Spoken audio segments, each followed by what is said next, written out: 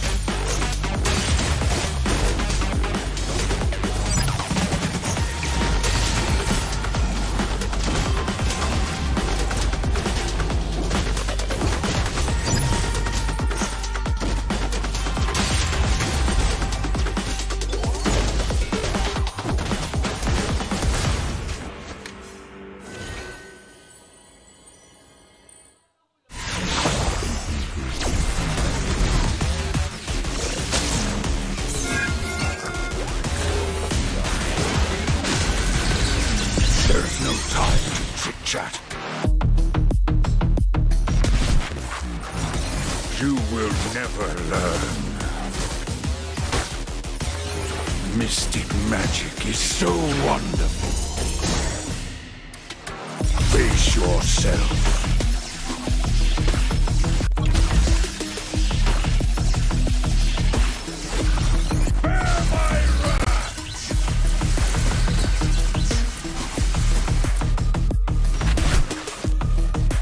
Imagination is the driving force of the energy. I'm not a monster. I'm a demon.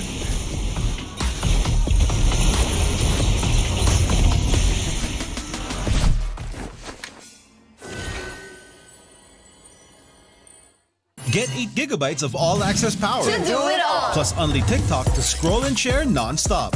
Power, work, life, and more. With Smart Power all-access data now up to 90 days. Load now. No signal, no fun. If only you could switch in an instant. But wait, you can with the Smart eSIM. Backed up by nationwide coverage. Get your Smart eSIM now.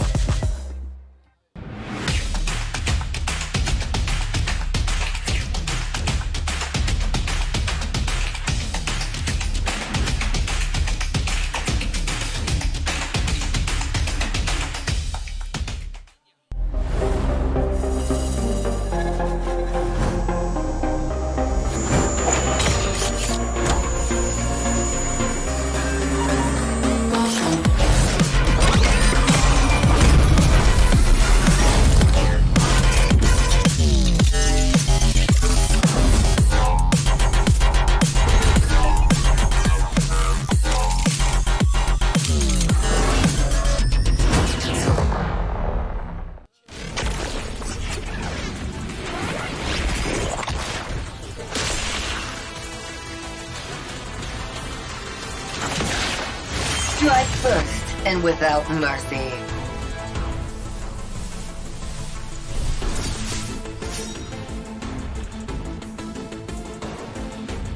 Where I tread, death follows.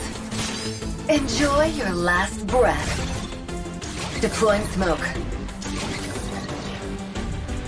Going dark.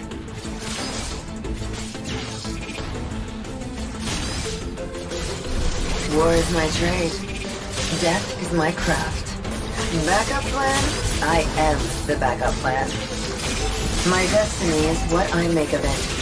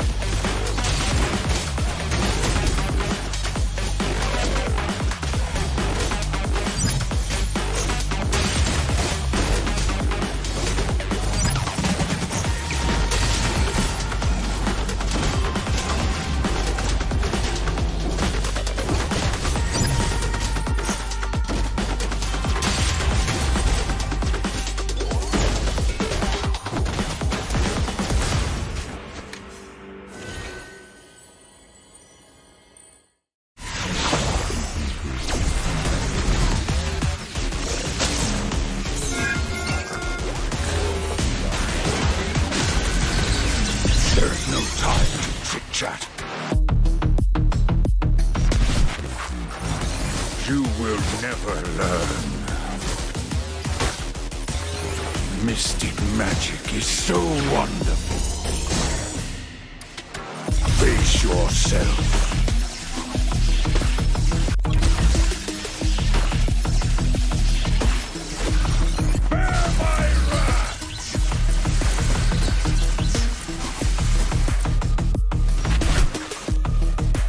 Imagination is the driving force of the energy. I'm not a monster. I'm a demon.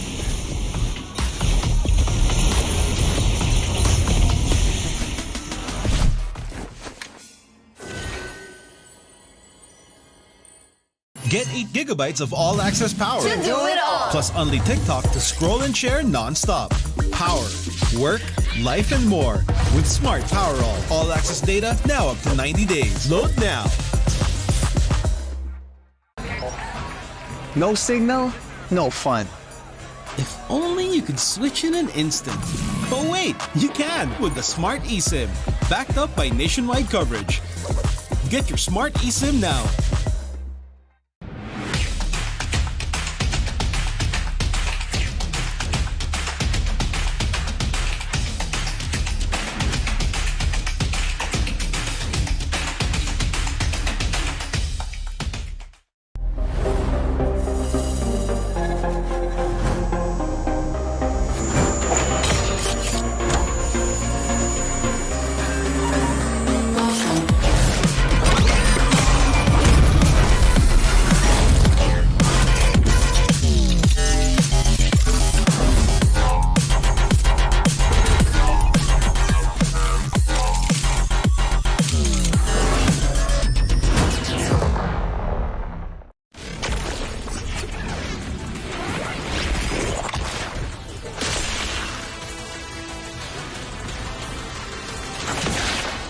Strike first and without mercy.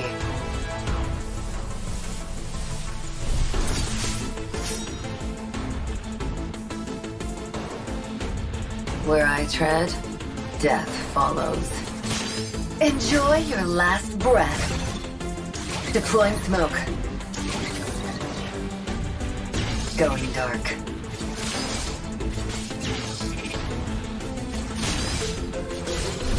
War is my trade. Death is my craft. Backup plan? I am the backup plan. My destiny is what I make of it.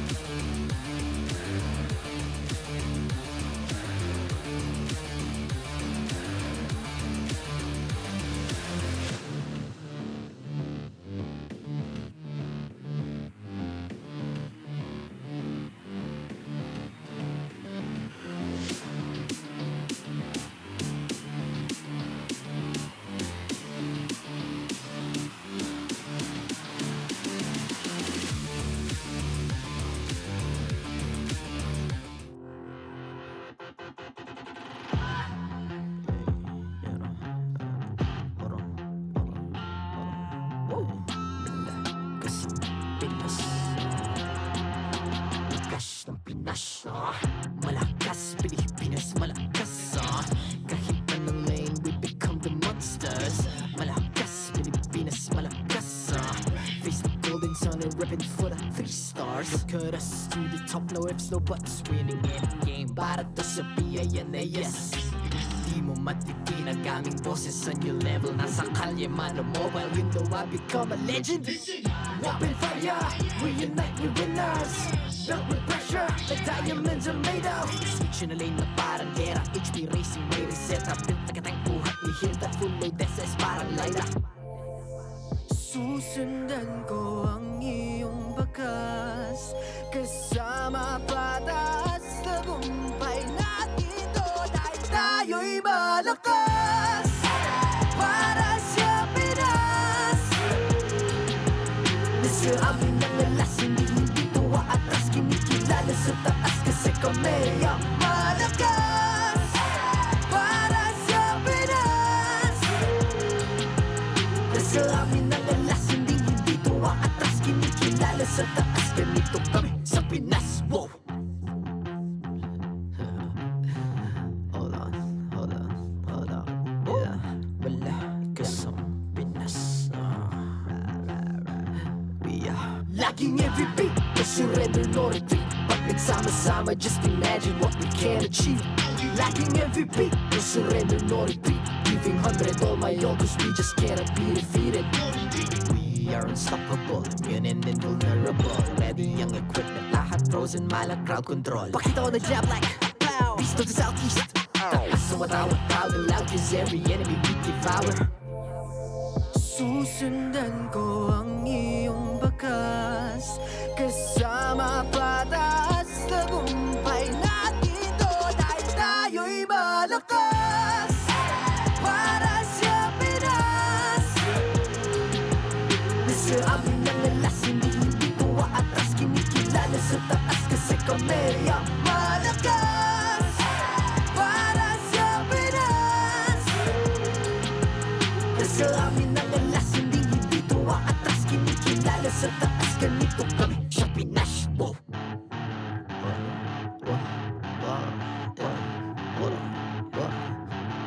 Malakas, Pilipinas, malakas. Kahit anong lane, we become the monsters. Malakas, Pilipinas, malakas. Face the golden sun and repping for the 3 stars.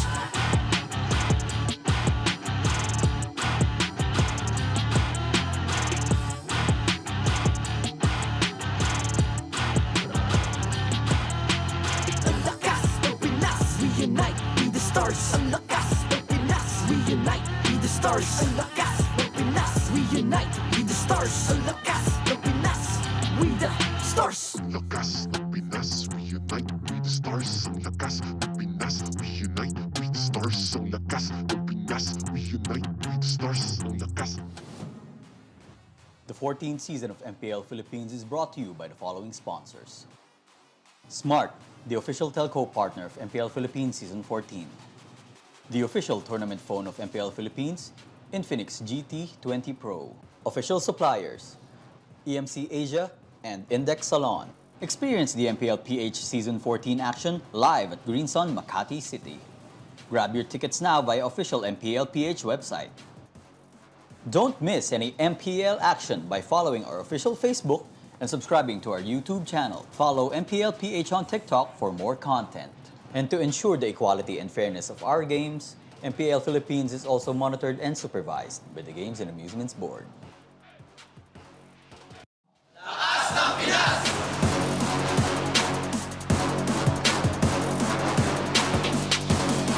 Lakas ng Pinas!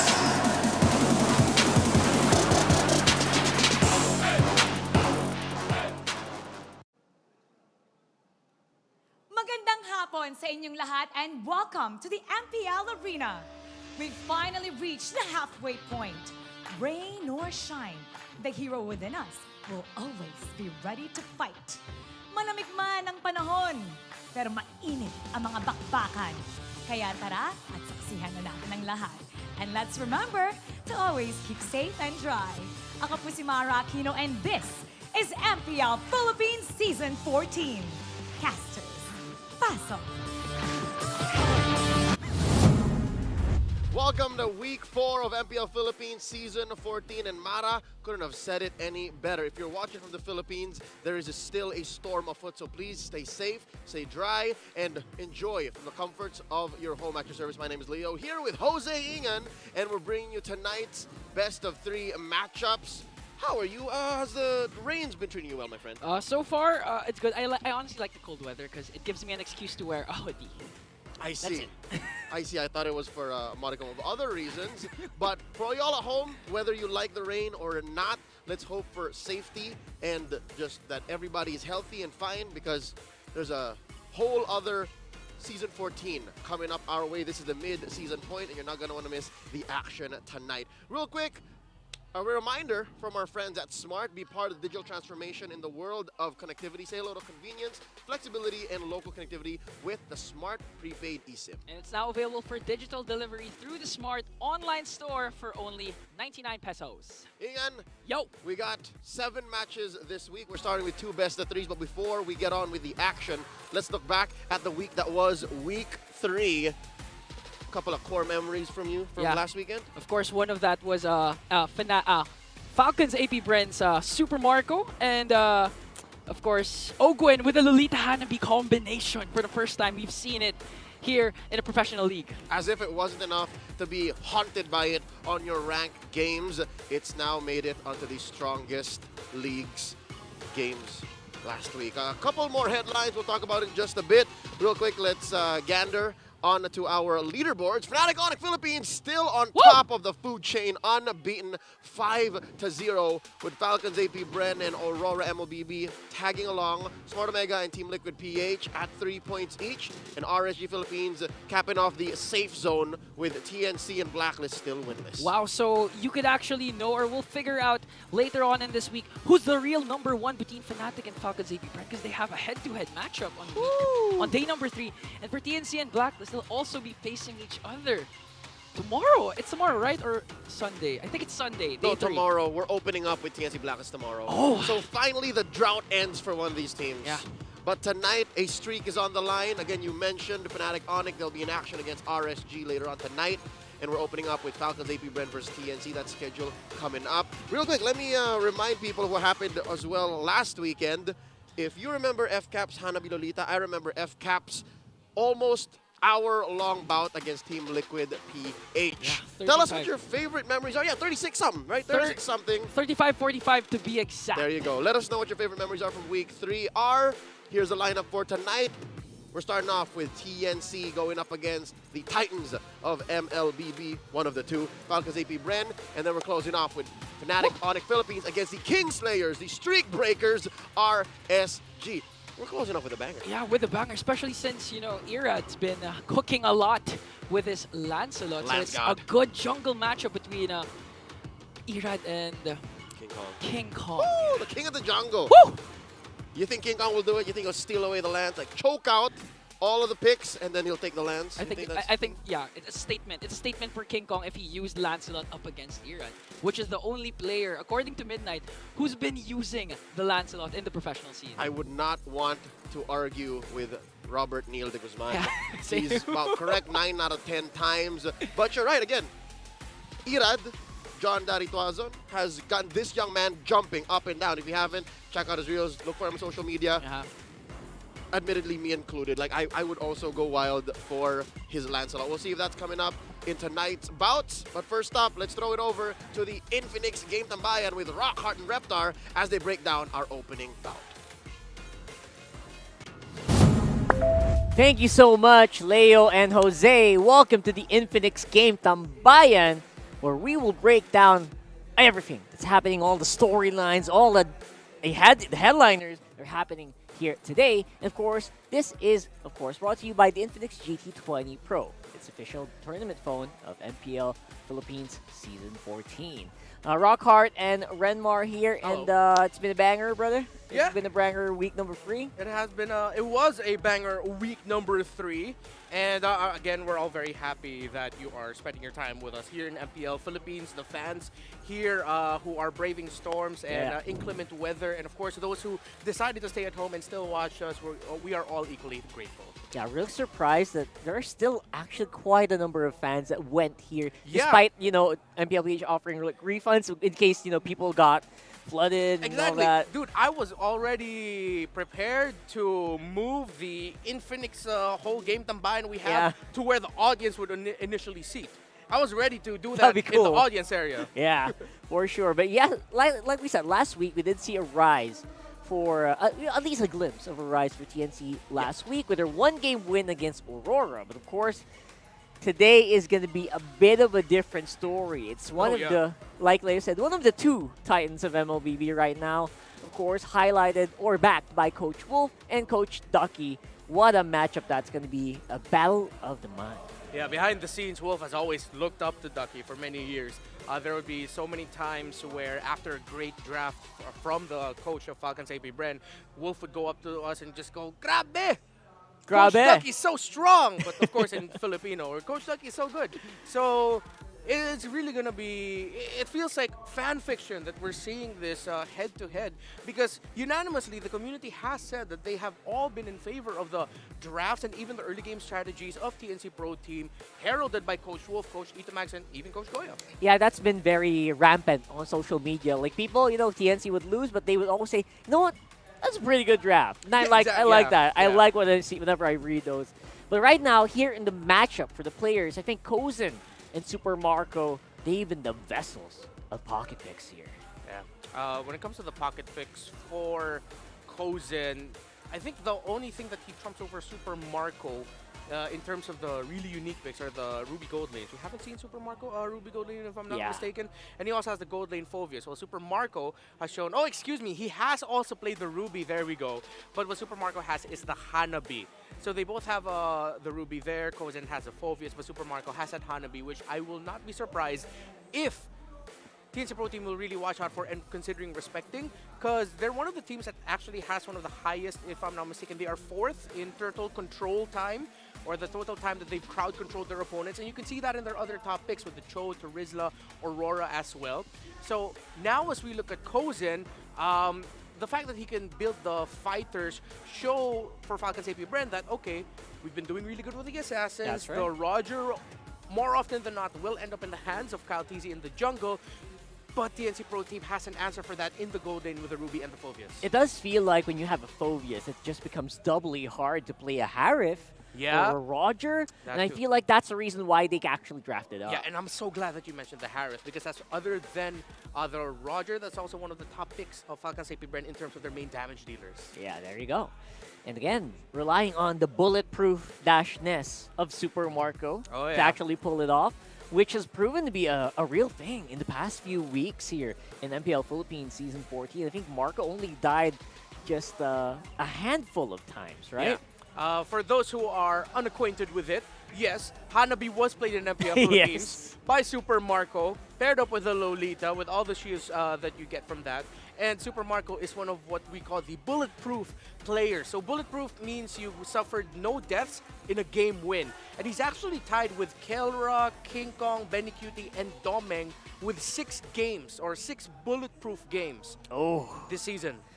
Man, our gold laners just do not want to die this season, man. I like it. At the same time, it highlights the importance of having the rest of your team actually pick up the slack, take up the damage, and it highlights also the, I would say, controlled aggression of our gold laners here in the Philippines, right?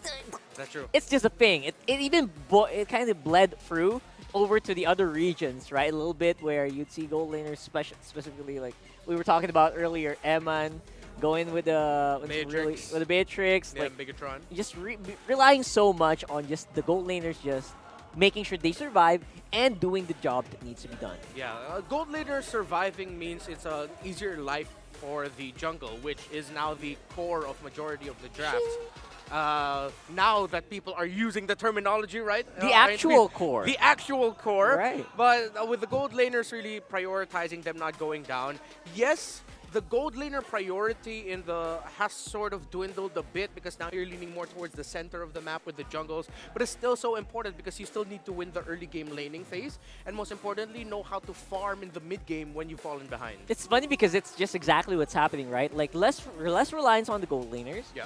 Your XP laners being a secondary roam, and then your junglers being the main damage dealers. It's just a really great turnaround. And if you really are playing the ranked games, you'll know that's exactly what happens here in the Philippines, and it really is very effective.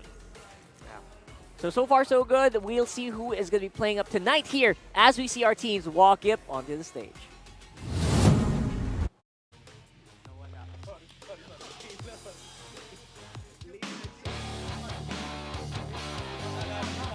Please welcome our marshals, Chef Chico, Pat, and Wilbert.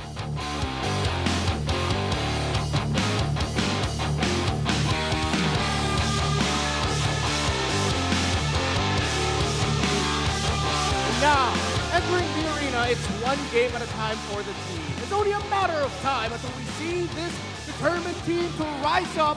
Give it up for TNC Pro Team!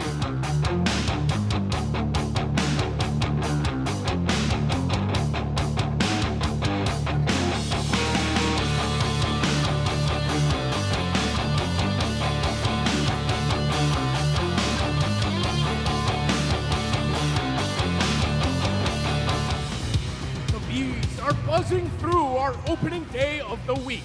We are seeking to begin the halfway point with a bang bang. It's Falcons APBren!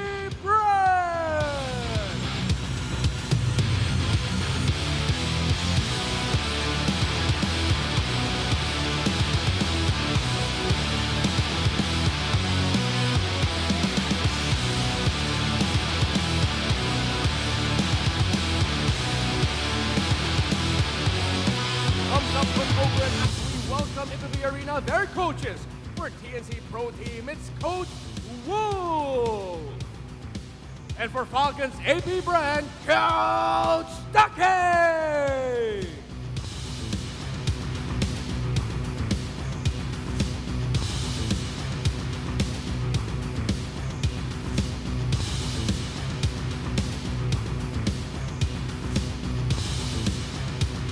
It's time for the face-off.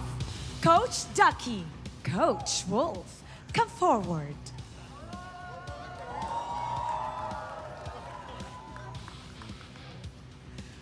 Coach Wolf, Coach Ducky, face each other.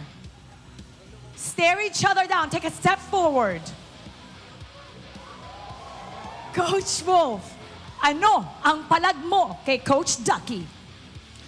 Mas malaki ang wolf kaysa sa duck. Coach Ducky, ano ang palag mo kay Coach Wolf? Nakakalipad yung duck. Palag kung palag, fist bump. Not even the weather can stop these two teams from unleashing the hero within. Let's start the match. Panel, pasok.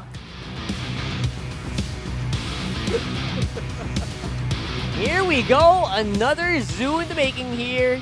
And again, it is the weather just cannot stop these guys from just bringing out who they are. Here is TNC Pro Team, who are, again, compared to Week 1 and Week 2, does look like they are on an upward trajectory. Yeah, I like this code for TNC Pro Team with Kozen, Kaizen, and Lancy. Let's just hope the TNC Pro Team, they've sorted out the communications. You know, no more miscoms whether or not they're gonna call a specific play or be diverted from what they want to do. And either way, you know that APBren is here to play here. Here is the OG lineup. And like they mentioned, the world champions, just so that you guys can remember. And of course, no matter the weather, you know these guys are going to bring it. Yeah, after suffering that loss against Omega at the opener of their opening matchup of the season, they've really just hit near God mode with the things that they've done. I feel like we really got to see that in their sweep of Team Liquid Philippines in game number 2, although they were tested. And of course, that game where they brought out the Hanabi against RSG Philippines. These are Titans that bleed, but they are still Titans.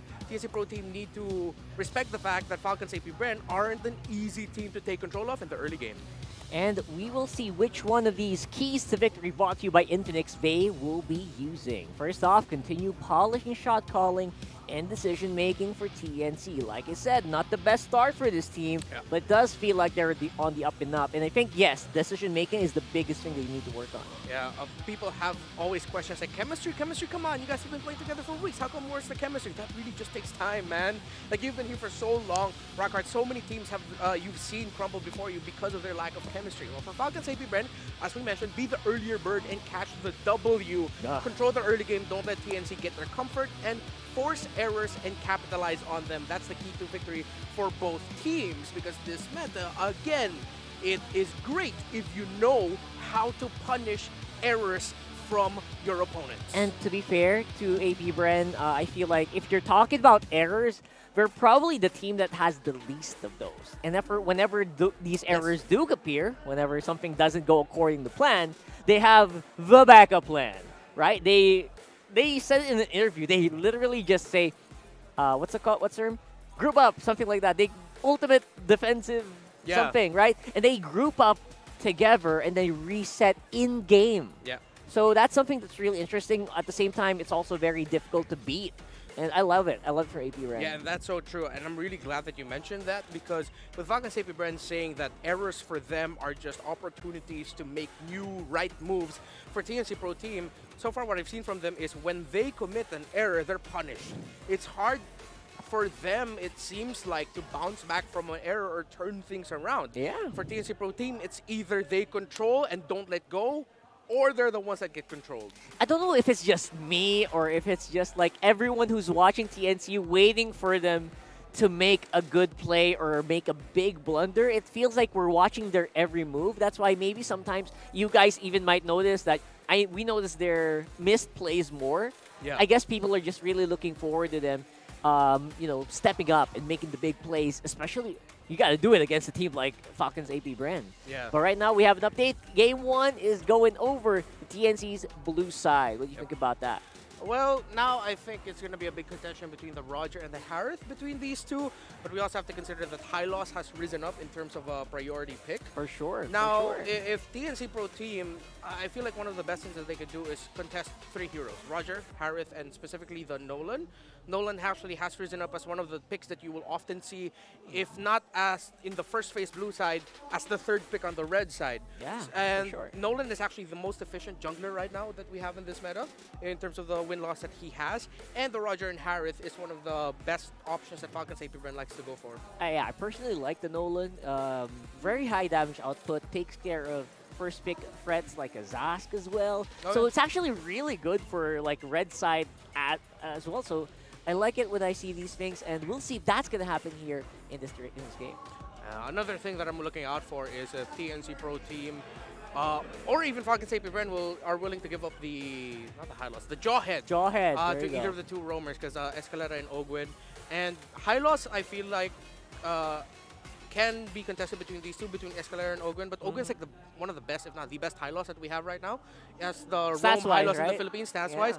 So another thing for TNC Pro Team, if you're not going to be getting the High Loss, Falcons APBren are going to be getting that. See, there's a lot of things floating around. I think TNC Pro Team might actually focus on banning out the Assassins, the Fannies, and the Hayabusas in the first phase. Well, that has been the trend here. Most banned for TNC is actually Fanny, surprisingly. We'll see if that's going to happen here as we go into game number 1's draft. And again, TNC on the blue side this time around. We'll see if they try to go for any of the power first picks like High Loss, like we mentioned. But it looks like it's going to be an Edith here for TNC. Oh yeah, great. The best hero right now, statistically, in the meta. So they actually decide to ban out the High Loss. They're willing to give the Roger and the Harith. And fun fact about Falcons APBren, if they pick the Roger early, more often than not, that actually will end up in the hands of Kyle Teasy. Because we often bring up the idea of, oh, Rogers flex, Rogers flex. But for Falcons APBren, it's usually a tell that, oh, that's going into the gold lane. Funnily enough, in the earlier... Oh, excuse me, it's going to the jungle. Jungle, right. Yeah. Funnily enough, I was going to say, earlier throughout the debut of these Assassin Junglers, Super Marco has been the one who has been picking up that Roger. So I wonder if that's going to be the case here. Looks like Super Marco going to go over to the Moscow this time around. Terizla, powerful XP pick all around. Yeah, and you take out one of the usual pickups for heads. I believe this EXP lane, I don't know, Edith can still be flexed into the roam for Escalera. We still need to see the matchup there for Falcons APBren. TNC Pro Team doesn't need to worry about the Hanabi anymore. And them picking up the Moskov makes them think twice about picking up the Roger.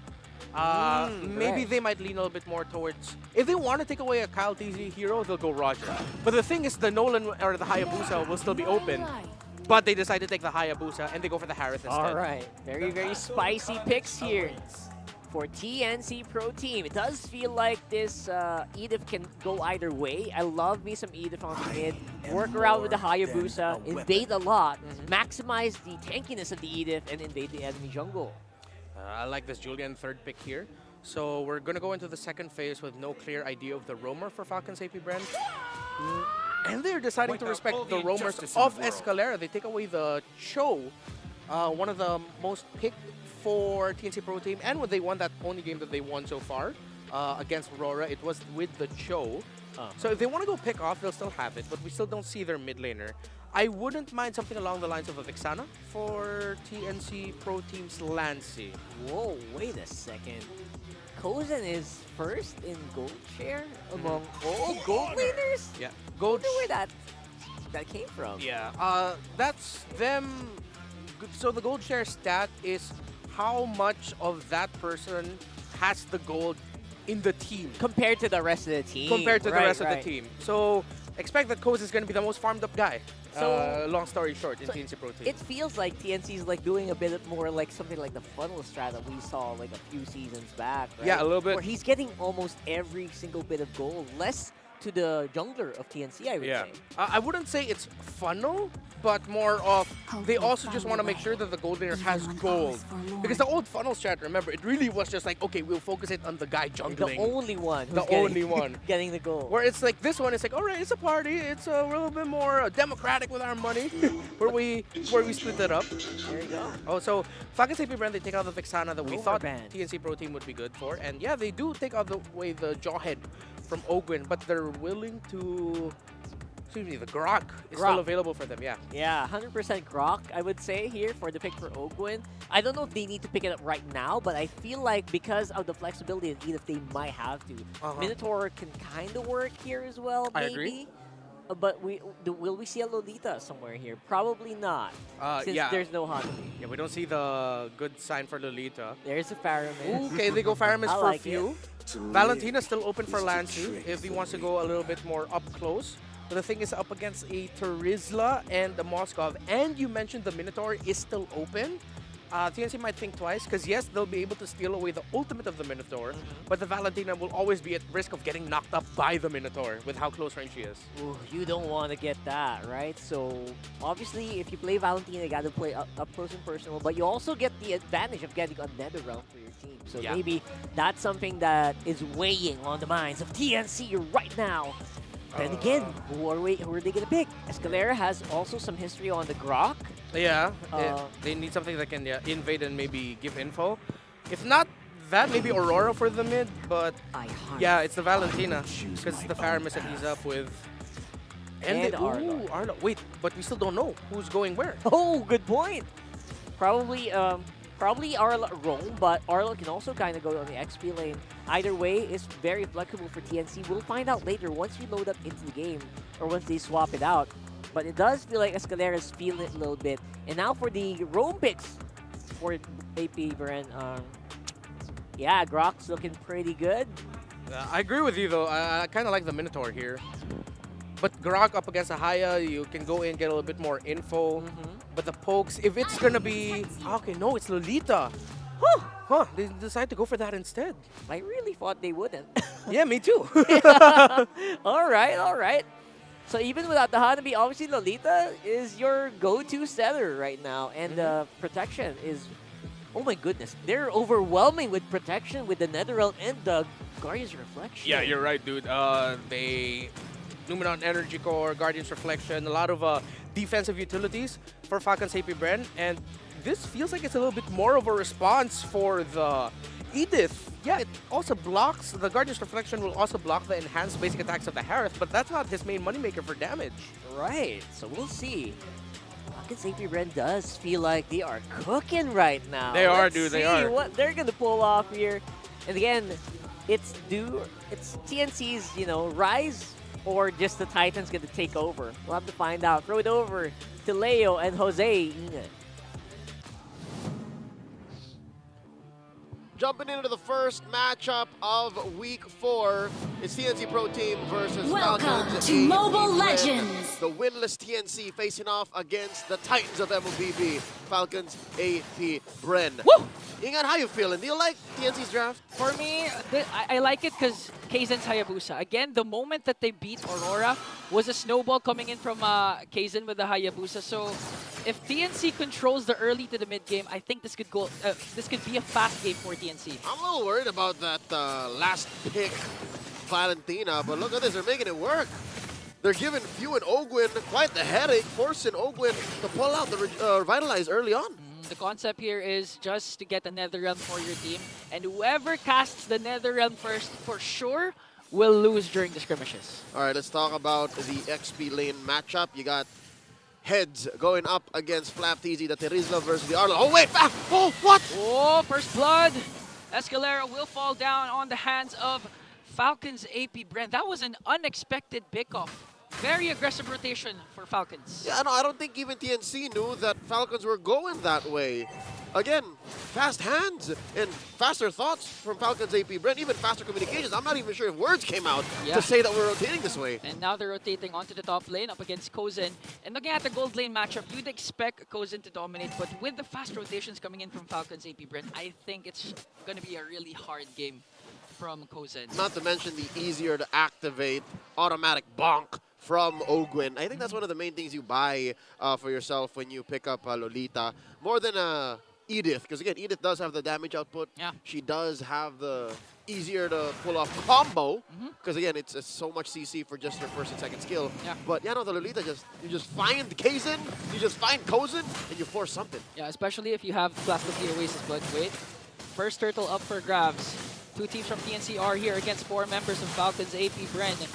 Faltizi working on the turtle. He'll secure it, but Ogwen wants to go for a kill here. Escalera has to back away. See, Jose, that's what I'm talking about. 'Cause again, the Lolita just stood there, forcing Escalera to make a move. Like, I dare you, pull the 1-2, I dare you. Luckily, Escalera wasn't level 4 yet, so the Primal Wrath is not there. And now Falcons APBren early lead, a 1.2k gold lead. Once they keep rotating onto not even rotate to Super Marco. Once Super Marco joins in the fight with the Spear of Destruction, oh, it could go and end fast early for Falcons APBren. That's right. Oh, look at this. The suplex on Ogwin dashing out. See, there's a dash. The dash. There's a dash. For me, I think a Phobius would be a good pick here for TNC because of considering the dashes as well as the mobility coming in from Falcons APBren. But again, still with Lancy's Valentina, in terms of the skirmishes, once Kozen is activated and you have the Netherrealm, I think TNC has a chance. I think that is what they're looking forward to. But this is very un-Phoenix-like, if you know what I'm talking about. Yeah. In the first 3 weeks of MPL Philippines, one of the main strengths of the Phoenix Army is the early game. The early game. They usually win first turtle and then they just rotate from there. Oh! Escalera! Come in! No, someone is hiding there, but Few and Ogwen will escape. Kaysen goes out, but Lancy pops the Netherrealm as well as Few. And now a clash pursuing here. Ogwen, look at that! Luminous Blast connecting, but there's also a counterattack coming in from Heads. And now one member is falling down. Flapteasy, what an extended clash!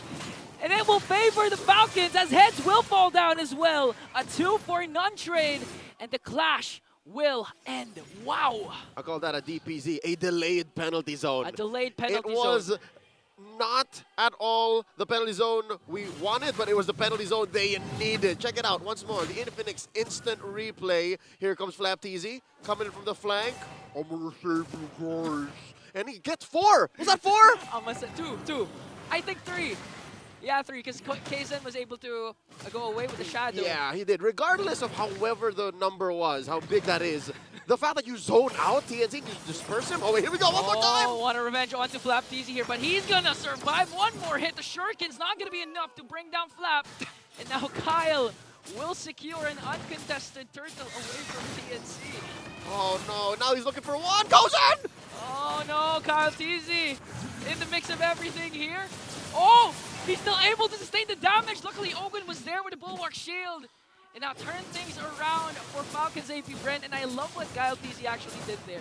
He didn't use the Retribution onto the turtle. Once he secured it, no. He used it against, I believe it was Lancia or Escalera. He slowed him down? Yeah. Oh, wow. So he did it in between the sword. Yeah, after getting the turtle, that's when he used the... He retrieved and slowed him. Yeah. Wow, it looked like one fluid motion for me, but amazing work. Again, it's those little decisions that FCAP have done that barreled them forward. 4,000 gold ahead, 5 minutes in. It's not like they're even looking for fights, Ingan. The confidence. They just walk into them. They're just working. Basically, it's another day's work. Going into the office, want to end things early, but of course, they're still having fun for sure. I can see them beside me right now. Everyone's smiling. And I wish I could say the same for TNC. Right now, player comes inbound. You'll see that they're very focused. They're trying to get out of this mid-game rut. Because again, being down 4,000, it's not a good look. It doesn't feel right, especially since the last turtle is almost here, about 45 seconds in. Luckily, TNC can count their blessings. At least they still have their tier 1s in mid and in down bottom. And they can rely on heads. Heads can actually just hold a lane. Yeah. Heads and Lancy. Especially Lancy keeps getting the nether realm, but the problem is the lineup entails TNC to have a successful early game. Yes. Even their playstyle, as you mentioned, for week 1 to week 3, they always need to dominate the early game. They have to have initiative. They have to be the ones calling the shots, picking fights. And you saw them try. That whole sequence about 2.5 minutes ago where it was ruined by Flap TZ's delayed penalty zone. Like, that was a good approach. Maybe try that again in 2 or 3 minutes, or maybe even feint it for this next turtle. Yeah, bait the turtle, especially with Escalera setup a while ago in the mid bush. The flicker in Earth Shatter combination. If they continue to have setups like that, they can easily turn things around. You can try that every 2 minutes or so. Yeah. All right, final turtle up already. FCAP's gonna blitz it. Kaizen. Ooh. All right. Got a taste on Super Marco there, but He Super did! Marco went back with the Spear of Destruction, but got outplayed by Kaizen. Needed miscalculation by Marco. That was a major swing for TNC, especially given kill to Kaizen. That doesn't happen very often. Yeah. I wonder what the call was, and they eventually do get that tower down bottom, but I don't think Falcons APBren needed that. Yeah, plus, look at Kaizen right now, working on the top lane, so it's an even trade in terms of turtles. Well, I can't believe Kaizen was able to outplay Super Marco. I think it was more of... Well, we didn't see it much. We only saw the tail end of it, but it was more of Marco pressing the SOD when it didn't need to. Yeah.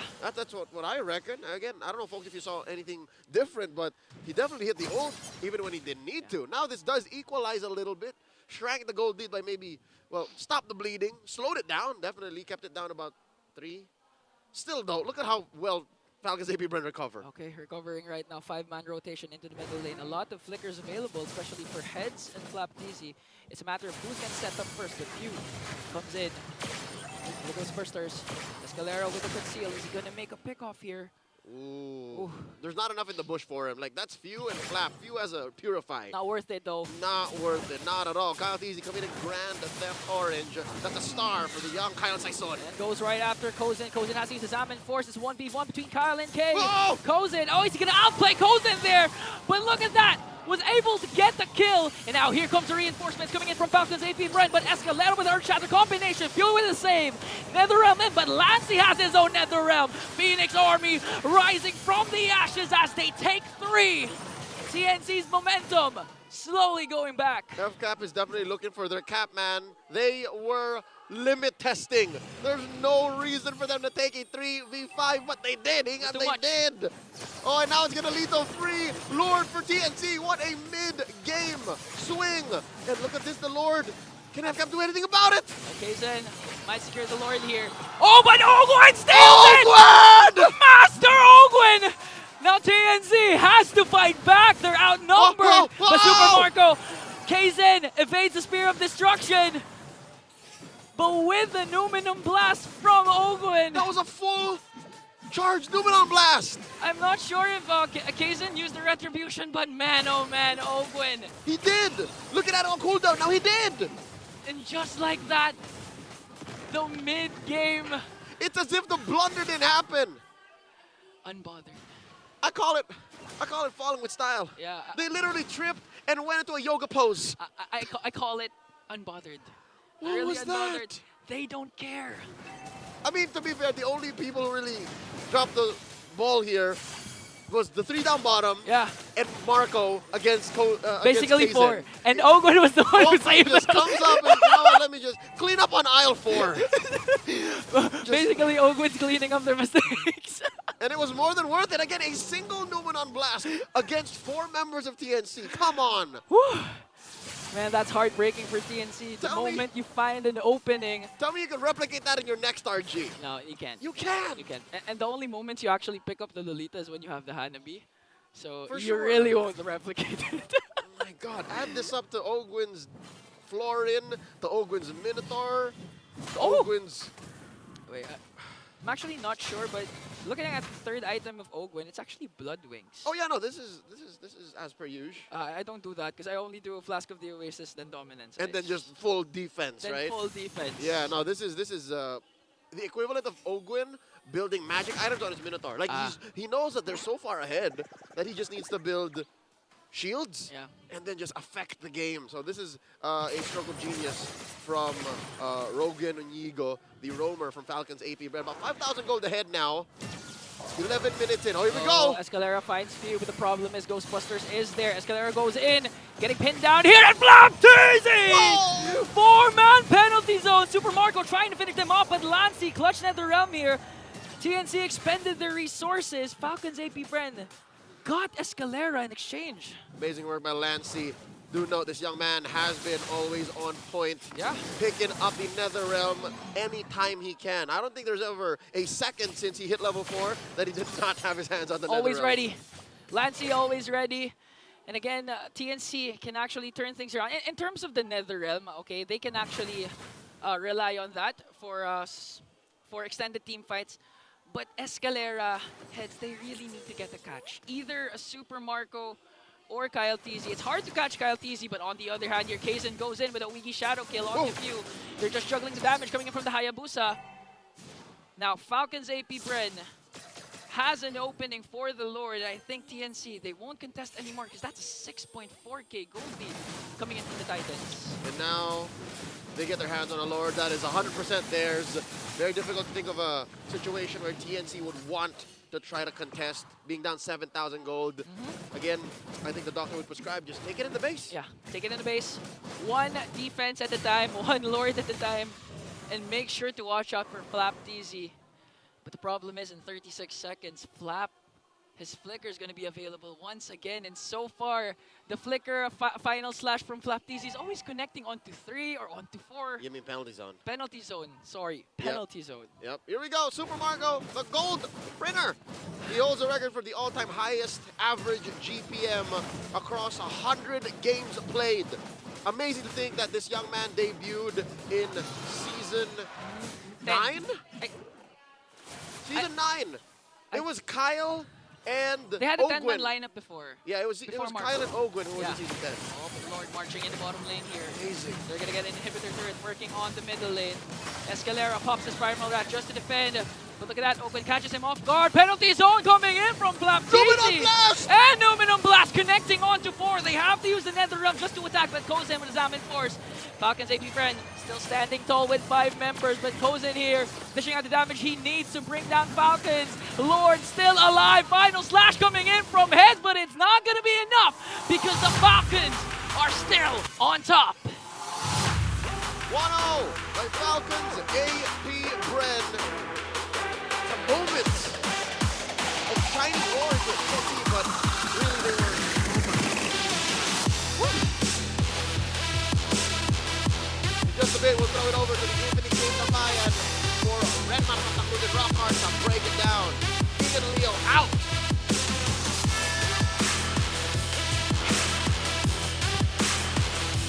once more, it is definitely TNC Pro Team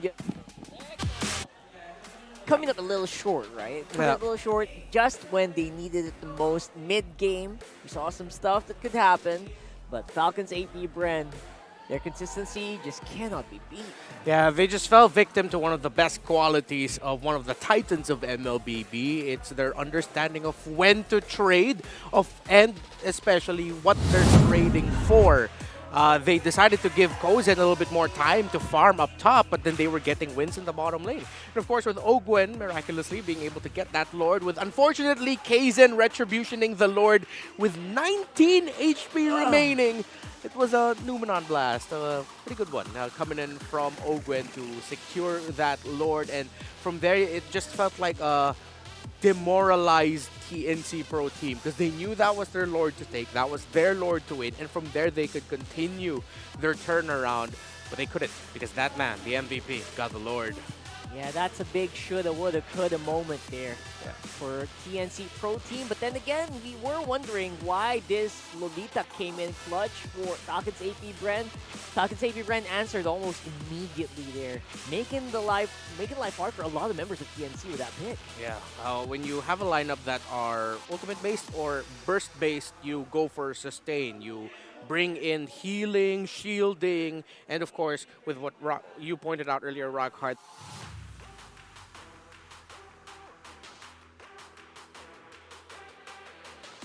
members of TNC Pro Team to just like counter all of that sustain. Yeah, for sure. And then again, I also kind of felt what it would have been like for a Lolita to actually, or sorry, for a Harif to play around, look for targets hit in the Netherrealm with 5 people going at you. Who do you actually hit? You only have one single enhanced basic attack and maybe, you know, your Synchrofish and damage. Just not enough in this scenario. Yeah.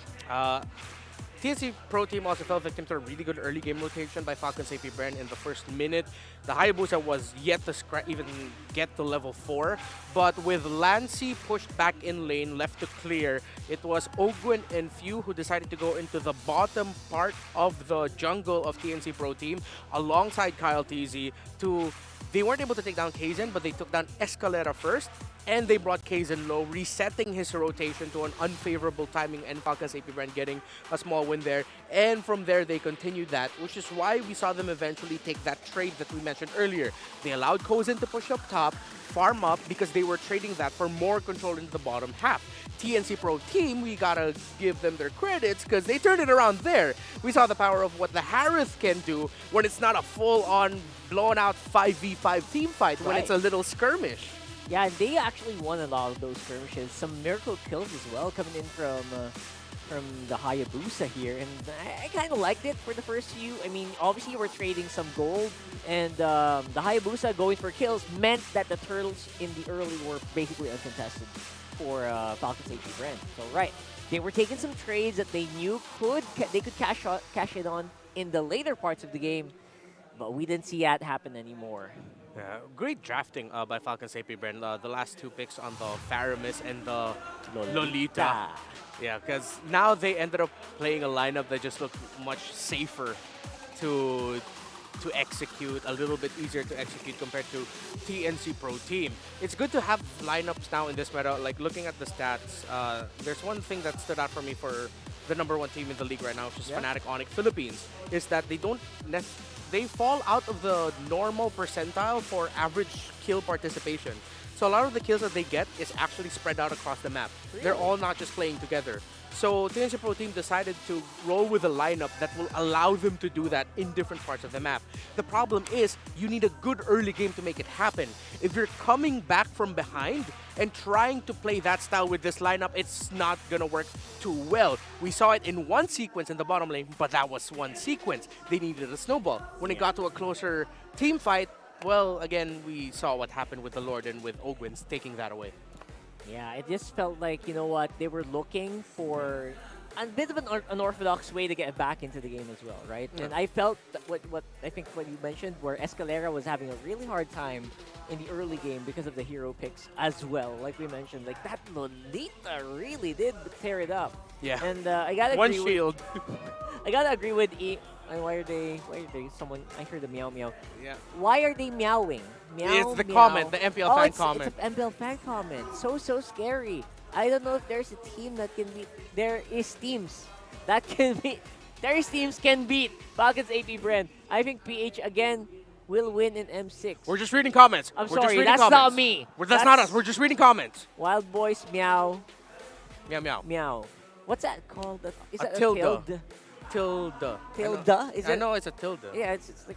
Anyway, there you go. Thank you so much, Wild Boys. Just call it squiggles. Meow, meow, squiggle, meow.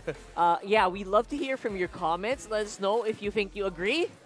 Do you agree with the possible M6?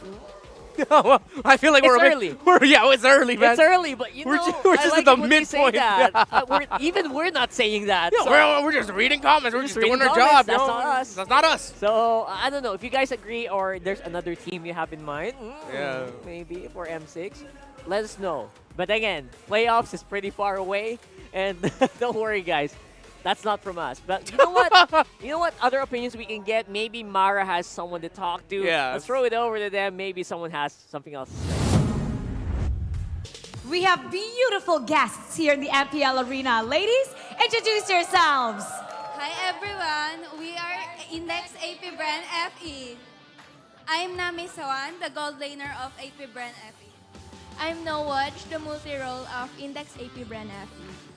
I'm Ira, the XP laner of APBren FE. I'm Ramsey, the core of Index APBren FE.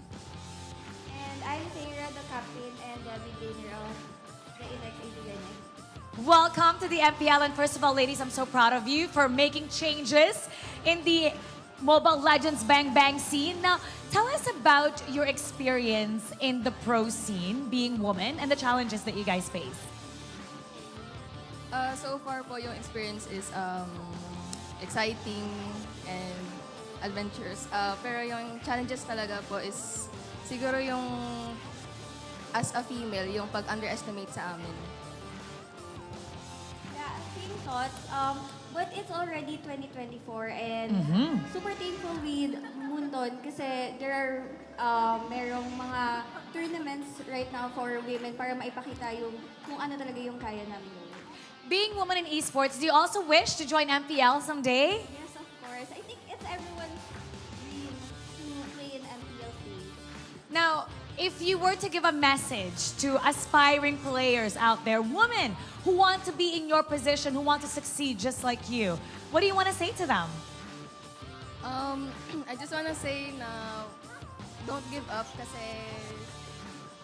I was in that phase as well, but right now I'm here now and everything is worth it. And always trust the process and if love mo yung ginagawa mo, you'll never think about what people say about you. Update nyo naman kami sa mga upcoming na ganap nyo. How can we support you? What's happening?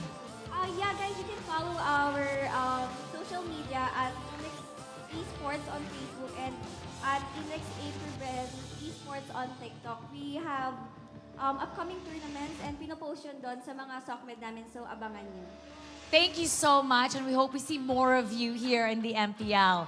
Good luck on your future tournaments. Ay nababalikan na natin ang ating panel. Pasok!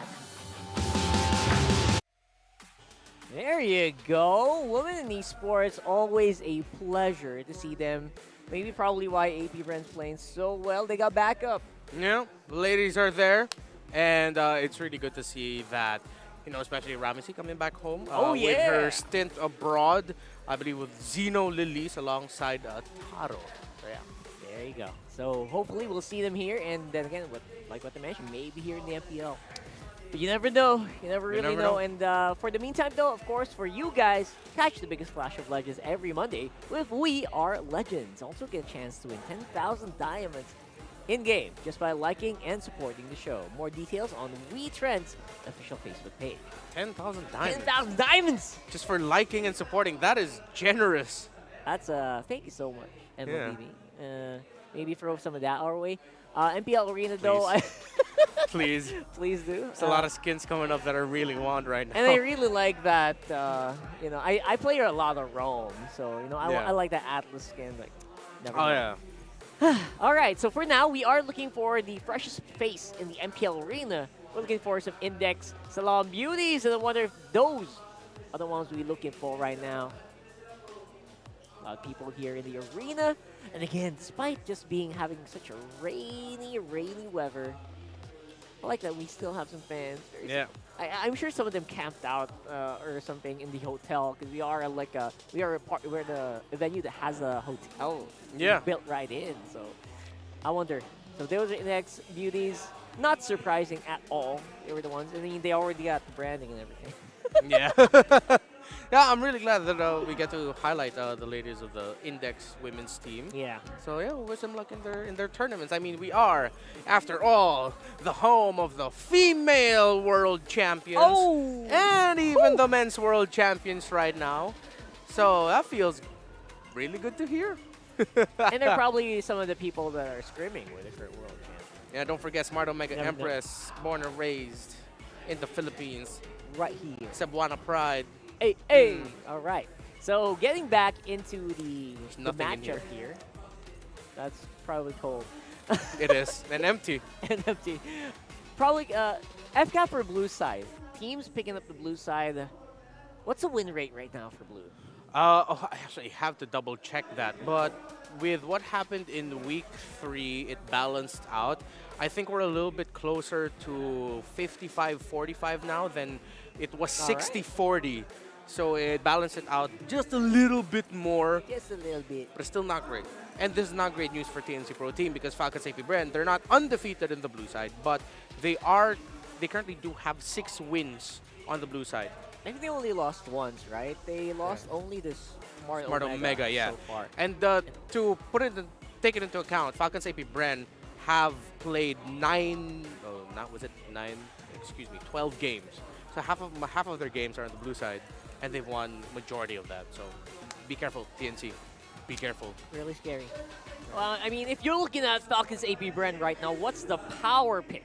What is the power pick that we are looking forward to from Coach Dake? All right, so I'm going to break the fourth wall a bit. This is my stats. I got the numbers right here. Stats. So for the blue side pick priority for Falcons APBren, it's usually a Kyle Teasy pick. It's usually a jungler. That's why I said earlier, if they pick the Roger, we can turn off the idea a little bit that it's going to go into the gold lane for Super Marco, because there's a good chance that's going to be going into the jungle for Kyle Teasy. Because on the blue side as well, majority of the time, the last 2 picks are the EXP laner and the gold laner. There you go. Yeah, so for them, it's really important to get that side lane matchup down, locked in, when they're on the blue side. That's why they pick it into the latter portions of the drafting. And I also really like that they're not really afraid to show their cards pretty early. Some teams like to leave their cores on the maybe later parts of the rotation, maybe on third pick, but not Falcons APBren. Not like that about them. Also, we saw earlier a second pick Moskov, right? Again, just not afraid to get countered out in the draft, or maybe if they feel like you get countered out in the draft, they also have contingencies like that Lolita right there. Oh yeah, really stymied out that Edith and that Harriet. Yeah, so now if you're TNC Pro Team, it's tough because you're thinking about, as Rockhart mentioned, the Lolita with her Revitalize. You still can't turn off the idea of a Faramis for Falcons APBren. That is one of the World Championship winning heroes in the lineup of FCAP. So what FCAP decided to do in their approach for the draft is they take out the Parrot, which means they can prioritize the Roger or the Ling. They take out the Edith as well, because that's one of the popular first 2 picks on the red side and the most consistent hero right now. That is 52 games that we have seen chip banned on the first phase of the red side, and TNC Pro Team are respecting the Fanny. They still have the Roger available here, or the Zask for few if they want to go for it. Ooh, bit surprised it didn't go through earlier. I really would have probably liked that. But there Or you it's go, the the Hylos. Yeah. There's a little bit of a change up here today, Renmar. Yeah, we mentioned it earlier. Hylos has risen up to be one of the priority picks blue side, or priority picks in the meta anyways. In general. So for TNC, they can choose to go into the Zask here. They can take away the Roger. They're going to be up against a potentially high invade roamer. This might go into the hands of Ogwen, so they need something that can stop that. So something with really good pokes and something to bother and stop the high loss from entering. It might be tough for them to rock Cho here. If they want to go Jawhead, they can pick it later. They can steal away the Terizla if they want to. It's a bit of comfort as well, like that Cho, that Jawhead. But you know what? If you want to stop people from going in your area, why not Grok? Yeah. That's what I'm thinking. But later, maybe. Because right now, it's the Phobius and, ooh, the Natan. A Nolan, rather. The Nolan, it really feels like a really advanced block pick, but what are you really blocking? Because, yep, they're going to go ahead and pick up the Julian. This is going to go to the jungle for Kyle. Yeah. And you can see APBren, the Falcons APBren, feels like they're unfazed by these picks. You can see this big smile on Captain Few's face. They don't seem to be worried too much. And the speed in which they did pick out those last two ones. Having a hard time now reading the thought process of TNC Pro Team with locking in the Nolan early, because you can't pick Roger now. That'll be obvious. That'll be obvious. Up against a Moskov, Julian, the high loss, it's going to be tough. The gold lane has to be different. This might be a gold lane Phobius, but what's their source of basic attack damage? None so far. This is a very different drafting pattern by TNC Pro Team. I mean, Aurora historically has been very comfortable in the hands of Hatred, but Hatred is not playing right now. Lancey's going to be the one who actually did play this hero as well when he first opened up for TNC. But yeah, you're looking for basic attackers. People that can actually take down towers from a distance. We don't see that yet from TNC. Yeah, and most importantly, when you have a high loss, it's not a slow front to back, but it is a front to back. Add a Moskov and a Julian into the mix, and you need that marksman that can lock down with basic attacks. So if they're gonna gold lane this Phobius, that might not be the wisest decision. They're still gonna need to pick their gold laner. So yeah, they're taking out the Jawhead. They might take out the Cho still. The Tiger will be an option for Escalera. But what? What? Nice. I don't know anymore. What, are they going to go pick off? Or are they going to go... Oh, man, that's a bit... That's most likely a Rome high loss. Yes, most likely. But they might be covering their bases. It could still get flexed. All right. And there's there's the exact base that you're talking about, the possibilities of Rome's coming in for TNC, getting blocked out. Cho and the Jawhead in that specific order. Jawhead and Cho, rather. Yeah. I'm trying to think now for Escalera. What are you stuck with? Is that Claude? Yeah, it's Claude. Okay, so it's not a gold lane focus. Thank goodness. They do get the basic attacks. But what the heck is their roamer going to be? Because this lineup right now doesn't have what I would like to consider as cohesiveness. Absolutely. It's all over the place, yeah. honestly. Okay, so I'm not going crazy. I'm not the only one thinking that. Yeah. The best they can do is maybe have a Grok here to maybe stop the advance of Falcons APBren, but after that, you also have to fight. So yeah. Oh, Escalera might be left with something like a Minotaur? Yeah, exactly. That's what I was thinking of. Or he's going to throw it back and whip out a Franco. Oh, that would be fun. That would be fun. All right. I'll still be worried for him, but like, let's see. Vexana. Pretty easy, Vex. Oh, he got the Grok. They got the Grok, too. Oh, my goodness. It's an XP. Yeah. Yeah, that's an EXP Grok. Because, or I mean, they can still turn it around. It can go either way. Yeah. Most likely a Rome Grok. For me, most likely a Rome high loss. Rome high loss? Because paired up with a Vex. It's the most powerful combo. Yeah. That's what you think. And it's also one of the usual pickups for Ogwin. What about this one, though? What are you stuck with? A Minotaur? Yeah. Atla? Purify? No, they can purify. They can purify. See, even Escalera's going like, what the hell am I going to pick here? Pick up. Huh? Huh? Not the... This throws it back to the 10S Gaming Frost counter against Onic Philippines and M1. The Japanese picked the Baksha against us because we were rocking with High Loss, Revitalize, and Estes back in the day. This is an old school counter, but the High Loss goes into the EXP. Falcons switched it up, and now Oh the my goodness. Grok is going roam. They went deep. They went deep with this one. Oh my goodness. All right. I wonder how that's going to work, though. The Baksha can only tank so much. But it's great against Moskov, I guess, right? Because of the passive. Bro. Oh, man. I can't imagine what their fights are going to look like. It's going to be Yeah. very spread out, like you mentioned earlier. And in case people forgot, Baksha reduces the healing received with the Tortoise's Puissance. At level 1. At level 1. So Yeah. the marks. Oh, that's beautiful. Let's see what's going to happen here. Throw it over to Leo and Ingen for this one.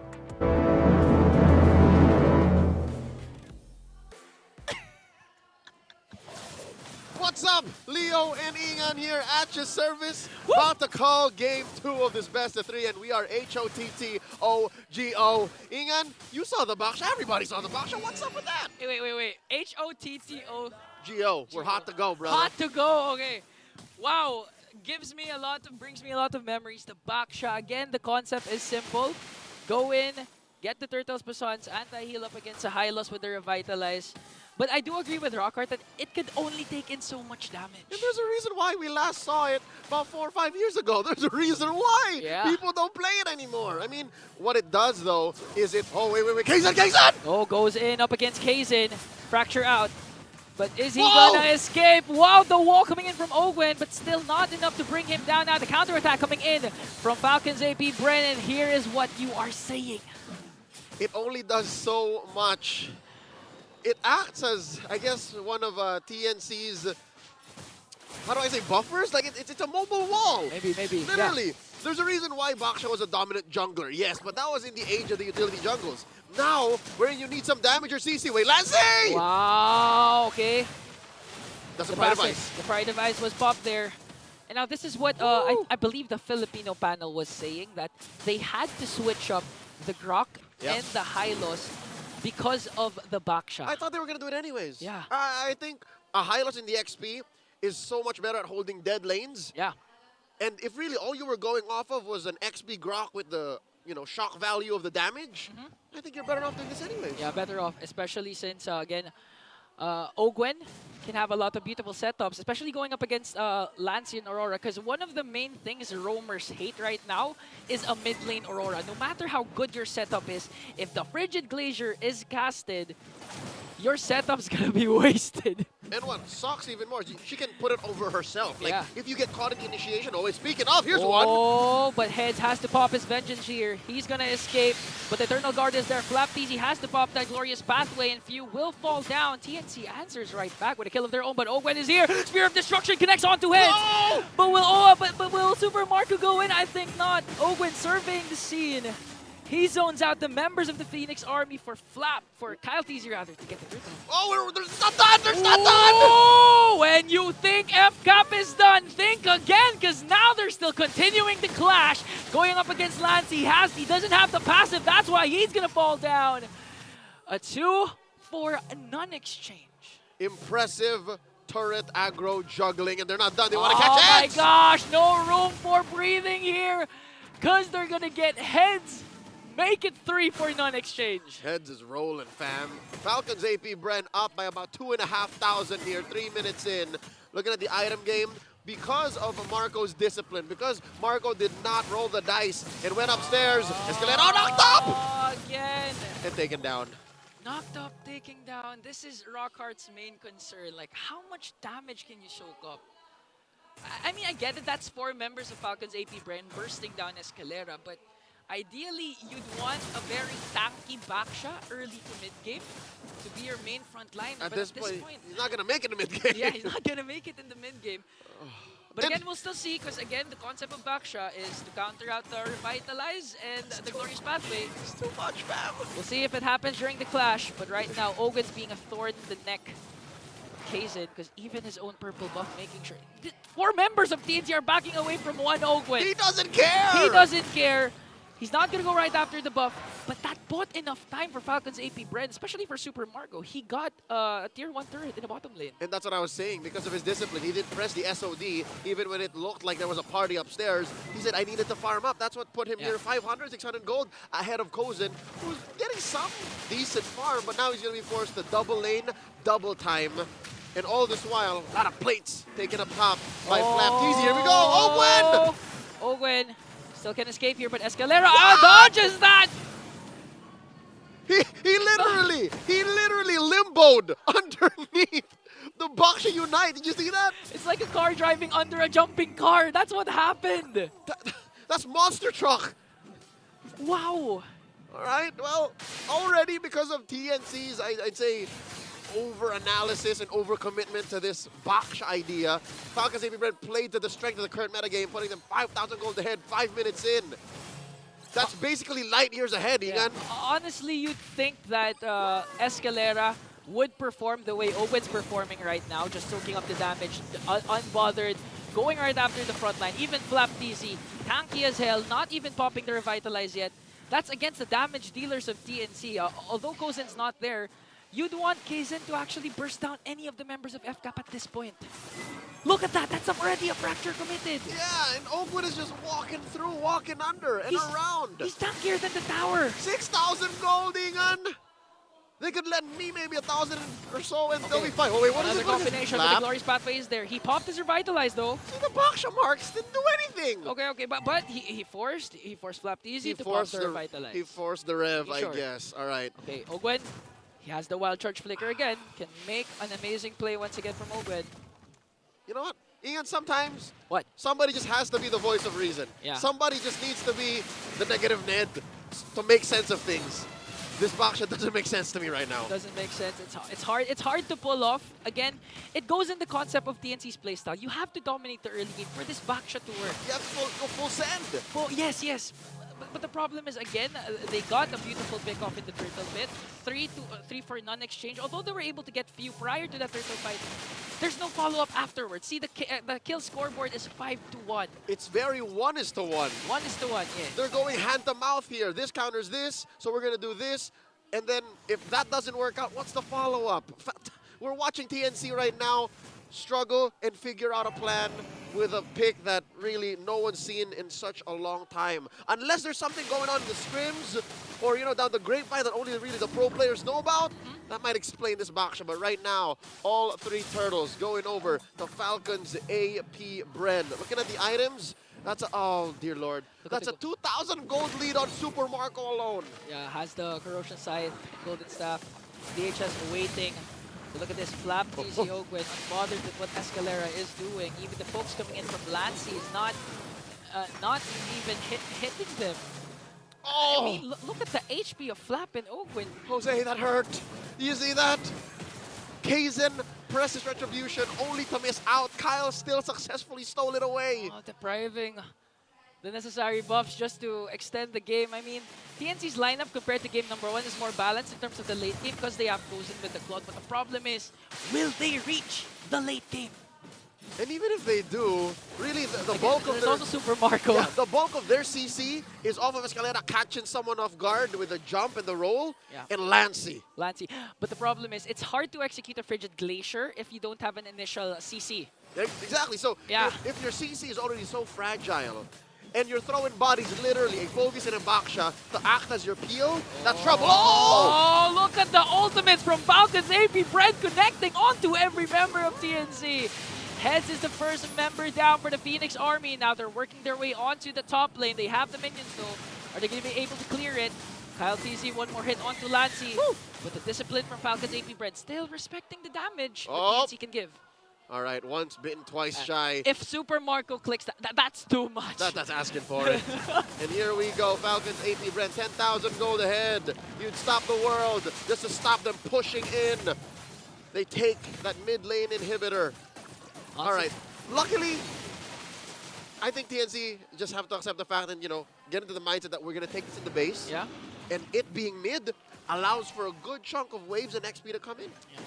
So right now, TNC has to watch out for the Flicker Wild Charge that can come from Ogwen, because that honestly sets up everything.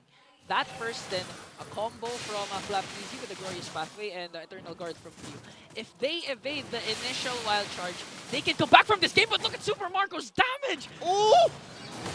Ouch! It was a little bit of a burn, and all this while, Kyle was working on the Lord. Now TNC lead in. Find a catch here, but Ogwen still manages to stay alive. Get Now it up. counter-attack coming in from Falcons. APBren, all of a sudden, Super Marco is here. Glorious pathway will be casted. And now the charge coming in from Falcons. They're going to get 2, make it 3. 2 is going to fall down. Lassie is the one next. Frigid Glacier is there, but no more frontliners for TNC. It's just Kaizen and Kozen. Falcons trample through. Now at the base! And Falcons APBren secures a clean sweep. Starting off week number 4. The Falcons APBren way. You may or may not be at a record. Is that the fastest? I remember 11 and 30 being the fastest so far in the season. It's under 10, right? Wait. Is that under 10? If indeed the numbers are correct, folks, Falcons APBren hold the record for the longest and shortest game in all of season 14 so far. Congratulations to the Bees and all of the fans of FCAP. This leaves TNC still winless in the opener of week 4.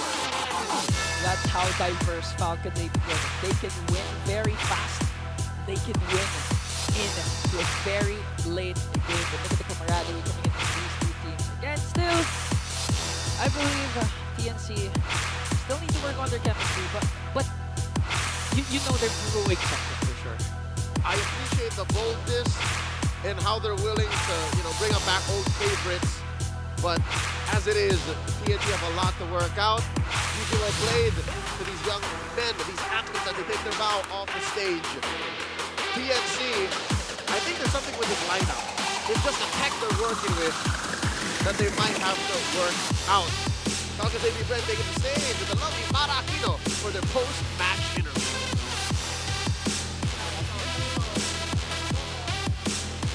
Congratulations to Falcons APBren! You know, we're at the halfway point of Season 14. Let's do a recap. So far, sa lahat ng mga laban nyo, which team did you find to be the most difficult? Para sa amin yung Team Liquid pa din eh. Kasi ayun yung pinakamahabang match namin. Tapos kitang-kita naman na puro clash na sobrang dikit lang ng mga laban. Sige, actually we expected for you to say Team Liquid. After Team Liquid, anong team na nahirapan talaga kayo? Sa mga nakalaban namin, Omega, yun. Omega? Kami. Okay. So who are you looking forward to see para sa ating next round? Sa second half? Yes, kasi ito, para patapos na tayo ng ating first half. Nasa halfway point na tayo this weekend. So, for the second round, second half, who are you looking forward to the most? Sa second half, yung tinitignan namin yung Omega kasi gusto namin bumawi. So what are you gonna do differently? Sige nga. So Omega, kasi kami din, actually to be honest, nabigla rin kami sa performance ng Omega. Sobrang lakas nila ngayong season. So other than the strategies, if you were to do anything differently, what would that be? Siguro yung mga mistake namin na nagawa namin nun, hindi na namin uulitin. Lalo na sa draft. Na-outdraft kami ng Omega nun. Okay, and we're really looking forward to that. Ano naman, para kay Kyle? Kyle, ang ganda nung ginawa mo yung Lord Steal mo kanina. Now, si Ogwen pala, sorry. Si Ogwen. Alam mo, nalito na ako. Ang ganda nung ginawa mo kanina dun sa Lord Steal, sorry. Now, if you were to have a personal goal ngayong second half, what would that be? More Lord Steal to come. More Lord Steals to come. More Lord Steals to come. And that was such a good job. Now it's time to announce our MVP. Can you guys guess who it is? Daming sumisigaw. Okay. Our MVP is...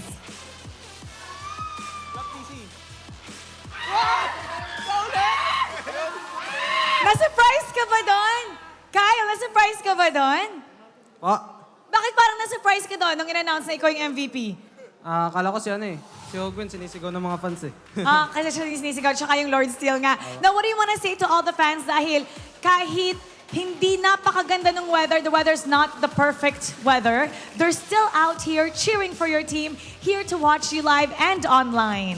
Sa lahat po ng mga pumunta dito, ng mga fans, maraming salamat po. Kahit na hindi maganda yung panahon, pumunta pa rin kayo. Maraming salamat po. Tsaka sa lahat ng mga nanonood dyan sa mga bahay nyo, tuloy nyo lang po yung pag-nood. At tsaka pag-supportahan nyo pa rin po yung Falcons APBren at abangan nyo kami sa mga susunod na laban.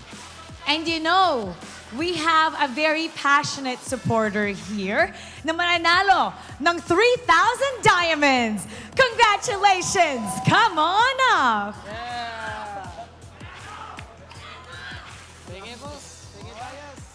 Congrats! What's your name? Moja po.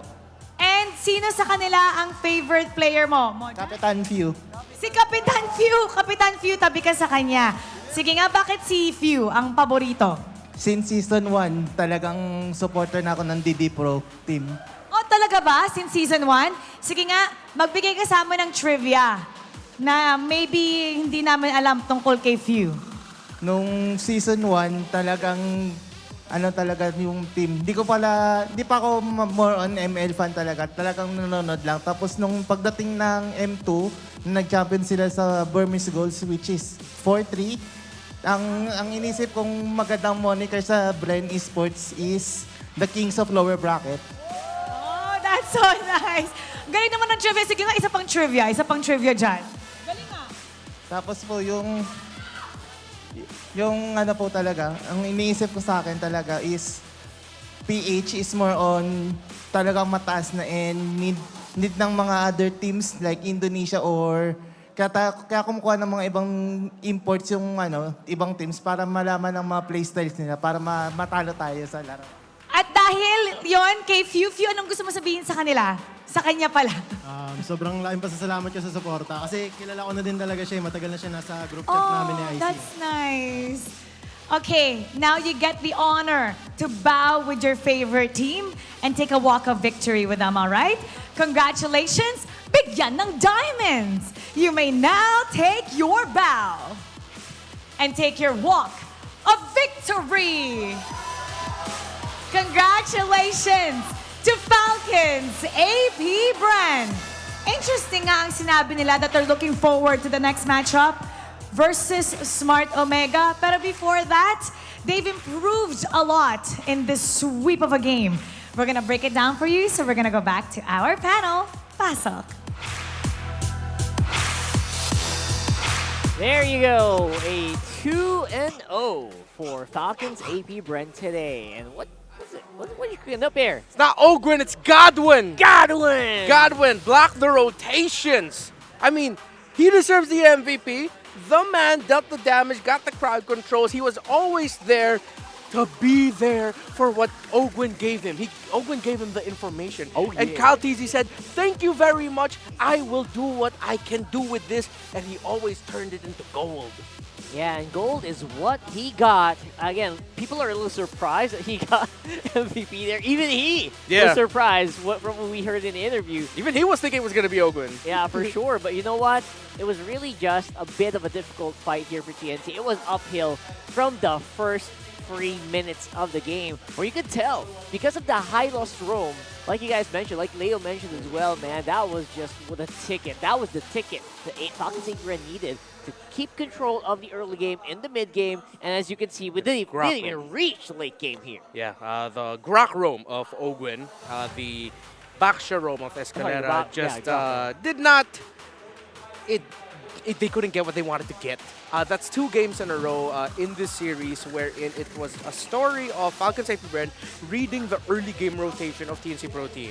In game 1, it was catching Escalera in the bottom. In game number 2, it was TNC Pro Team getting caught trying to take a resource away, that Scaled Blizzard up top in the blue side area of Kaltizi's jungle and getting punished for it. The Baksha had no escape. Baksha was first to fall, and because with the Baksha losing in that key moment, it seems like Falcons APBren didn't let go of the mid and top side control. We saw that when that turtle came up, Escalera pulled it. They decided to invade up top. It was Few who would get taken down by a counter by TNC Pro Team, but what Ogwin did was that he just decided to push behind the first turret and stop TNC Pro Team from even contesting that turtle. Kaltizi got it for free, and then after that, it became a story of that. Ogwin invading, the members of TNC going back. it was Leo and Egan who pointed out earlier that there was a moment in the purple buff of TNC Pro Team where Ogwen showed up himself and 3 members of TNC Pro Team went back. Yeah, and that stemmed from that like 3-minute invade. That was a re-entry. They already backed off. Yeah. And then they decided, you know what, we can take more. Let's go Exactly. back and then show dominance. And because of that, the happenings of the purple buff were just pretty easy to do because they knew what Ogwen was capable of on this Grok. Not to mention, man, that Grok, like, it felt like they stole it, right, from the draft. Yeah. It felt like the Grok would have fit so well with TNC, but you know what? Falcons APBren said, you know what, we can take this as well. Would have fit into their lineup. It would have been great. And because of that, Falcons APBren were the ones to set the tempo, and Kyle TZ just had a good time. The entirety of Falcons APBren had a good time. When you win the center of the map like that, when you're roam, mid, and jungle, or specifically in this scenario, the roam and mid are getting so much information, controlling the rotation of the enemy because the roamer is providing information constantly as to where the jungler is, where the mid is, and forcing the roamer of the opposing side to respond, then the side lanes are going to be so happy. They don't have to worry about anything. They're just going to farm alongside with the jungler. And they made it look so easy, right? I guess that's the reason why Super Marco just had a fun time with this one as well. Yeah. Even Kyle TZ was coming up close to towers. Look at that. He's neck and neck with tower damage from Super Marco. That's saying something, considering, you know what, Kyle TZ is a melee hero. Yeah. This is the fastest game of the season, and I don't think it will be beat as the fastest game of the season. Sub 10 minutes. Yeah, 9:52. There was a season where we had one fastest game to be at around late minute, 8 minutes? 8, yes. Late 8 minutes, yeah? What season was that? 8 minutes. I remember an 8 Yeah, minute right? game. And then last season or 2 seasons ago, we had a game that went down to maybe around 10:40, 10:30, around that minute. So it's going to be tough to beat 9:52. And it just goes to show, again, how Falcons APBren controlled that game. Especially with the macro that we have right now in the Philippines where stuff can just go crazy, but it's still controllable. It's still manageable. We still managed to reach 11 minutes, 12 minutes, even with games that look very one-sided. Yeah. So, you know what? I don't blame it. I don't mind. It's just a really fun way of demonstrating your power as a titan of MLBB here for Falcons APBren. Yeah, and I think you said the most important thing, which is they made it look easy. That's what that game was for Falcons APBren. There's don't need to do anything fancy, don't need to do anything crazy. Just invade, get info, stop rotations, block movements. That's it. This is classic Falcons APBren, that old idea of they are a team that don't allow you to play Mobile Legends Bang Bang. Yeah. Because they're playing Mobile Legends Bang Bang. That's literally what some of the players say. Like, yo, let me play, man. Let me play. Let me play my lane. Let me go back to the lane. Like you mentioned earlier, like they were cutting the top lane from going back and just bottlenecking the amount of gold that that lane can get. And that's just the power of the macro. And again, it's layering between the minds of Trevor, of Ducky, how they planned that early game, and then how the players themselves actually play out the lane. Yeah. It's known that when it comes to the coaches do a lot of things, but one of the main things that they do to impact the game, besides like what they do for the draft, besides what they teach them in terms of mentality, is influencing the team with early game rotations. Yes. What you're doing for your first rotation, the second rotation, the first 3 to 5 minutes. So you can see here that this time around, Falcons APBren, with the experience that they have on their shoulders, were able to trump TNC Pro Team. Yeah, exactly. So it's all about how you show dominance, I guess, and they did show that here. But for the next one, we do have a bit of a question. It was flashed there a little bit early. Here's the topic, guys. Who is the face of MLBB? Who's the player that's the face of MLBB? That is a great question. Who do you guys think is the face? Like when you see that face, you see, oh, he represents MLBB itself. Carl TZ for A, Flap TZ, oh, TZs, 2 TZs, Few and Rebo. Notably, all of them are M2 champs. Yeah. They are. They are M2 champs. Who is the face? For me personally, if you're really just going to be picking amongst those 4, it's whichever of A, B, or C will be the first to secure the 3rd World Championship. That is a great benchmark. That's it. Yeah, I think the rings should definitely speak. Yeah. Right? Because once that third World Championship gets locked in by either Carl TZ Few or Flap TZ, nothing matters. All of that is possible, by the People way. are going to be like, okay, sure, you bring in numbers, you bring in eyes, all of that. That's all great. We need that in our scene. Yeah. But that's when people are going to start saying, yeah, but there's 3-time world champions. There you go. If you think we're wrong, what do you think? Let us know in the comments, A, B, C, or D. But look at this one. We got a mic check for that Lord Steal. Oh, I've been asking for this for the longest time.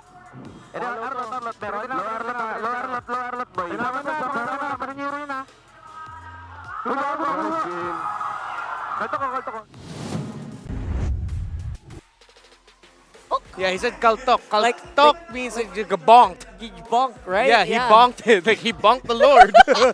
Sorry. So apparently the players use that. Like, yeah. And I don't know if it was Ogun, but there was a member of Falcons APBren who just said, basic. that was the funniest Yeah, shit. was it locked in Whatever the- that was. Basic. It was very, very, like, oh my goodness. But anyway, that's what we were saying.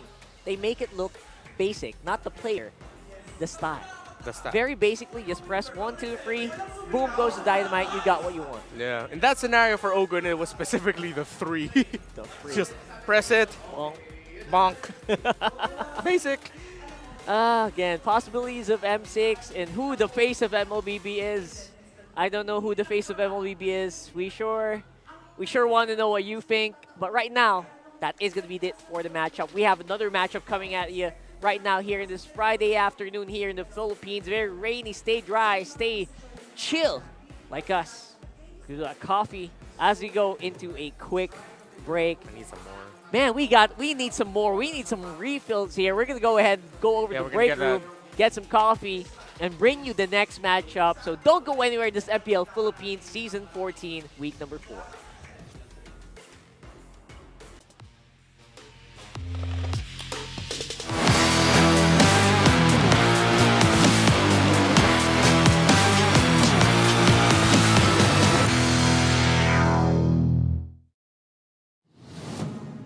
Get 8 gigabytes of all-access power. To do it all.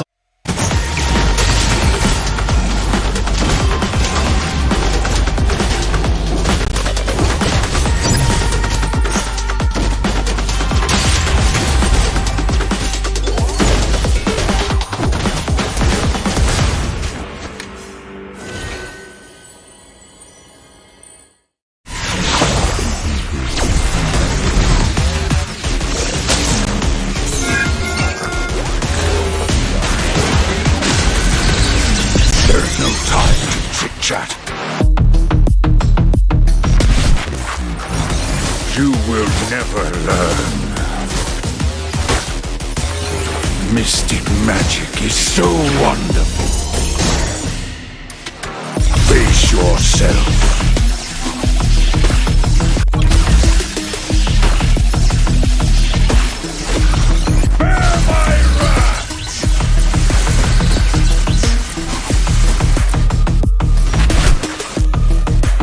Imagination is the driving force of the energy. I'm not a monster. I'm a demon.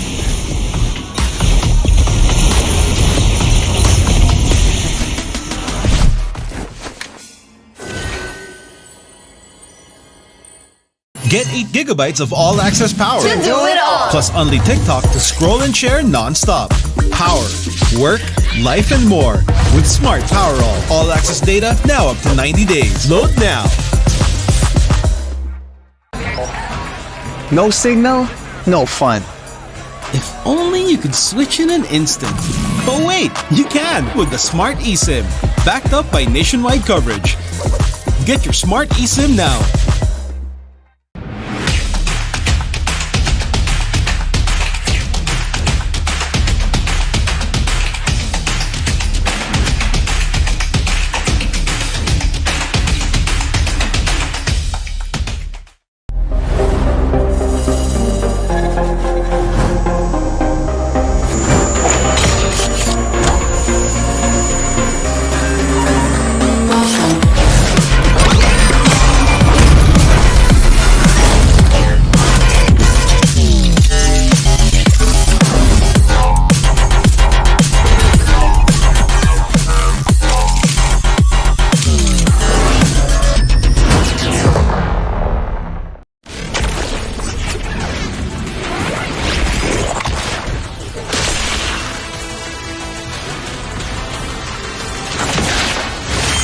first and without mercy.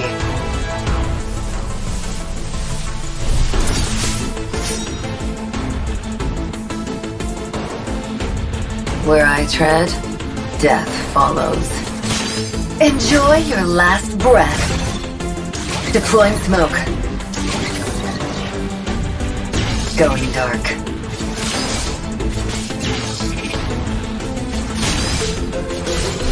War is my trade. Death is my craft. Backup plan? I am the backup plan. My destiny is what I make of it.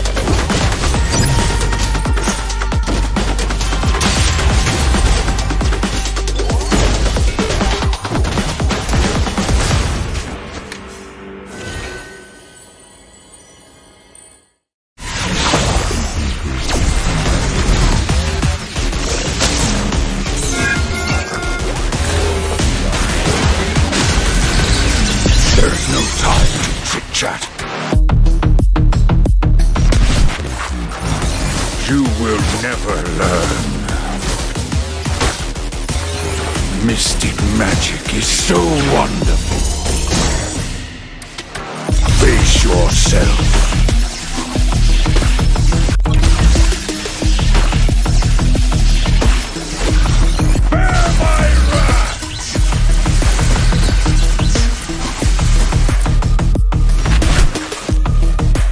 Imagination is the driving force of the energy. I'm not a monster. I'm a demon.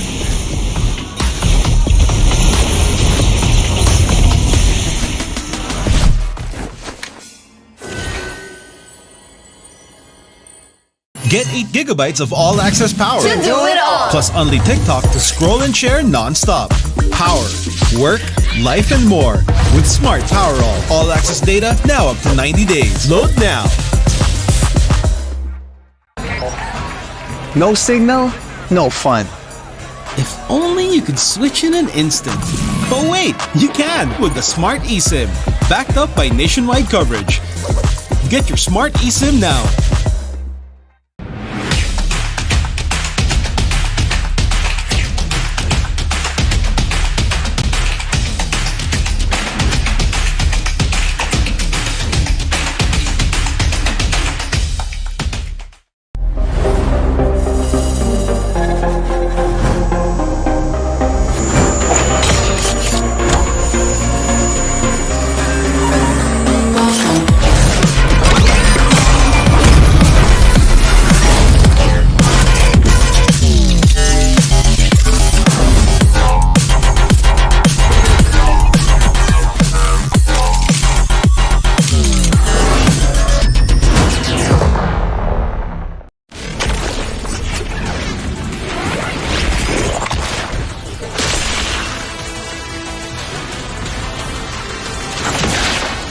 Strike first and without mercy.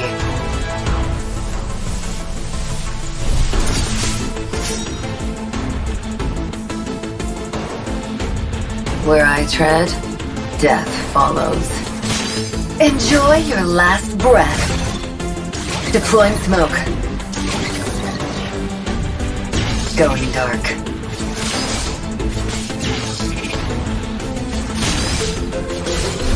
War is my trade.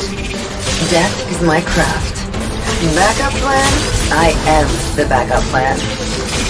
My destiny is what I make of it.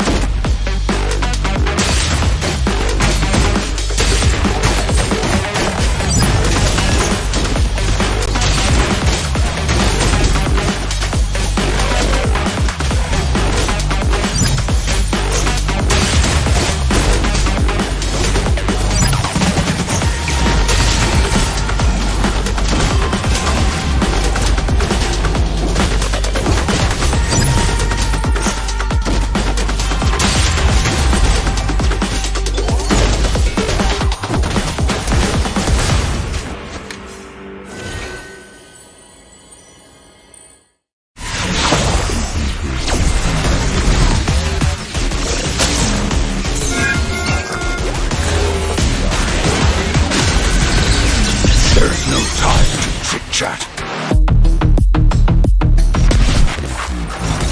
You will never learn. Mystic magic is so wonderful. Face yourself.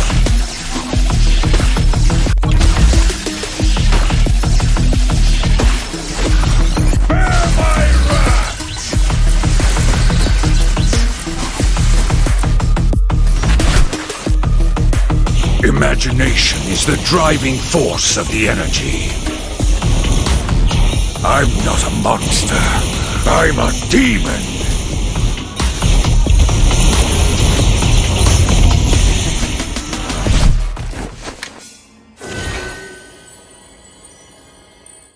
Get 8 gigabytes of all-access power. To do it all. Plus only TikTok to scroll and share non-stop. Power, work, life, and more. With Smart Power all-access data now up to 90 days. Load now. No signal, no fun. If only you could switch in an instant. But wait, you can with the Smart eSim. Backed up by nationwide coverage. Get your Smart eSim now.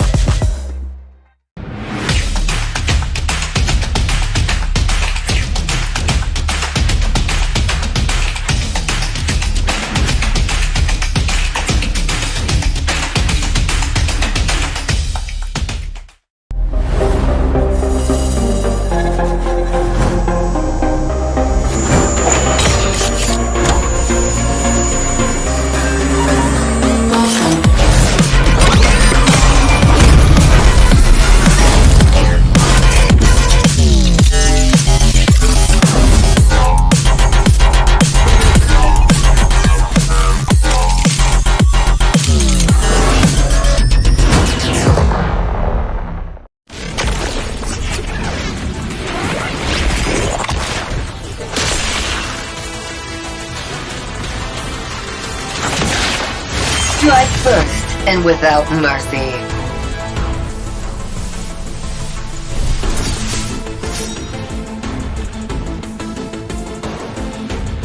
Where I tread, death follows.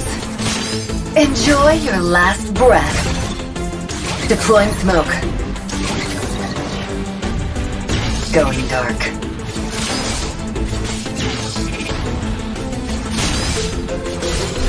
War is my trade.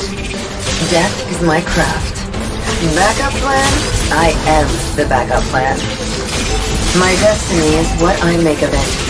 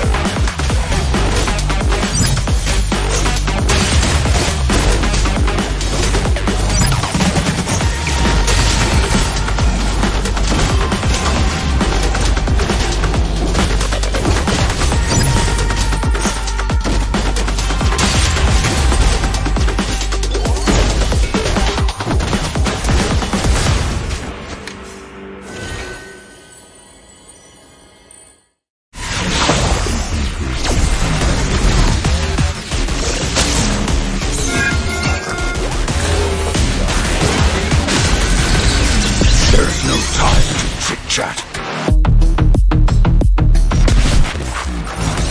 You will never learn. Mystic magic is so wonderful. Face yourself.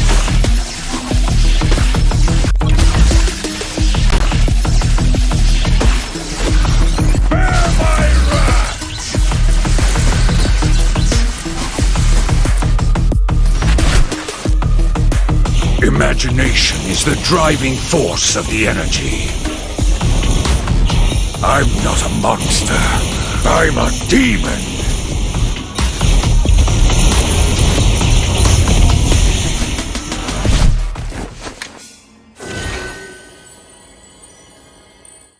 Get 8 gigabytes of all-access power. To do it all. Plus only TikTok to scroll and share non-stop. Power, work, life, and more. With Smart Power all-access data now up to 90 days. Load now. No signal, no fun. If only you could switch in an instant. But wait, you can with the Smart eSIM. Backed up by nationwide coverage. Get your Smart eSIM now.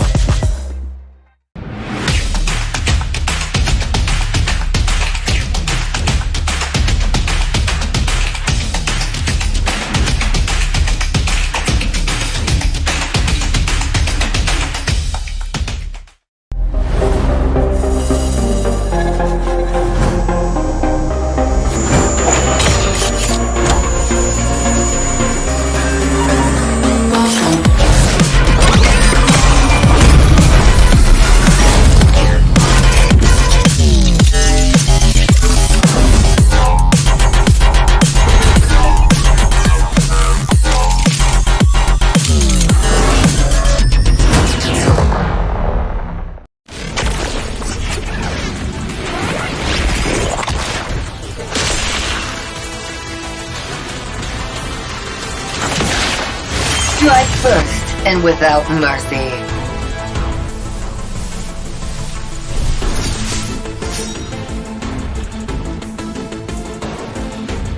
Where I tread, death follows. Enjoy your last breath. Deploying smoke. Going dark.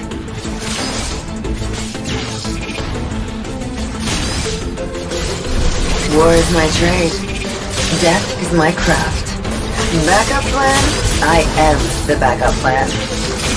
My destiny is what I make of it.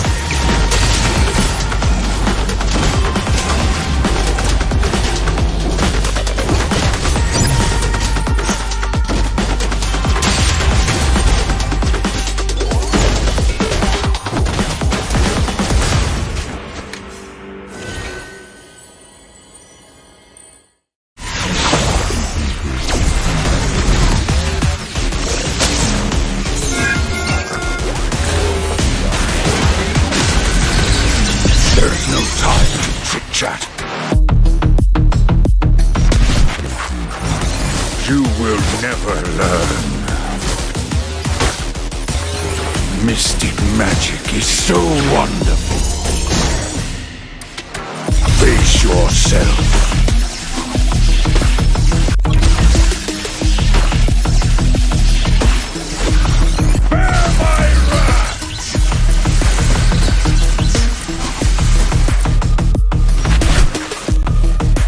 Imagination is the driving force of the energy. I'm not a monster. I'm a demon.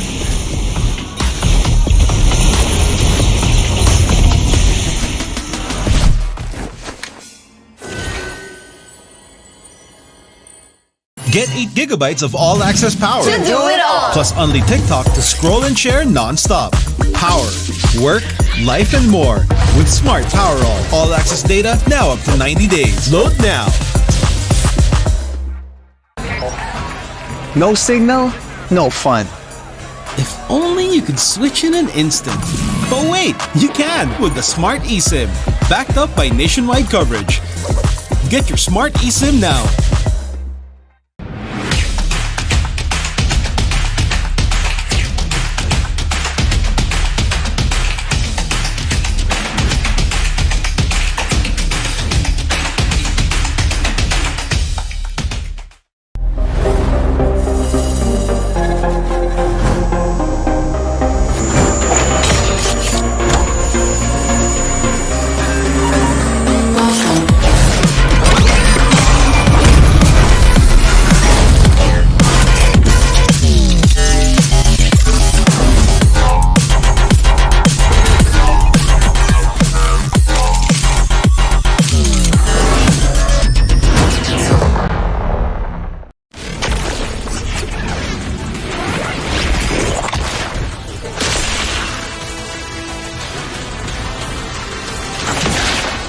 Strike first and without mercy.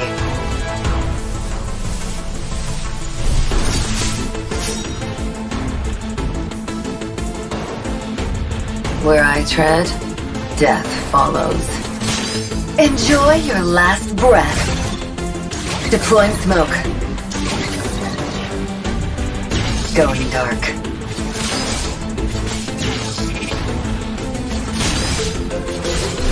War is my trade. Death is my craft. Backup plan? I am the backup plan. My destiny is what I make of it.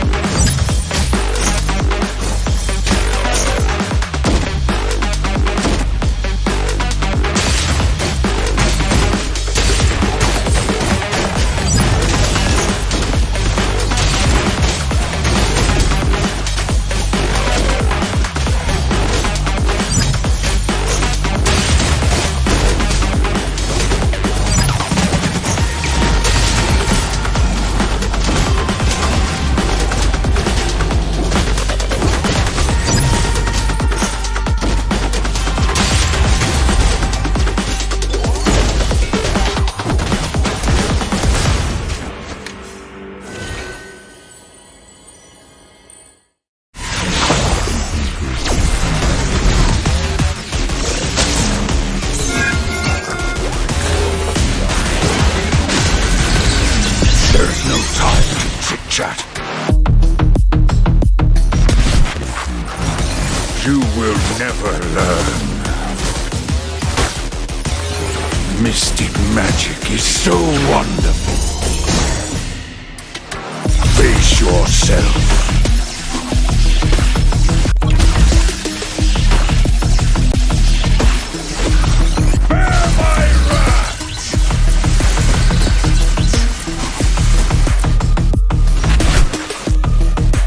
Imagination is the driving force of the energy.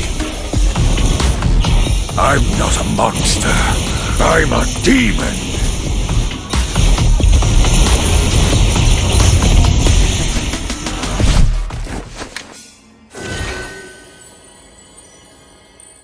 Get 8 gigabytes of all-access power. To do it all. Plus only TikTok to scroll and share non-stop. Power, work, life, and more. With Smart Power all-access data now up to 90 days. Load now. No signal, no fun. If only you could switch in an instant. But wait, you can with the Smart eSIM. Backed up by nationwide coverage. Get your Smart eSIM now.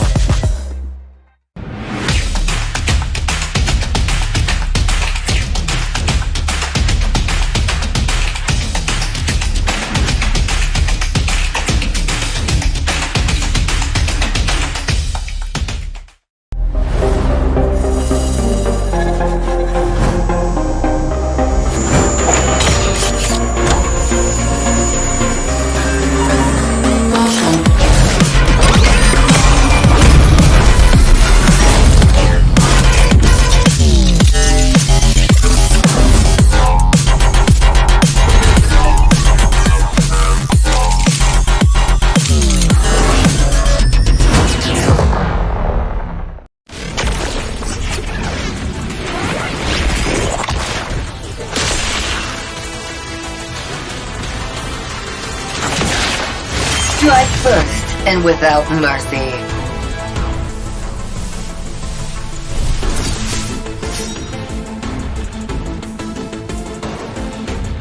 Where I tread, death follows. Enjoy your last breath. Deploying smoke. Going dark.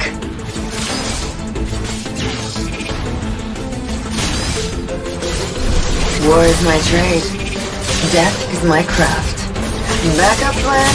I am the backup plan. My destiny is what I make of it.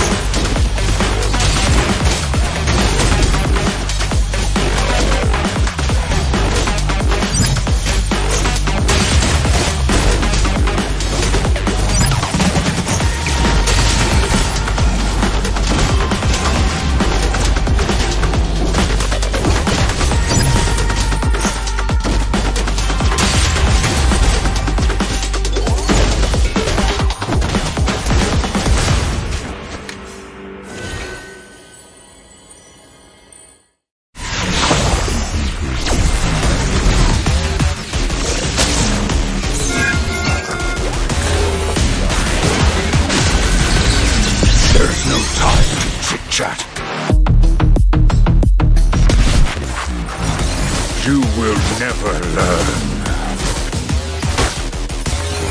Mystic magic is so wonderful. Face yourself.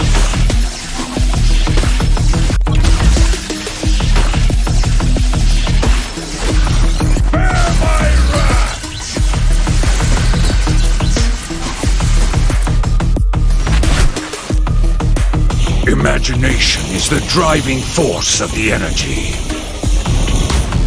I'm not a monster. I'm a demon.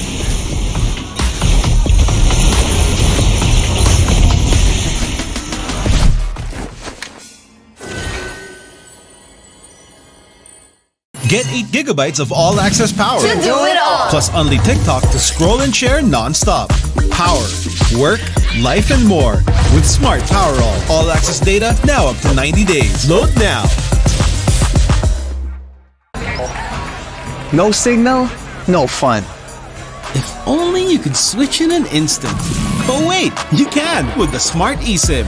Backed up by nationwide coverage. Get your Smart eSIM now.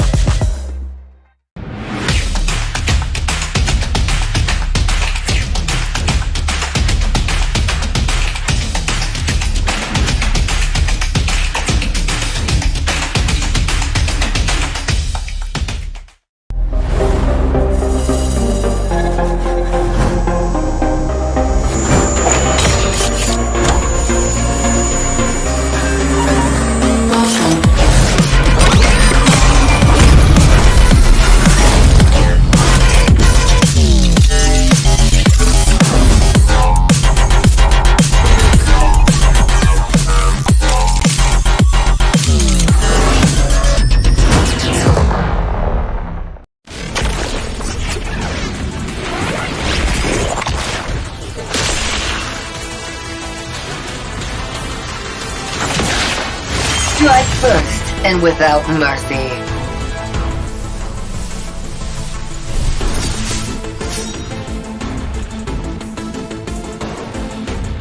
Where I tread, death follows.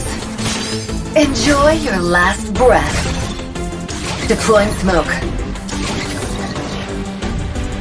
Going dark.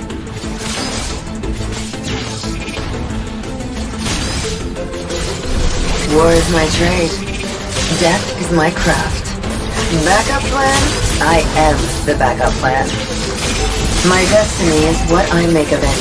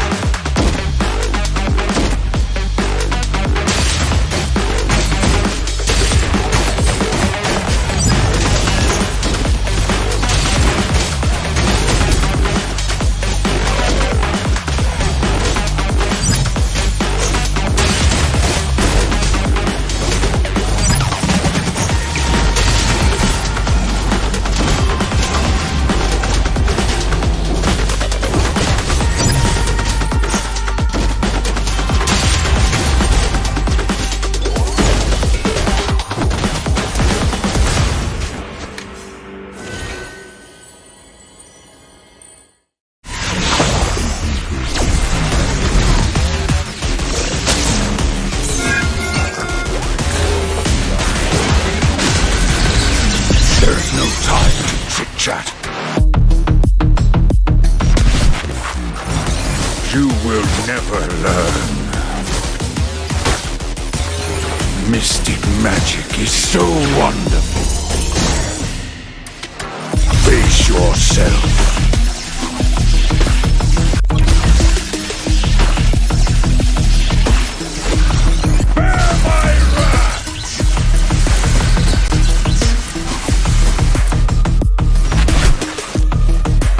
Imagination is the driving force of the energy. I'm not a monster. I'm a demon.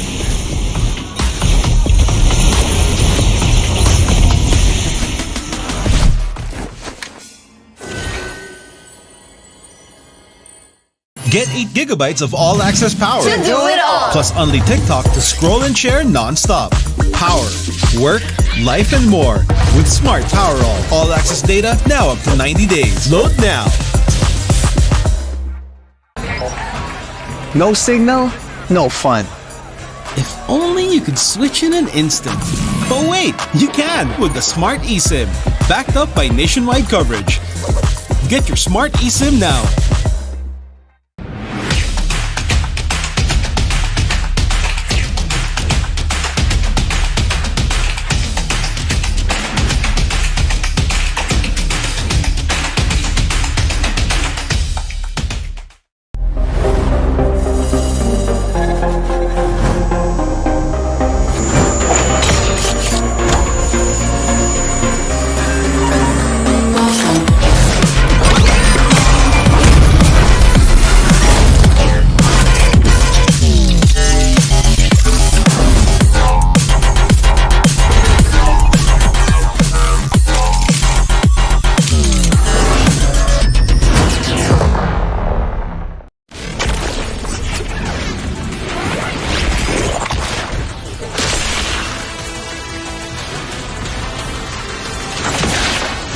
Strike first and without mercy.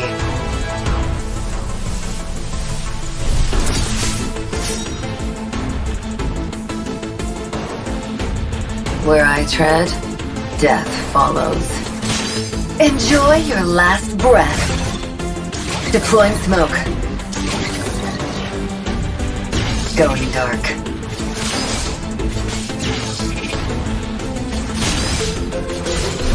War is my trade. Death is my craft. Backup plan? I am the backup plan. My destiny is what I make of it.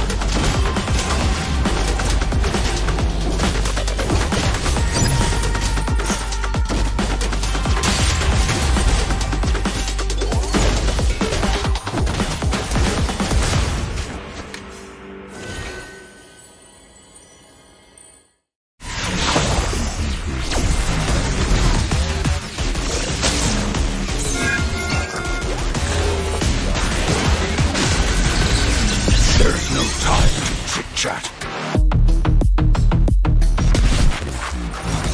You will never learn. Mystic magic is so wonderful. Face yourself.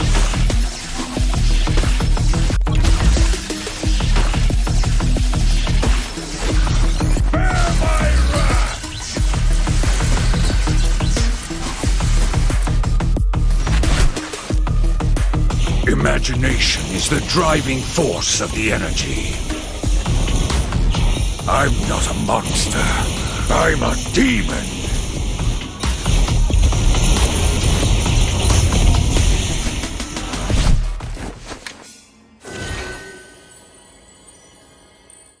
Get 8 gigabytes of all-access power. To do it all. Plus only TikTok to scroll and share non-stop. Power, work, life, and more. With Smart Power all-access data now up to 90 days. Load now. No signal, no fun. If only you could switch in an instant. But wait, you can with the Smart eSIM.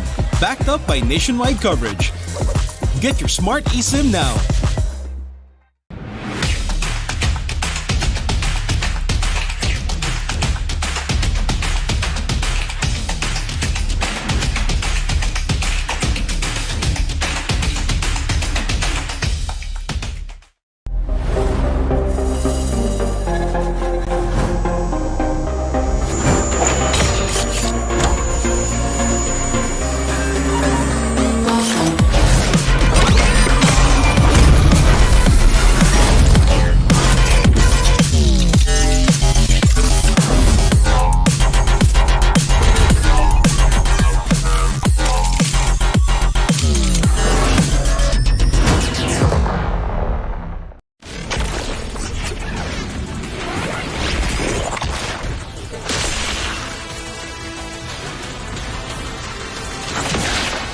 Strike first and without mercy.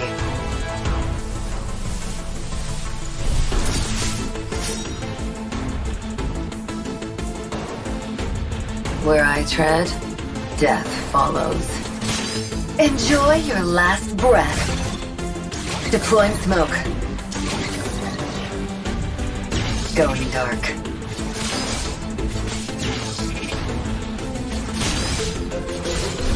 War is my trade. Death is my craft. Backup plan? I am the backup plan. My destiny is what I make of it.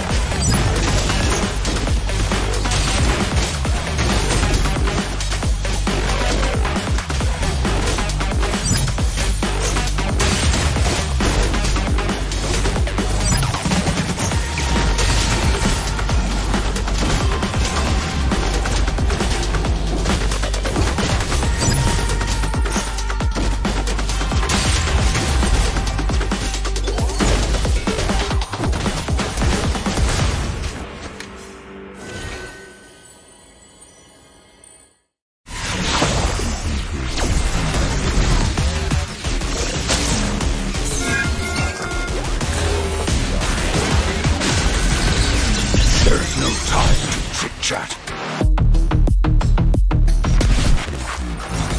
You will never learn. Mystic magic is so wonderful. Face yourself.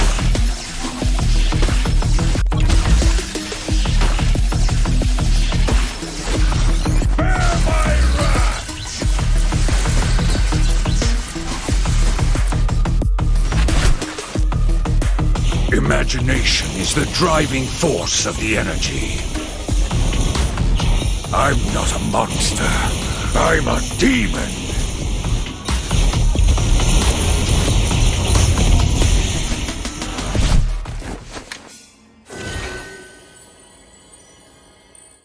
Get 8 gigabytes of all-access power. To do it all. Plus only TikTok to scroll and share non-stop. Power, work, life, and more. With Smart Power all-access data now up to 90 days. Load now. No signal, no fun. If only you could switch in an instant.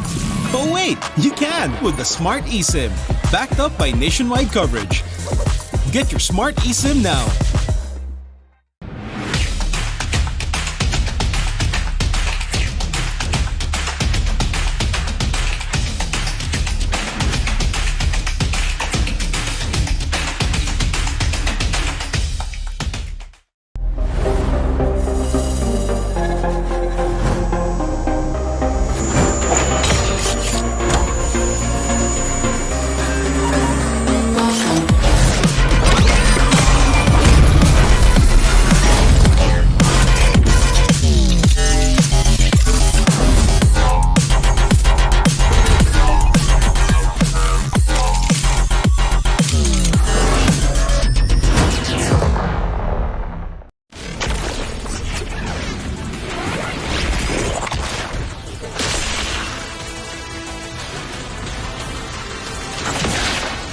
Strike first and without mercy.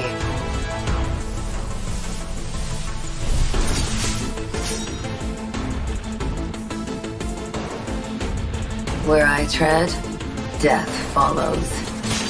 Enjoy your last breath. Deploying smoke. Going dark.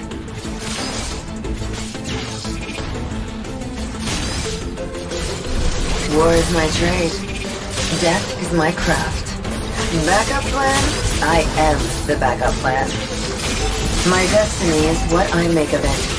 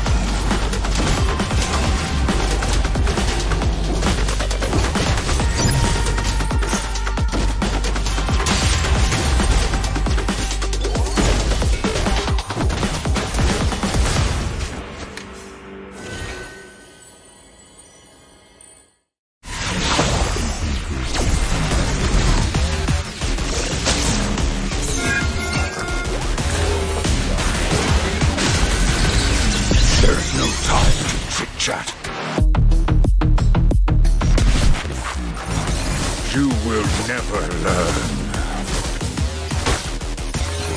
Mystic magic is so wonderful. Face yourself.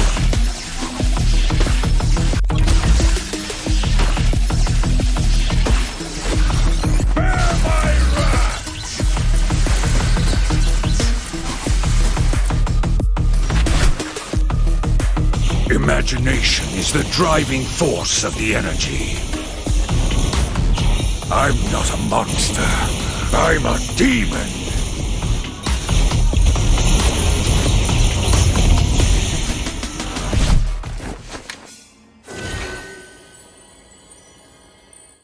Get 8 gigabytes of all-access power. To do it all. Plus only TikTok to scroll and share non-stop.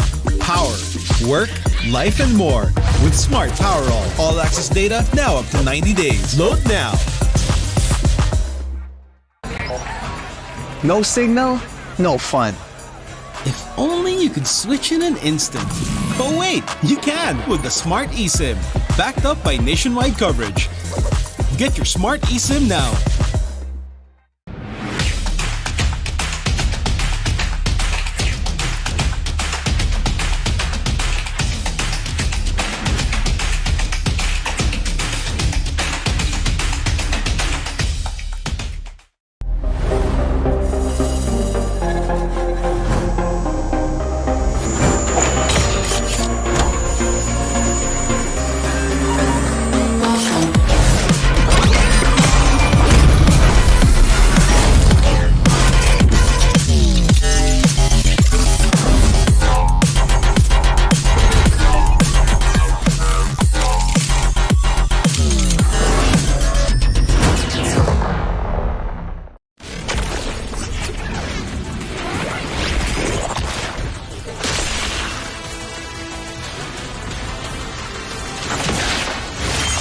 first and without mercy.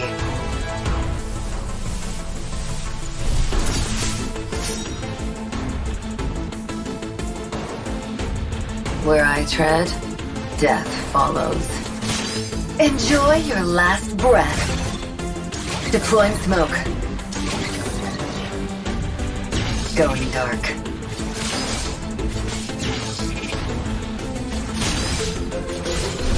War is my trade. Death is my craft. Backup plan? I am the backup plan. My destiny is what I make of it.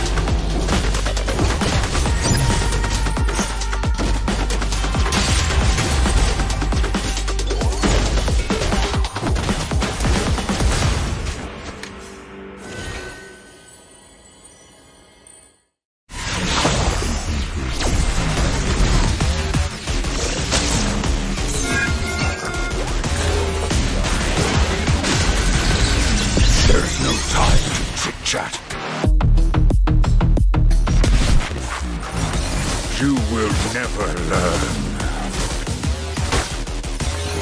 Mystic magic is so wonderful.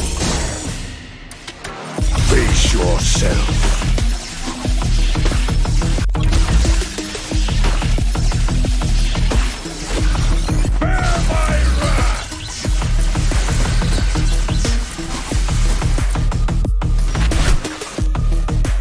Imagination is the driving force of the energy.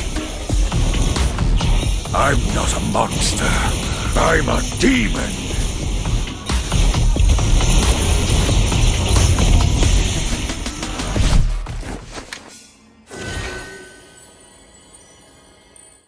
Get 8 gigabytes of all-access power. To do it all. Plus only TikTok to scroll and share non-stop. Power, work, life, and more. With Smart Power all-access data now up to 90 days. Load now. No signal, no fun. If only you could switch in an instant. But wait, you can with the Smart eSim. Backed up by nationwide coverage. Get your Smart eSim now.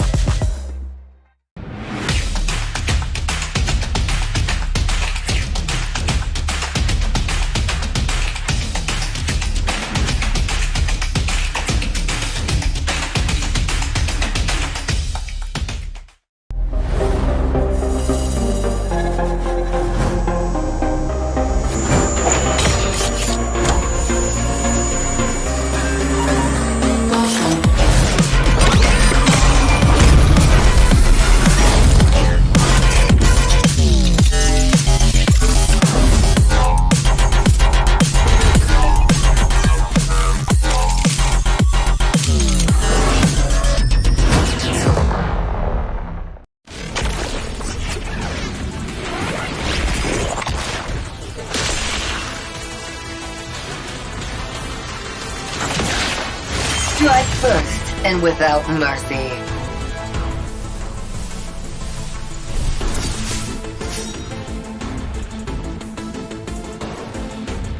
Where I tread, death follows.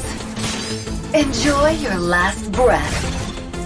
Deploying smoke. Going dark.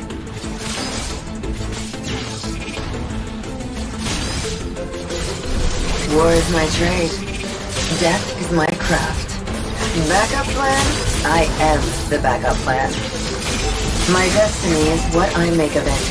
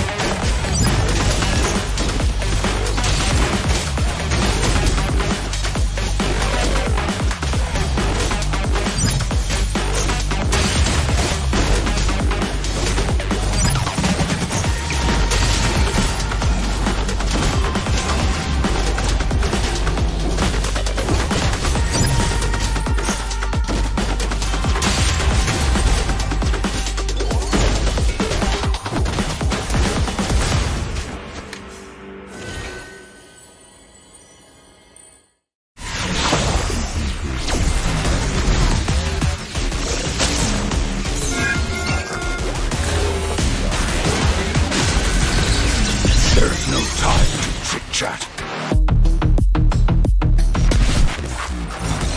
You will never learn. Mystic magic is so wonderful. Face yourself.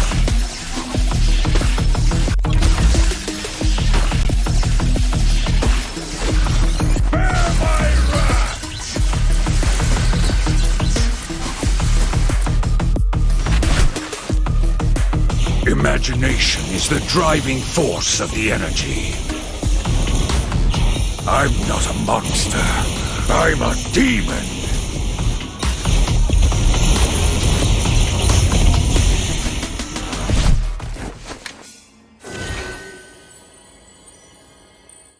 Get 8 gigabytes of all-access power. To do it all. Plus only TikTok to scroll and share non-stop.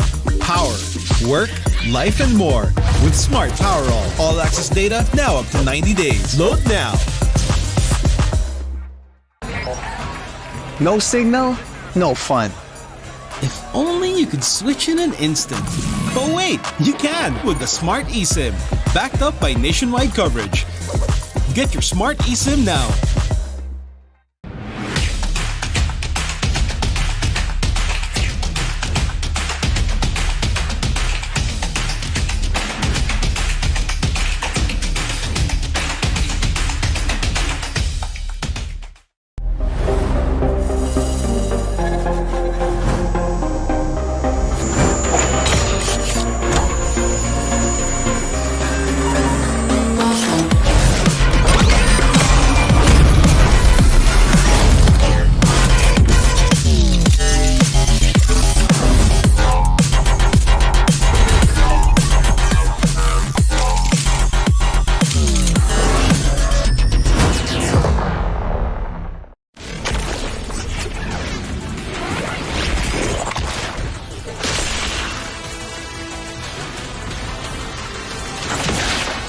Strike first and without mercy.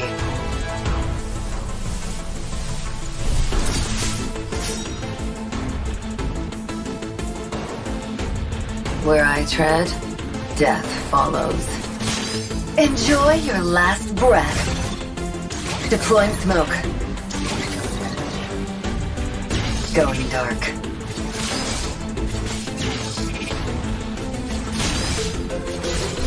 War is my trade. Death is my craft. Backup plan? I am the backup plan. My destiny is what I make of it.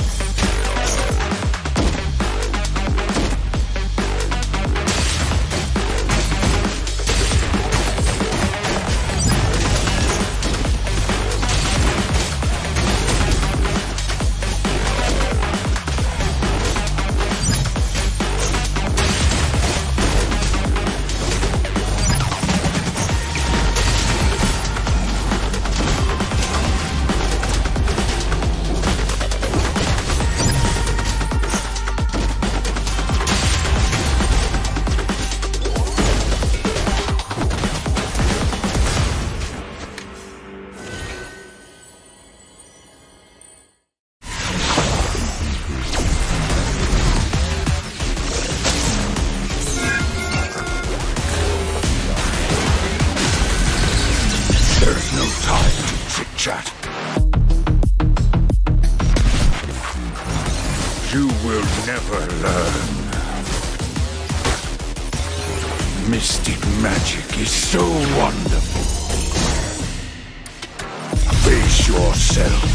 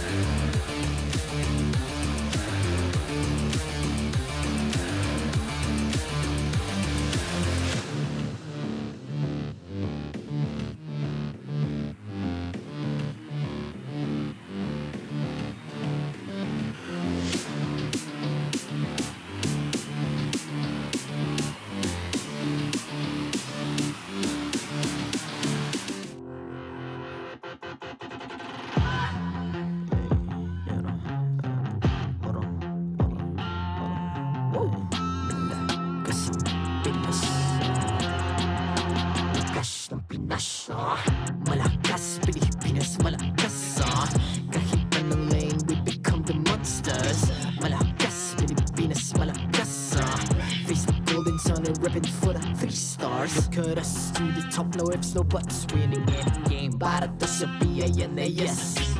Di mo matipin ang aming boses sa new level. Nasa kalye man o mobile window, I become a legend. Open fire, we unite, we winners. Built with pressure, like diamonds are made of. Switch na lane na parang gera, HP racing may reset up. Built like a buhat ni Hilda, full load SS parang Laila.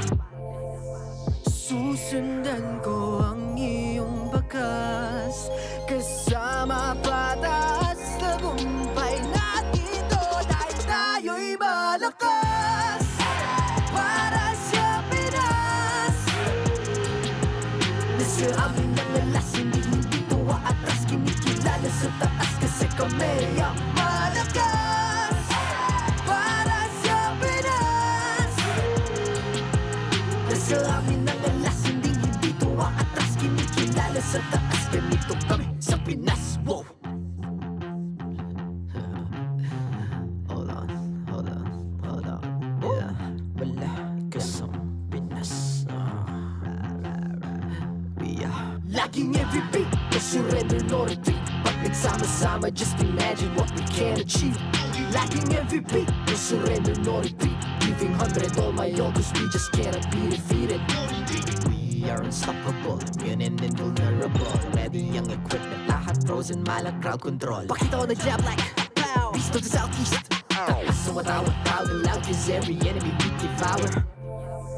Susundan ko ang iyong bakas, kasama patas, tagumpay natin to dahil tayo'y malakas. Para sa Pinas, nasa amin ang alas, hindi tuwa atras, kinikilala sa taas kasi kami ang malakas.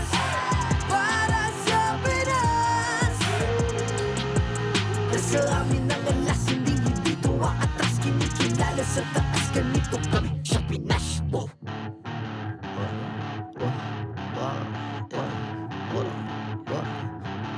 Malakas, Pilipinas, malakas. Kahit anong lane, we become the monsters. Malakas, Pilipinas, malakas. Face the golden sun and repping for the 3 stars.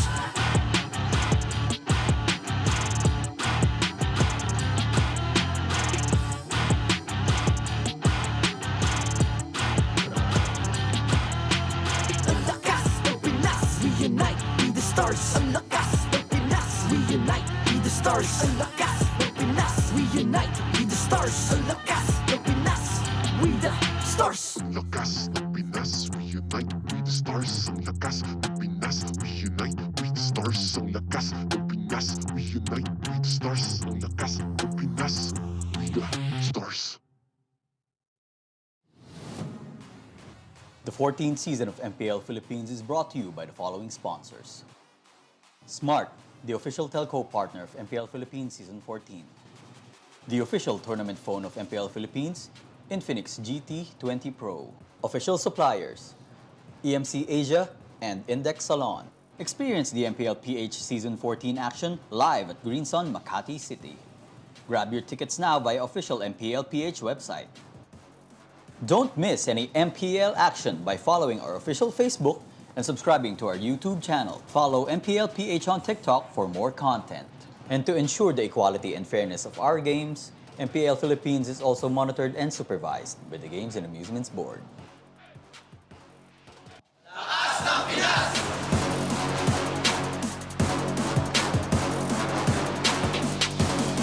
Lakas ng Pinas!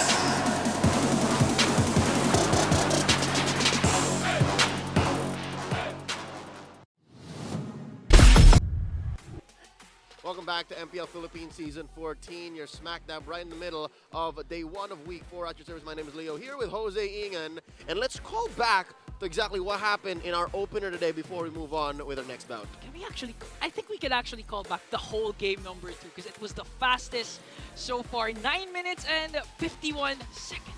Down to the dot, and it was in the wake of a Baksha pick by TNC. And I caught up with the rest of TNC earlier on, had a few words with Coach Wolf. He definitely thought that today would have gone a little different. But our heart goes out to the Phoenix Army, the whole Phoenix fam. But this does prove that they got something left in the tank. Again, they're bringing out new strats. Yeah, and still, the first half of the season isn't over. They have their final match, I believe, Saturday or Sunday. Tomorrow. But apart from that, we're still in week 4. So 4 more weeks of regular season action. They still have time to bounce back. That's right. Do note that they did face off against one of the 2 titans of MLBB in Falcons, APBren. Another throwback, that Numinal Blast from Ogwin that stole away a Lord. A Lord, Ingan. A Lord up against Kaizen. Kaizen who had Retribution. 4 members of TNC. Everyone. Basically everyone. Just to be clear. And that leaves us with Falcons, APBren on top of the charts. They just go past Fnatic Onic, who still has their win streak by a hair, which may change in just a bit after this best of 3 coming up. You still have Aurora, MLBB, Smart Omega, Team Liquid, PH down in the middle of the standings, and RSG PH. They'll be in action tonight. Yeah. They are just at the cusp of the safe zone. Okay, so Fnatic Onic going up against RSG Philippines. So whatever the case may be for the result of this game, for sure the upcoming matchup of Falcons, APBren, and Fnatic Onic will really dictate who's going to come out on top after 4 weeks of regular season action. It's happening on Sunday, so you're not going to want to miss it, even if it is a rainy weekend. I take that back, it's a rainy week. I don't remember the last time the sun was high up in the Metro Manila. I'm happy that you're staying with us here. And for all of those who went through, with their tickets and the show, thank you so much. Please do note that your safety and your security is still our #1 priority. So if you can watch at home, or if you have plans for the weekend, make sure that it's clear for the get-go. Real quick, we'd like to remind everyone that if you're feeling bored with your usual ranked matches, you can spice things up with the Snapdragon Pro Series Mobile Legends Bang Bang Season 6. It's time to step up your game and face off against the best. Signups are open for all qualifiers. Just head on to esl.gg/SPSMLBB. A majority of our franchise teams here in MPL Philippines have competed in the Snapdragon Pro Series, and a good chunk of them have won championships. So who knows, you might be up next. Real quick, let's throw it over to our Infinix game tambayan with Rockhart and Renmar Santa Cruz to break down this next best of 3. Fellas, your turn. That is correct. It is the Infinix game tambayan's turn. Thank you so much, Leo and Jose. Inga. I'm Rockhart, and this is Renmar Santa Cruz. We're gonna bring you live and alive on-site information and a breakdown, of course, of teams fighting off against each other in Landon here in MPL PH Season 14. And I'm very happy to see that we have a bit of a very spicy matchup. RSG Philippines versus Fnatic Onic. RSG, known as the Streak Breakers.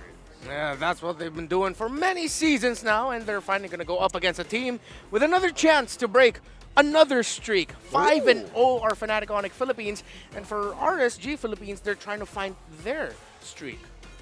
That's right. The Kingslayers, of course, have proven this as already being called streak breakers. We'll have a look at some instances where RSG has ended up winning and ending win streaks. Yeah. And of course, they're going up against Fnatic Onic. If you have not followed, they're undefeated, very, very super of the fam to do that.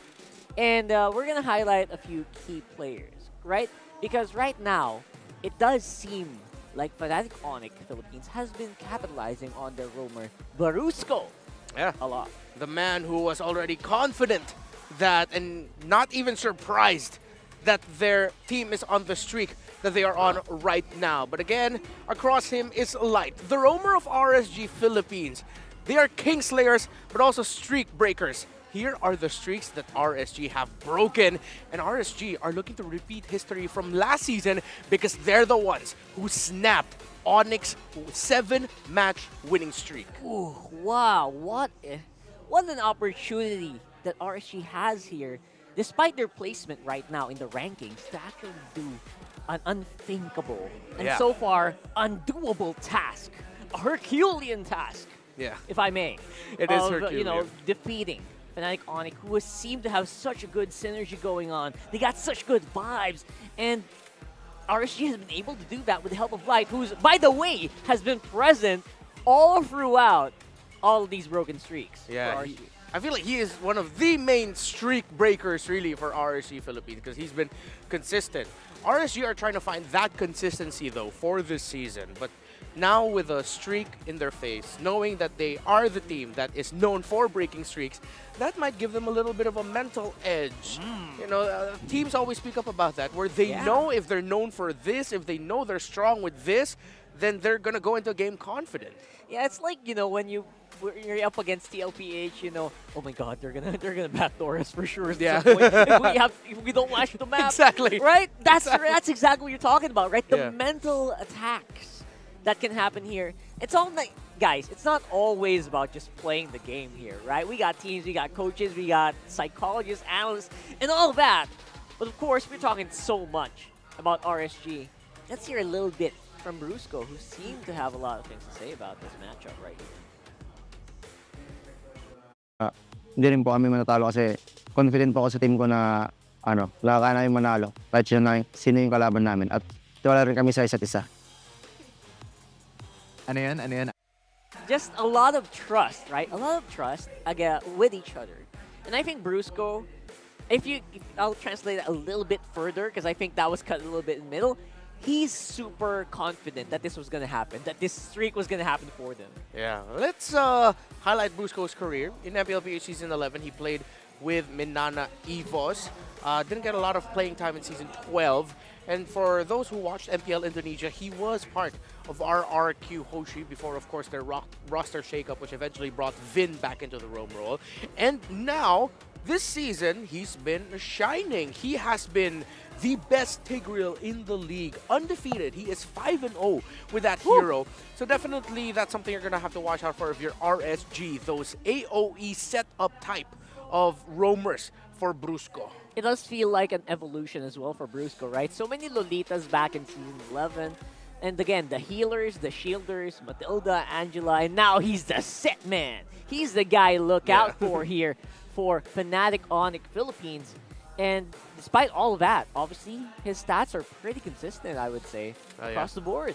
Yeah, the kill participation stat here for Fnatic Onic Philippines, we touched on that in the previous games panel, wherein they're a team that, despite them being top 1, they are out of the normal percentile in terms of the kill participation, meaning that a lot more of the kills that the teams are getting, they're getting from little skirmishes as 1v1s, 2v2s, 3v3s, not essentially always 5v5s.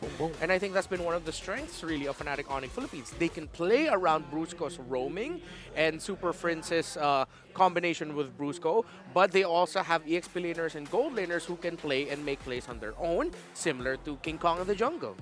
Yeah, the super fam's really loaded, right? I mean, we haven't even touched about Kilra and how insane he's been doing this time around, more on the back end of things, right? I feel like Kilra has been doing a lot more like late game centric. He's been keeping King Kong up in front, like Fnatic Onic has been keeping King Kong up in the front, making sure all the attention's on him. True. Then Keller's just sweep in from the back. Exactly. Keller has evolved into the sweeper type of gold laner. So very interestingly enough, I wonder if that's going to happen. And I wonder if RSG has already written that down on Coach Panda's notebook. But for now, let's show your support, guys. MPL fans, who do you think is going to win out on this match? Fnatic Onic or RSG? Comment down there, right there. You know what it is. Type it. Type it. Because right now, I would say a lot of people who are watching would say Fnatic Onic has a very good chance. But you know what? You can never count out RSG. Let's go ahead and throw it over to teams walking it on the stage.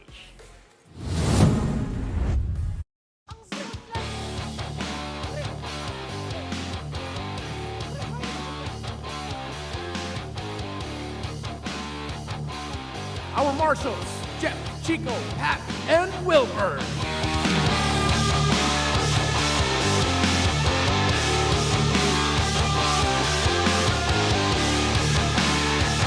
Entering the arena first, Superfab looking to keep their streak alive. You know who they are. It's Fnatic Onic Philippines.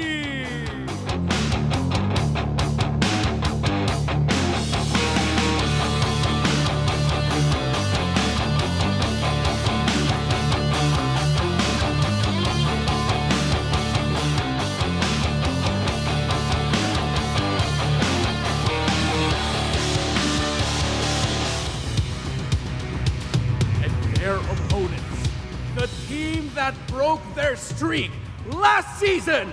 They are here to reclaim their title of the Streak Breakers. Let me hear you cheer for RSG Philippines!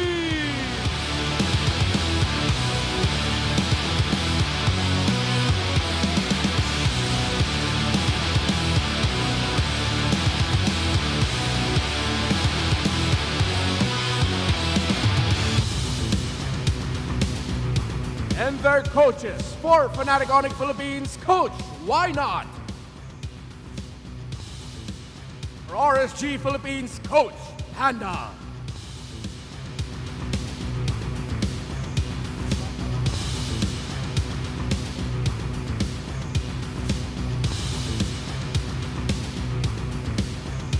It's time for the face-off. Brusco, Light, step forward.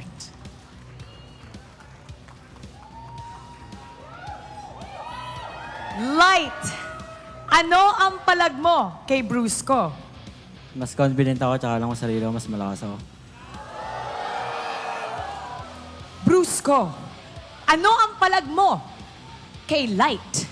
Tingnan lang po natin kung sino mas malapit mag-setup tak mamaya. Palag kung palag, fist bump. Something familiar from last season. Will we see the same fate, or will they fall against the same foe? It's time to find out. Panel.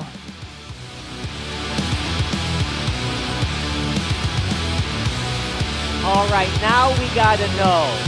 Who do you think is correct? Who is the set guy for this matchup? Both of them seem very confident here, but first off, it is Fnatic Onic Philippines. Just a reminder, they are undefeated so far in the season. We will eventually return to the discussion about the roamers. They will be highlighted with our keys to victory. But Super Prince in Fnatic Onic, he is the player I'm looking out for here. Because Brusco has been shining, because Super Prince has been backing him up. If it's not Brusco getting the info, it's Super Prince and Brusco will follow. They have formed themselves to be one of the most formidable roam mid duos in MPL Philippines Season 14 so far. And the rest of the team definitely does feel like they are meshing well together. Meshing and jiving and profiling 3Ks to boot.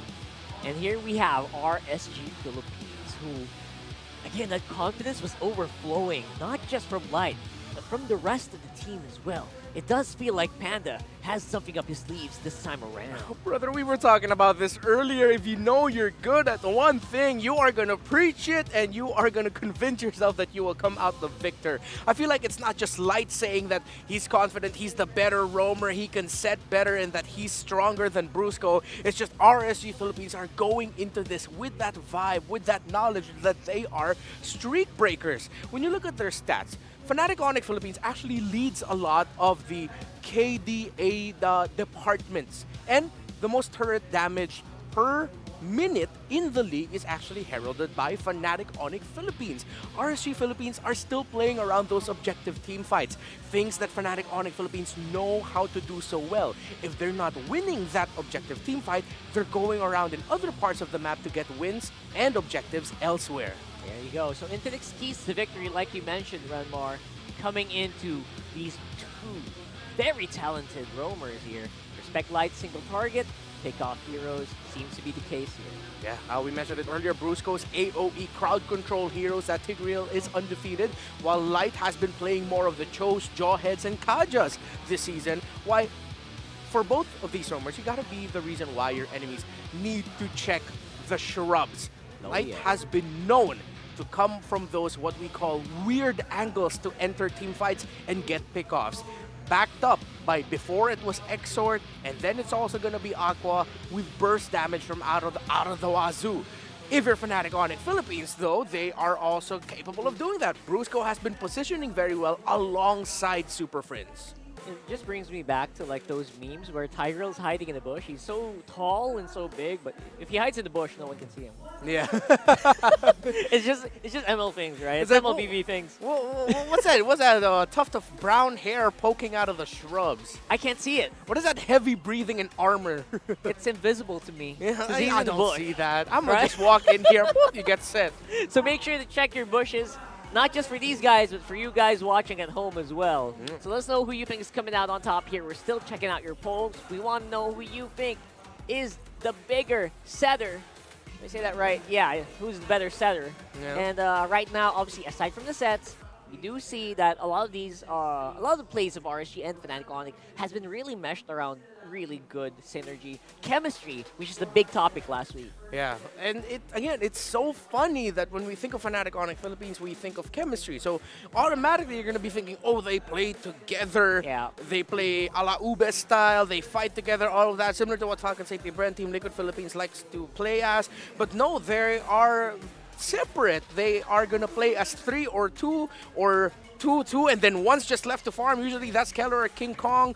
They split their formations often, that it does get surprising for teams, and which is why they've been overwhelming to deal with. And these are the things that kind of attribute the plays or the successes of like teams like Fnatic, Falcons APBren, like Team Liquid. Just cram him in, make him outthink or make them overthink what they do. Oh, yeah. I guess that does contribute to their successes. And I think that's exactly what Fnatic Onic and RSG has been doing since they also won last week. In terms of the drafting, honestly, one of my favorite qualities about Fnatic Onic Philippines, they know how to trade so well. They're really willing to give up some key things, know when to respect, and I like how they're respecting the Phobius here of Leaderboard.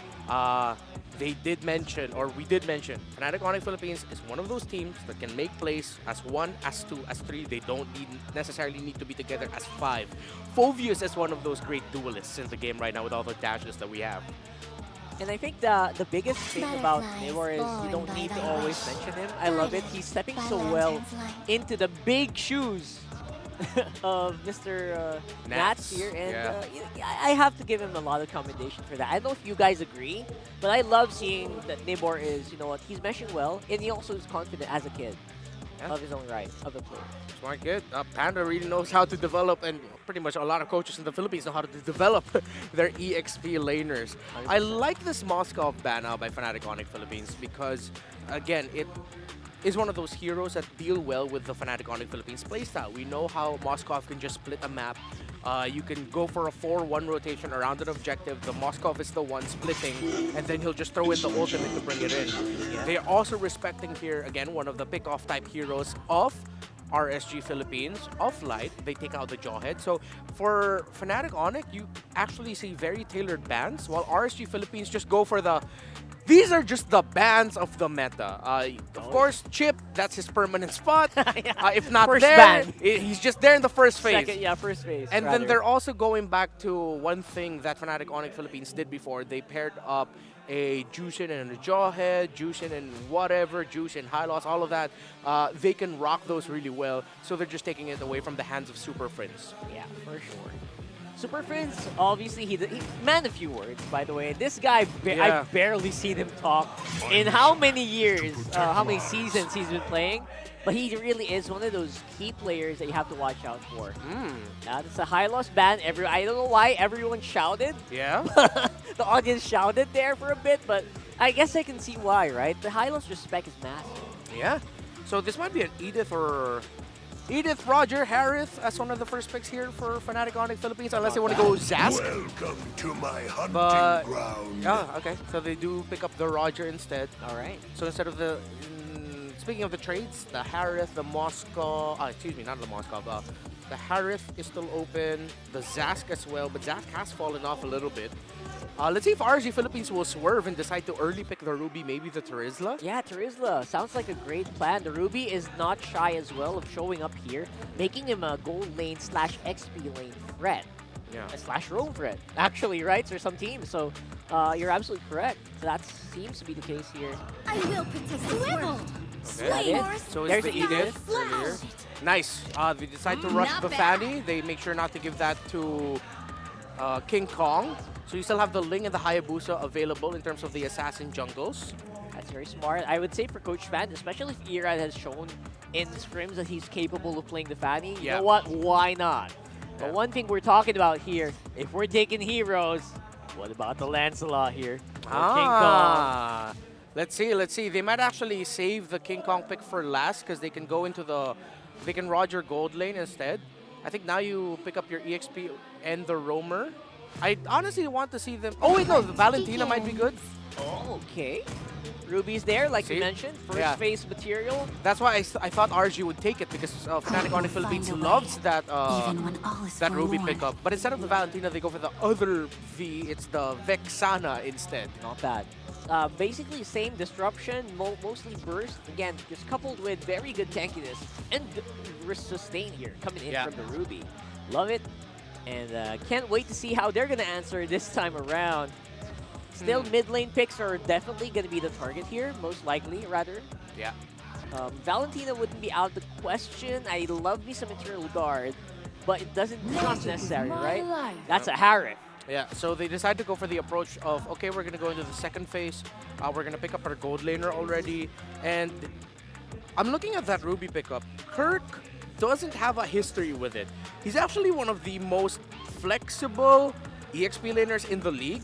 All of the Ruby games that Fnatic Onic Philippines has had, that went into the hands of Kelra. It does feel like there's a lot of Arlot for Kirks, the Rizlas. Yeah, he even played one successful CC game, if I'm not mistaken. Yeah, exactly. I think that was them. I remember 1 or 2 CCs last week. Yeah. I think that seems to be it. So, right now, for the bans though, for RSG, it does feel like they're going to have to double down on maybe some XP laners here. Yeah, so they go, good ban here on the Grog. I'm not going to completely turn off the idea of that we might actually see a Cho again for Brusco, although that has not received the win. Because they already have some good AoE crowd control and setup from the Ruby and whatever their EXP may be. They can afford to go for a single target pick-off style of Roamer, and they will need that hard single target lockdown for that Fanny. Cho is the only one that he's played so far. But let's see if they might even consider a Minotaur if their EXP laner will be chunky enough, the option that they have. But single target catch might be the best way to go, yeah? Single target, maybe suppression, right? Maybe. But you know what keeps pumping on my mind here for Fnatic Onic? What if you go old school? For a Fanny, or a Harif, you go for the spin and pan.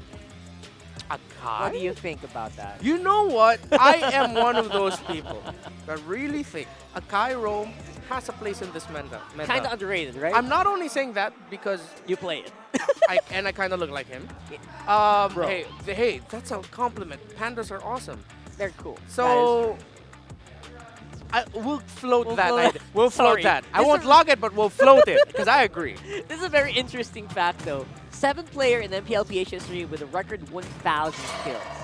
The 1,000 kill club.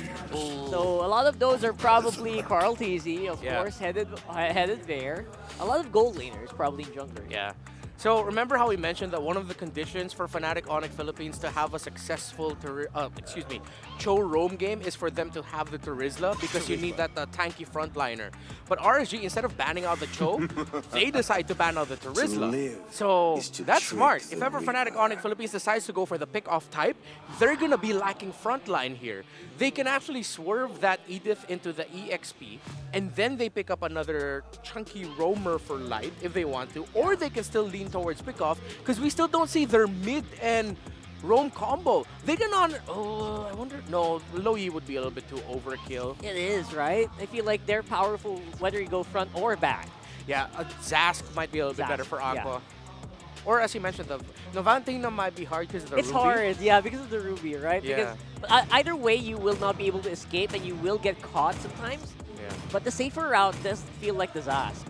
Let's see. Or they might even consider Aurora, but they decide to go for the Aurora. There you go. All right, we're talking about safe. You know what? Aurora's Pride device is probably the safest you can get. Yeah. Some teams have had some success with Aurora. More misses than hits, though, right? I feel like. But here's the 2 picks for Fnatic Onic. How do you answer this? Okay, there's a lot of flexibility. Aurora is known as the anti-assassin, but I think we've already seen it in the Roger. If ever they're gonna Roger gold lane EXP Ruby, Lancelot. which we don't see yet, the Lancelot might be okay. I'm iffy on the Hayabusa here. The Roamer, I feel like we are not seeing it yet. I still really feel like it's a gold lane Ruby that we're seeing. Yeah. Mino Akai maybe? Still waters run deep. Let's see. It's a Ling. Oh, Ling's open. Oh my goodness, I thought it Yeah. was banned out. Okay, now they put the Roger in the gold lane, so they're gonna swerve this. They get There it the is. Sorry. Kufra. Okay. All right. Smart swerve. This is a different approach from Fnatic Onic Philippines. Because this is the first time they're going to be playing that Ruby out of the hands of Kelra. This is funny. King Kong stolen with stolen Fanny and a stolen Kufra here for Light. I love it. That's actually a pretty smart deal. I mean, I'd take that deal any day. This might be tough for RSGPH. The Kufra was a great pickup. You can't Cho. Minotaur's going to be too squishy. They might go roam Edith here, then XP something else. Arlot's going to be so tough. Scorpio, devourer of the Oh! Hellkurt roam! Okay, ala Baloyski. All right, wait. They swap. Oh, yeah, there you go. Of course it's going to be Of course it's going to roam. Against a Ruby and a Kufra, though, that might be a really tall ask. Yes, please. First of all, the Hellkurt really can't do the job as good or as easily. Yeah. Because of all the disruption. I know what you're thinking. It's like you go in here, silence. Sure, you can deal damage, but are you going to get out? Will it have an out? That's a tough one. I like the way that Panda thinks. Old school counter to a Fanny, just throw a bouncing ball there, right? Yeah. Beautifully done, beautifully executed for both teams. Again, a big risk for RSG, but will it be what it takes to break the streak? Let's find out as we throw it over to casters Leo and Jose Inay.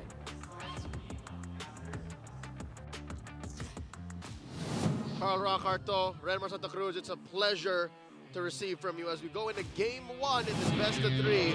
Can Welcome the to Mobile Streakbreakers Legends. finally get one over Fnatic Onic Philippines in Season 14.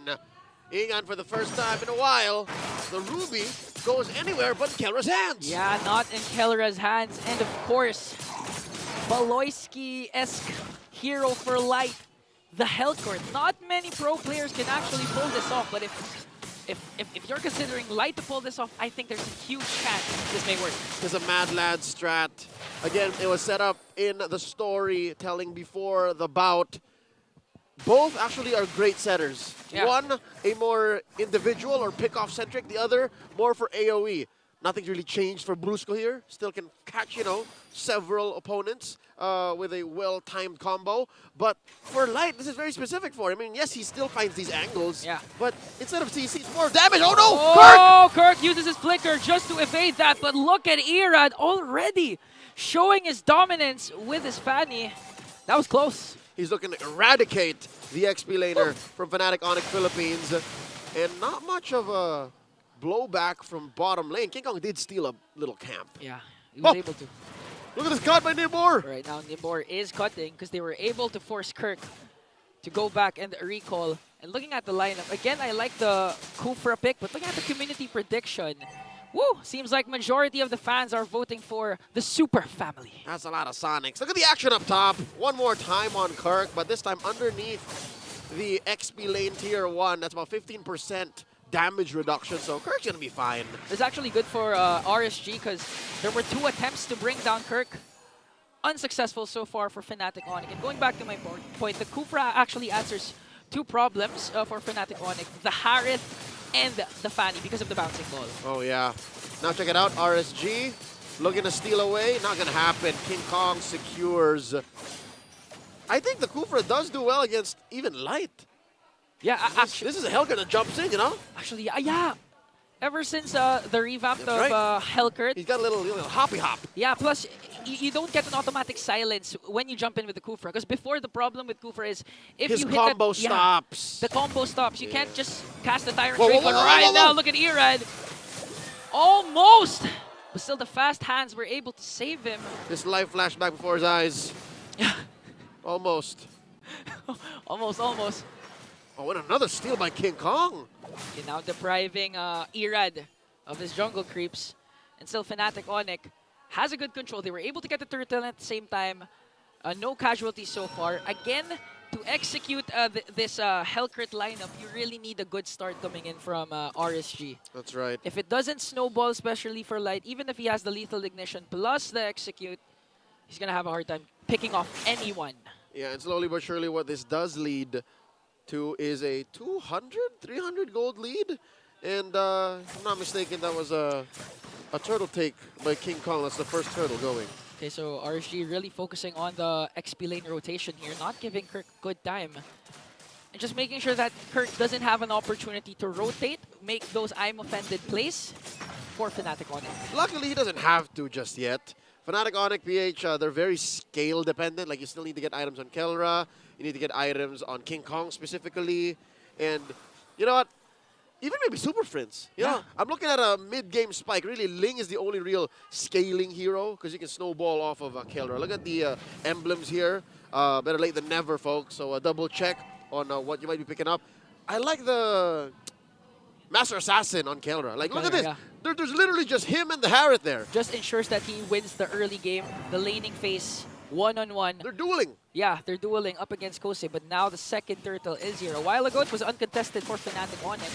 And now Brusco doing a good job zoning out Nibor here, but they don't know where Ira is hiding.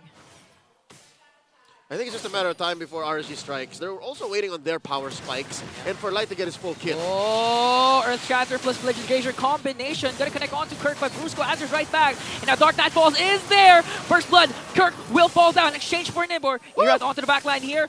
Can't get anyone to pick off. That's a 1-for-1 trade. And now Fnatic still standing strong. That was the upper. Oh, no Deadly Stingers here for Light. No Dark Knight Falls. How is RSG going to answer right back? Because Brusco is charging his Tyrant's Revenge. Not going to connect. It's going to be a Retribution battle, but King Kong still remains the king of the jungle as he gets the second turtle. And as early as 5 minutes, second turtle, we already see how RSG's line up their draft, despite how spicy, how exotic, and how strong it is at specifically what it wants to do.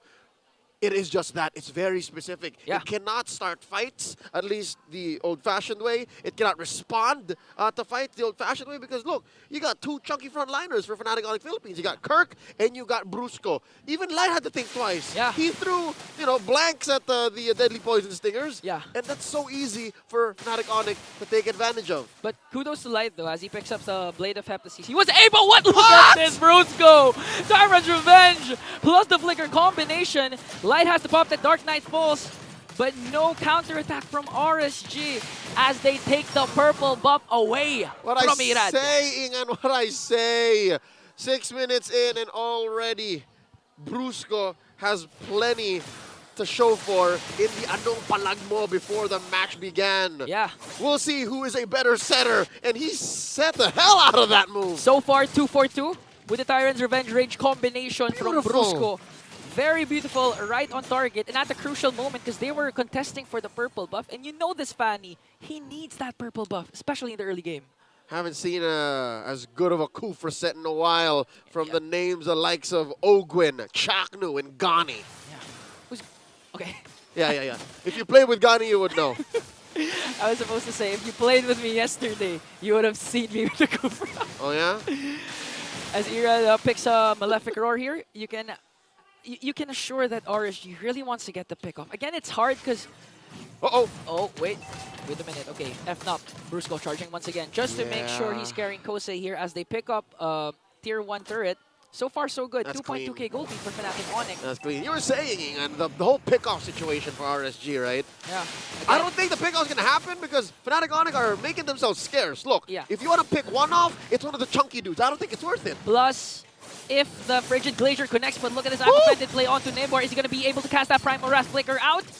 As Fnatic Onic takes control of this turtle. A while ago, they were able to secure 2. Now RSG has to walk away. Nothing. Just to minimize the casualties. Nothing. All towards Fnatic Onic, man. But again, you can't say Nibor say... You can Nibor say nothing. Sure, they're doing well for a team that's down a turret, a kill, and all 3 turtles. It can change with one beautiful Frigid Glacier coming in from Aqua, but look at this, Primal Wrath will be casted, as well as Steps to Blade. Dark Knight Falls is there, but the first one down is Nibor. And this is what you were saying. if Fnatic Onyx starts things off, there's no counterattack for RSG unless Aqua is in the picture with the Frigid Glacier. But in that case, they were too fast. Fnatic Onyx was too fast. I mean, one setup from Kirk and then Tempest of Blades was all they needed to bring down one of the chunkiest heroes of the Raiders. And this is counterintuitive to what we would expect. Looking at Fnatic Onyx lineup, you would expect that they would be the ones who are the ones, you know, hiding in bushes, waiting. But no, they're super proactive. They're calling shots, they're making plays, and it's RSG who's relegated to playing guerrilla tactics. Like, they're the ones hiding when, in truth, they're the ones who should be picking fights. Yeah, and I'm actually used to seeing a Ling in MPL normally just split pushing because they're That's on the right. receiving end most of the time. That's right. So far, Fnatic Onyx able to execute this lineup right now. It's oppressive, this lineup, because again, they have combat mobility, map mobility, rotational speed, and look, they're pushing like nobody's business. Look at this is his turrets, no more. Yeah, plus the moment you try to pick off Super Prince, aside from the fact that he has a flicker, that Deathly Grasp alone can actually save him. Even if Irad tries to go with the Cable's Cutthroat, once the Deathly Grasp is casted, Fnatic Onyx, Bruce could just really jump in, bouncing ball, and not let Irad escape. And that's the difference in their draft. Because again, RSG, they picked up more proactive heroes, ideally on paper. They want to be able to move around, call the shots, you know, start things up. But Fnatic Onic Philippines, they were able to draft not just reliable CC, they were able to draft rotational speed and peel. Now gonna jump in, Tyrant's Revenge combination. Nibor has to cast the Primal Wrap, but the Frigid Glacier is there. King Kong going after, right after the backline. The first man down once again is Nibor, but here comes Kosei with the Synchro Vision. But look at who's there. Kellera making sure to bring down the opposing gold laner, because 3 members of the Raiders are nowhere to be found. You get nothing, good sir, nothing. Fnatic Onic Philippines, about Kellera 6,000 head. Kellera walks in. Kellera knows where Irad is hiding. 3 objectives for Fnatic. Make it 4 as they get the Lord. And looking at the instant replay, I mean, Brusco. This was brought to us by Infinix. Check it out. It started off of Brusco, and I don't know if you can zoom in, but you guys can do it yourselves. You see how well Brusco came in and protected not just Kellera, but even Super Friends, and Kirk was pretty low. He made sure that Irad wasn't able to do freestyle cables because of the bouncing ball. But wait, Tempest of Blades. Irad is gonna go for the it. dash. Oh, King Kong. What? Oh, okay. Oh, wow, look at this. One basic attack, but Kirk is here. I am offended. Finds Irad. Unceremoniously, they were in the middle of a recall battle. Man, Kirk crashed the party, honestly. You know what? Just chalk it up to it being a 5v5 game, man. Honestly, I was expecting King Kong to go down from his throne. You think? Yeah, I knew it. I know. This is the jungle, man. This is the jungle, and King Kong is the king of the jungle. And in this moment, 8,000 gold down. RSG, 11 minutes in. There's a huge Lord marching through bottom. Holy Shields popped. Oh, catches Nibor once again, and look at the damage output of that Vexana. Frigid Glacier is wasted, so no counterattack for RSG, but look at King Kong. Taunting Irad, taunting the Eradicator. I bet in Irad's head he's saying, "You're lucky this is not my Lancelot." Oh, yeah. I'm sure. And Kirk shouldn't have been there. Yeah, Kirk shouldn't have been there. I'd like to see you try to do that alone. Yeah. But again, 5v5 MLBB play. It's a team sport. It's a team sport. Whew! RSG so far has the capabilities to turn things around with one clash since they were able to save all inhibitor turrets. But again, if Aqua continues to miss the Frigid Glacier, that's a huge resource wasted for the Raiders. You know what? It's less about it's less about Aqua missing out. You know what I mean? Yeah. It's the mobility of Fnatic. And you can Kirk. people really count out what they're doing because Kirk missing out. They're just going for the push. Just to zone out, just to make sure to get an inhibitor turret before the second turtle, if ever we reach that point. And now Winter Crown's coming in from Fnatic Onic, making sure that Irad won't be able to get the groove that he wants with his Fanny. For sure. And now, so far, the Hellcurt pick, not really working in the favor of RSG. It's not paying off. We understand what they were trying to do. It's just not against Fnatic Onic Philippines, who are just so honed in, who know exactly what's up. It's just the mid lane inhibitor standing for RSG. And slowly but surely, Fnatic Onic Philippines will choke out all remaining resources on the map. That's an orange buff stolen away. I'm not even sure when was the last time Irad got his purple buff. His anything. His anything, yeah. 3 turtles to Fnatic's name, first turtle to Fnatic, and now it looks like the potential last Lord will go in the hands of the Sonics. And what's difficult for RSG is, sure, you can take it to the base, but even under the base, right? You don't have the most stellar wave clear in the world. Yeah. Sure, you have the Aurora. Sure, you have... If Nibor uses the Primal Wrath, that's a huge resource waste just to clear out the minions. That's right, and even Kuse, Yeah. he's like a mid-range mage. He has to commit. He has to really put himself there for it to make a difference. Okay, the strategy right now for the Raiders is to get the pick off before the Lord spawns. And to split. Yeah, to split, to pick off. I mean, Light, I know Light really wants to cast that Dark Knight Falls at anyone. He can actually burst down Super Friends or King Kong if Sure. King Kong doesn't use the Tempest of Blades. Yeah. Yeah. But Well, again, that's King Kong. Here's what's difficult, right? You know how bad it is for RSG right now? How? They have a Hellcurt. They have a Fanny. They can't even split push. Because of the threat of every member from Fnatic. Right? It's a And the Brusco. map's not on their side. Look at this. The last inhibitor falls. It has to push. What? Out of nowhere, that's an RKO from King Kong as Amin Force is there, plus the Primal Wrath. Kirk is the first man down, but Nibor Irad nowhere to be found as Fnatic Onic remains undefeated so far with a Game 1 win. An unorthodox pick led the Fnatic Onic Philippines going for the jugular. First game goes over to the Sonics. Impressive work. I don't think you were ready for that. None of us were. I wasn't even ready for what King Kong did. It was out. It was right at the corner of our eyes. I think our Infinix Game Tambayan analysts have more to say about this. Rockart Redmar, talk us through. Right? That's right there. I mean, one word, right? Just one word. It was, sorry, obviously maybe it could have worked in some multiverse. I mean, I don't deny that. Yes, right? It might. But it's so difficult to make that work with everything that was thrown at you. I don't know if it sort of felt like Fnatic Onic or RSG Philippines went into that already knowing that, okay, we're going to pick the Hellcurt. Sees the last 2 picks and still goes, yeah, let's just go for the Hellcurt. It's tough, man. It's mind-boggling, to be honest. It's like you know how the fans do it. But I guess you can't really discredit how well Fnatic Onic Philippines actually played that out. Yeah. And you know what? Both roamers came into the match like, okay, who's gonna be the better set guy? Yeah. And Light says, pass. You ended up giving him an assassin. It's hard to make that work in the Philippines. I know it works in other regions and other countries, but this is MPLPH that we're talking about. And because the roamer of RSG Philippines, I will give them this. If it went well, it could have been disrupted to the farming pattern of King Kong. But we saw RSG's playstyle, again, is still around the objectives. The actual front line of this lineup in objectives is Nibor's Edith. But if you take the action away from where the Edith is and say send it to when Fnatic Onic Philippines is invading the purple buff of RSG Philippines, you have no frontline protect.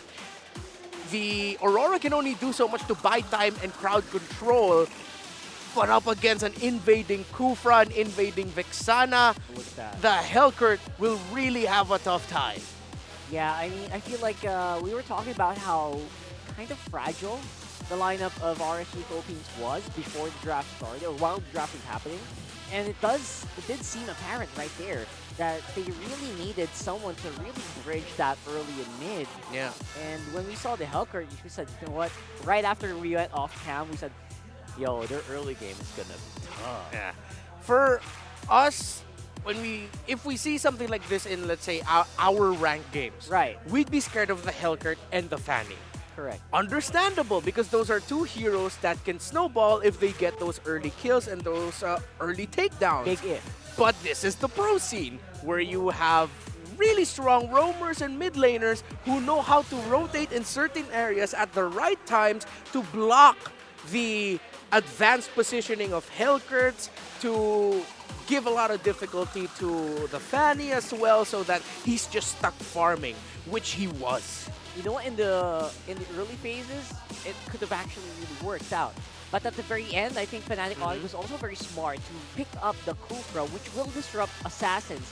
A lot of Assassins in the middle of their engagement, in the middle of the Right. combos. Yeah. Fanny is going to have a hard time. Yeah. Hellcurt as well, jumping in, then can't really jump out anymore. Yeah, we also have to return to the items because Fnatic Onic Philippines, they itemize so well. It was a rush in the anti-Cuirass by Brusco, so immediately you're giving the physical damage reduction to the Hellcurt and the Fanny, who base their main damage from the skills, and that's how anti-Cuirass works. You also have the Vexana who rushed the Bloodwings, so it's not going to be as easy to take down Super Prince because he has that little bit of shield to give him survivability. Kirk even built pants. He went for the steel leg plates before into the War Axe.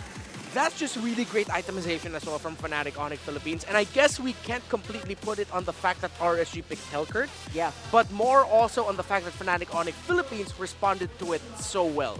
Yeah, that draft response was good, but the in-game response was even better, like way better than I expected it to be. I expected maybe a bit of a push, maybe a bit of an early game advantage for RSG, but then again, we were talking about what if, right? A big what if they didn't get any kills.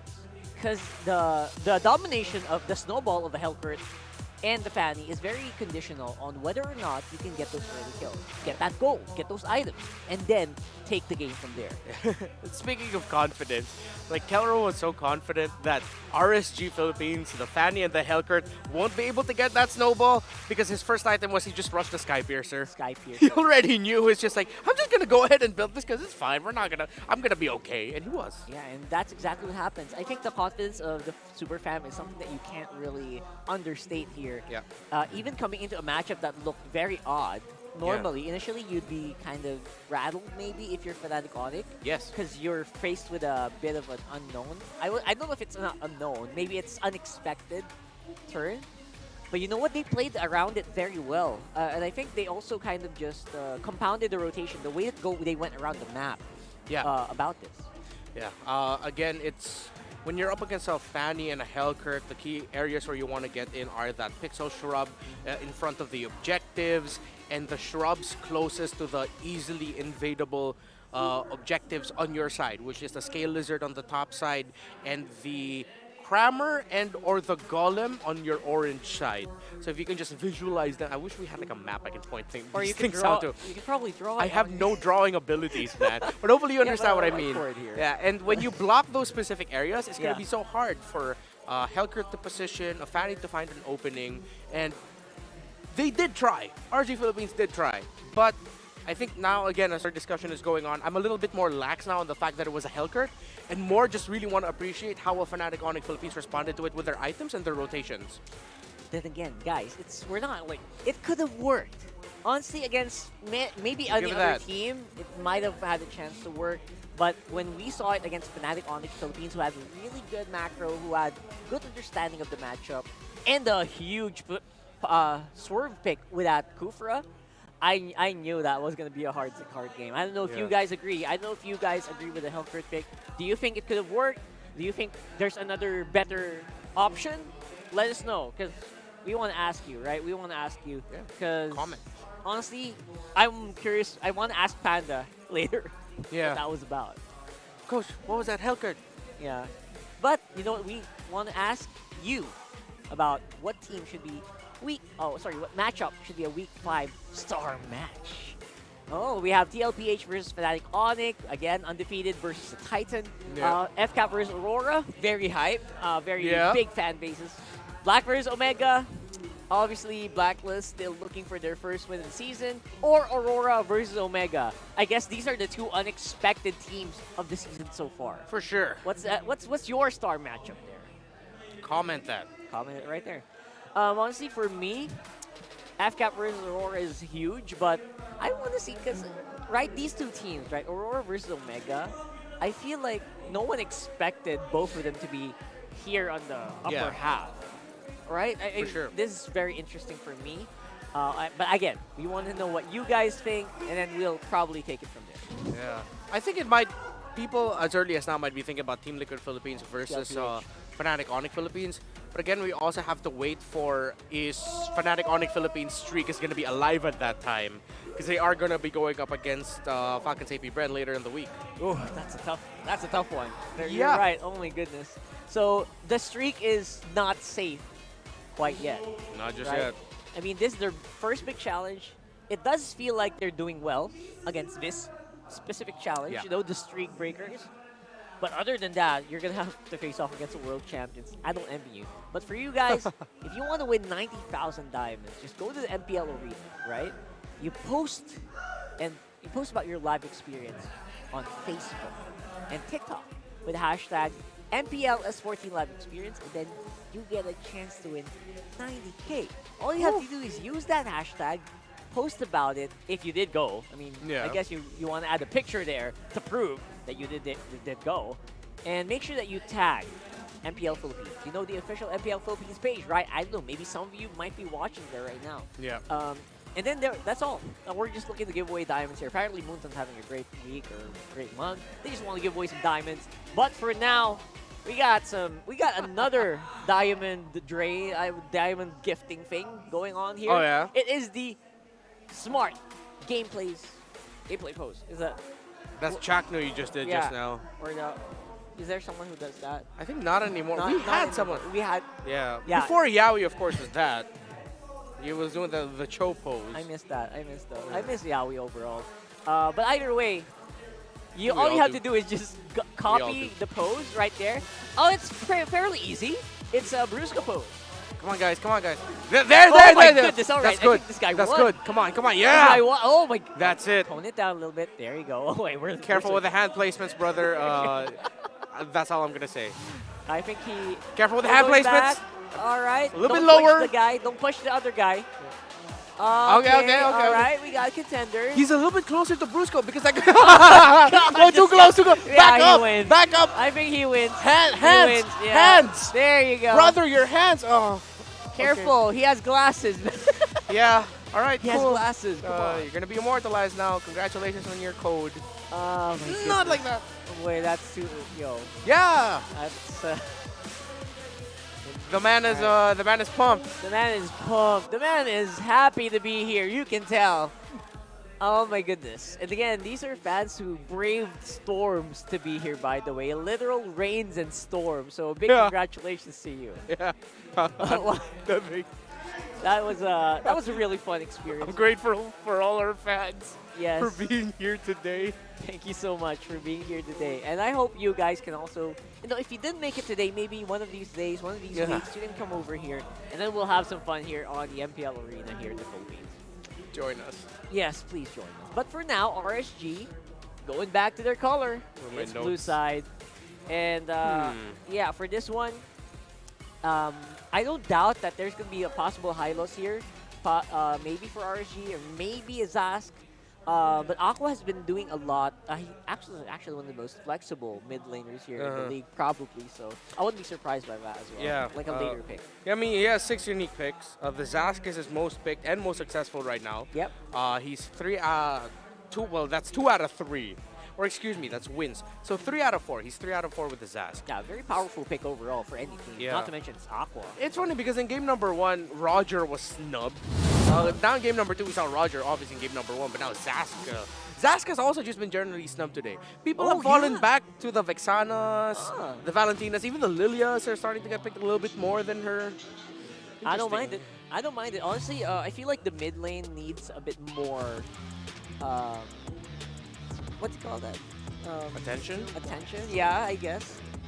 I feel like I missed the Kaguras of Aqua, stuff like that. Stuff that could happen. Not gonna lie, I agree with you, man. I do miss that Aqua Kagura. Oh, man. Very underrated. And again, one of the most underrated players in the league. But so far, they're going to have to do a lot to bring this series back. Yeah. I wonder if it's going to be open for them. Will they pick up the Roger? If the Jushin will be left open, are they going to consider it? Fnatic Onic Philippines might actually even think about that. That's actually very, quite a predictable pick, I think, right? The Zushin. I don't mind it. Never looks very happy, though. And again, I feel like this guy really does feel like there's a lot of potential.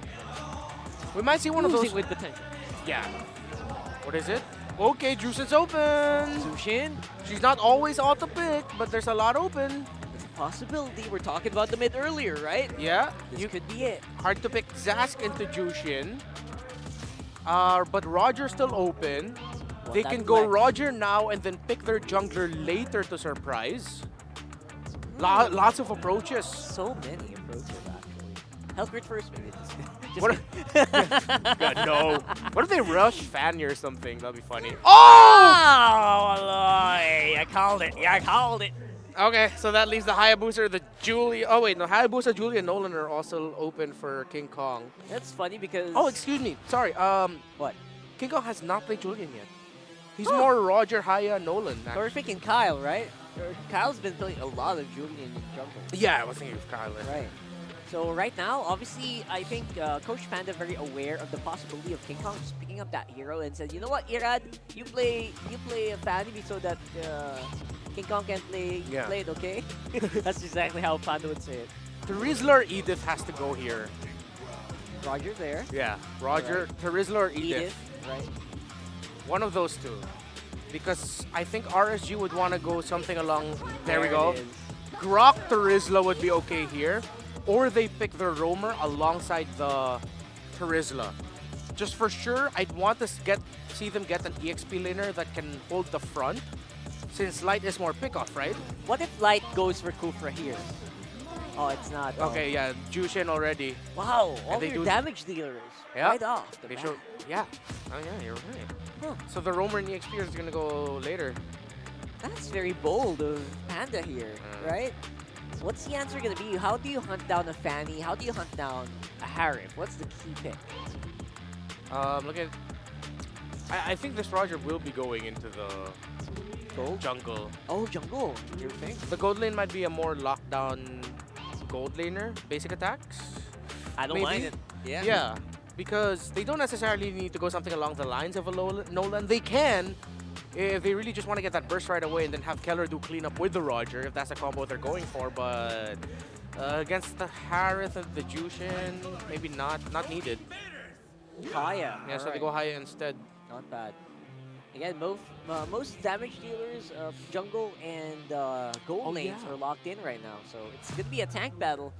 Which ones are going to get banned out? I guess I'm thinking about the performance earlier if I was RSG.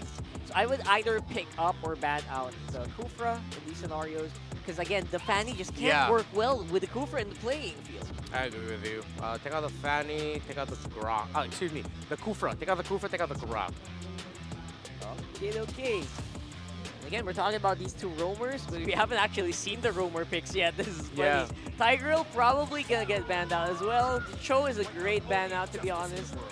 Tigreal, Kufra are the major pain points here, I guess, unless you want to focus down on the XP lane. There's Teriz. Kufra, there you go. Yeah, great call on the Kufra ban, man. And you really did have to do that. Huh. Now, do you think of more roam or XP? For who? Rizla out? For either one of these, right? Either one of them can actually go for XP or roam. I mean, FNOP can go to Rizla Edith. They can roam the Edith if they want to. If they take out the Rizla, that's a sign that the Edith is not gonna go into the roam. That's gonna go EXP. Then the roamer's gonna get picked up at 4th. Definitely more flexibility for FNOP so far. If they want to leverage the flexibility, just pick their mid laner at number 4. I think they might even consider something along the lines of an Aurora or a Lilia. Only because those two heroes will have things in their kit that if ever the Fanny decides to swoop in, you can reset the damage. Okay. Yeah, you can reset the damage and just survive the burst. Good ban of the Lolita because we saw her earlier how difficult the time Edith had against the Lolita. And even the Roger might have a bit of difficulty there with the pokes. Yeah, I would have loved to see a Lolita in this game, but right now, no. It's a no-no. And that just means that Wynot's just very aware. Like, you know what, of the off meta possibility. I would say meta, right? Lolita's becoming very meta, even in lineups that doesn't have an obby. Yeah. I'm thinking if the Grok might be actually difficult to pull off, considering the Jushin can just constantly annoy him. He'll have to like really stick beside walls. Or maybe the Grok can go to RSG. Yeah, that's why I'm thinking Fnatic Onic Philippines might steal the Grok away. Because I can really, like, I agree with you there. We were calling it earlier that the Grok is good for the RSG lineup right now. I mean, you want to remove the possibility of a Fanny getting blocked off in the middle of a path. Yeah. You know, if Fnatic Onic decides to go Grok, it's gonna be a hard time for the fan. Look at the boost. I mean, the Tigreal that you mentioned earlier is also still open. That I wouldn't be so remiss if they picked that. The Edith hasn't been picked up by Brusco yet. What is it? That's a Oh, Grok. yeah, okay, so they do take the Grok away. That's a beautiful pick for Fnatic Onic, honestly. Yeah. So I think Lilia might be their last pick later. This is gonna be another frontliner that might be a bit slower. They can go Tig, Terizla. Might be Tigrizla. Tigrizla, yeah. Okay. Tigrizla's better, yeah. Tigrizla, yeah. The Tigriz, a little bit of the Tigriz. Hey, you want Tigriz, bro? Yeah. But single target lockdown might actually be good for them. But yeah, Tigriz is... Or hunt him down, yeah. Tigriz might be okay. I think that's the Riz already covered. Okay. I think that they confirm it then. Tigriz. Tigriz. Oh, what? What? Okay, you know what? Let's give it some chance. This is strike 2, man. Strike 2 right now. Let's see if it's gonna work. But RSG is really trying to make the Hellcurrent. Yeah. What is this, Lilia? Aurora? Aurora's great. Yeah. Yeah, Lilia or Aurora. Hell, at this point, I won't mind if Fnatic Onic Philippines goes Nana. I'm not even kidding. Anything can work, technically. Anything right? that has an ability in their kit to reset a burst, either because you get to save yourself with the passive of the Aurora, or you can reset with Lilia's skill. Right. Huh? What's their mid? Mathilda? I think Mathilda's their mid. Oh! Yeah, Mathilda's their mid. A damaged Mathilda! It's been a while. It's been a hot minute. You know what, honestly? Interesting drafts. It seems like Why Not's coaching style is, oh, you know what? We kind of need, they have so much damage. Let's get someone who can get everyone out of harm's way and heal as well. And shield as well. True. A part of me also wants to credit, I feel like it's not just a Why Not thing that we're seeing with Fnatic Onic Philippines. It's a hero thing. It might also just be a Yelly Haze thing. Yelly Haze. Remember Yelly Haze, the analyst, longtime professional, also a gold medalist. Woo! Gonna be spicy. Let me know, guys. I want to know in the comments right now. I'm reading, by the way, guys, in MLBB Esports and MPL Philippines. Who do you think came out on top? You agree with the second Hellcurrent pick and the Matilda pick? Let us know. But for now, it's Leo and Yingan taking it away. This is as good as fighting fire with fire. Back in it Welcome with to match Mobile point. Legends. Going over to Fnatic Onic Philippines. Can RSG's second Hellcurt do the job? Yeah. Second chance. But will they be able to execute? Okay, for the first game though, Light was actually the first one who got the kill for the Raiders. Sure. It was up against Kirk. Yeah. And then after that, what happened? Nothing. There was no follow through. Here, though, it looks like Fnatic Onic are ready to play hardball, if you know what I mean, because they also pulled us over a quick one. They put the Matilda, who, by the way, gets picked up maybe once every 2 weeks. Yeah. In season 14 now, if ever, and puts it right in mid. What's going on? Honestly, Matilda hurts if you add the right emblems and at the same time have magic items. So very specific. But at the same time, I think, while, if I'm not mistaken, the Whoa! Oh! That had nothing to do with any of the heroes we're talking about. Okay. King Kong's job was just to actually get jungle creeps, but he got a bigger fish, which was Light. Look at the face on Light. He was just wondering, how did no one see that coming? Watch out. You know, Light said, I was the one who's supposed to make sure you don't see me coming. I'm a Hellcurt. Look at this, man. Because of what happened, Light is just clearing bushes and walking out. Yeah, that's a major delay, honestly. You were saying about the Matilda, man, because yeah. Superfish just picked up a warrior boots there. It's also something you want up against a Hellcurt because of the shields.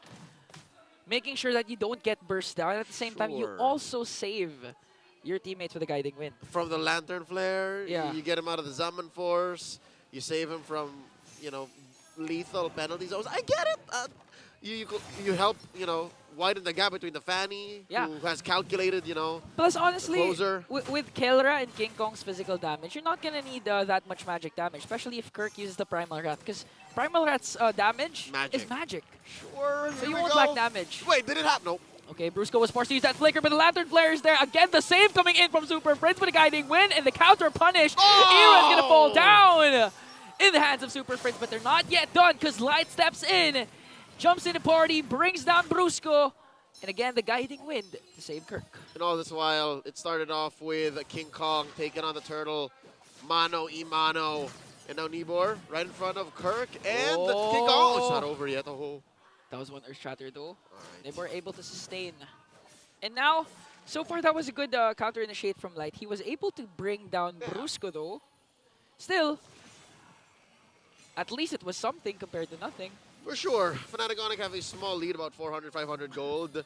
And despite all the chaos and the mayhem caused by the Sonics across the map, I think in the gold lane, only in the gold lane is RSG ahead. Slightly, very slightly. Kusei up maybe 100, 200 gold. Yeah. And I think it's the presence also of Light, because King Kong's been seeing that Light's rotating up top.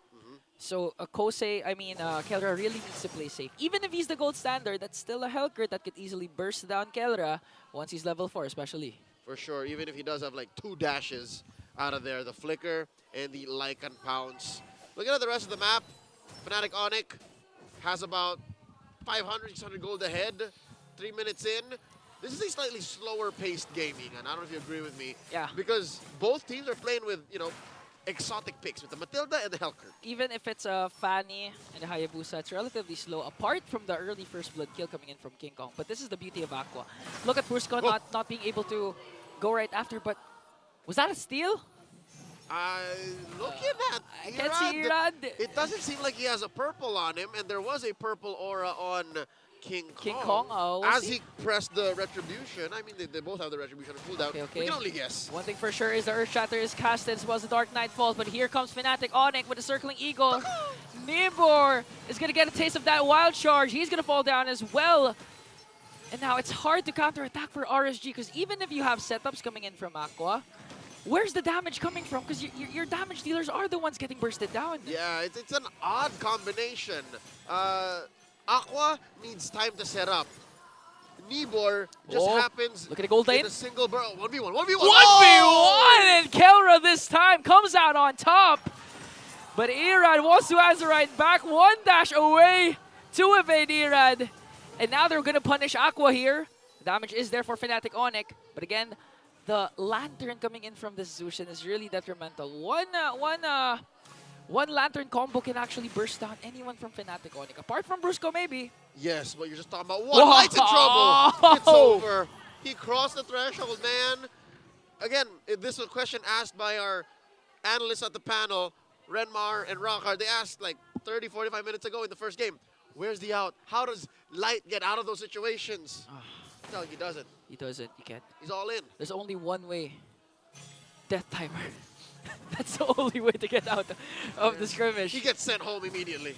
Yeah, because even if he dashes out, Super Prince will just manage to catch him with a Circling Eagle, but someone is going to get taken down. It's Nibor once again.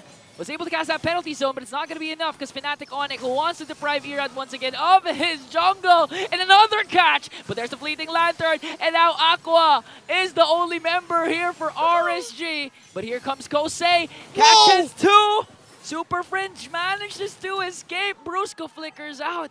Still no trade for RSG. Earth and Force, keeping him where he needs to be. You can't choke slam or Lantern Flare a Grok that's charging up the power of nature because of his passive. Impressive work by Fnatic Onic PH. They maintain the pressure, the aggression, putting them up to about 5,000 gold here. Yeah. 5,000 gold at 6.5 minutes. And no buff again for Irad. You know what? That last buff was almost his. Yeah, honestly. No buff is worth your life. Plus the wall from Brusco. We've been commending his Wild Charge and his zoning, but we haven't commended actually one wall. But that wall from Brusco and the purple buff was all they needed to deprive Irad of his purple buff. It just compromises anything and everything RSG wants to do. And even if Fnatic Onic PH said, yes, let's play hardball, let's also play on a odd tangent. They're still calling all the shots. It's still their game. Yeah, really dictating the pace. I mean, King Kong 3-0-2 right away with the Hayabusa. I'm not even sure if he picked up a Sky Piercer there.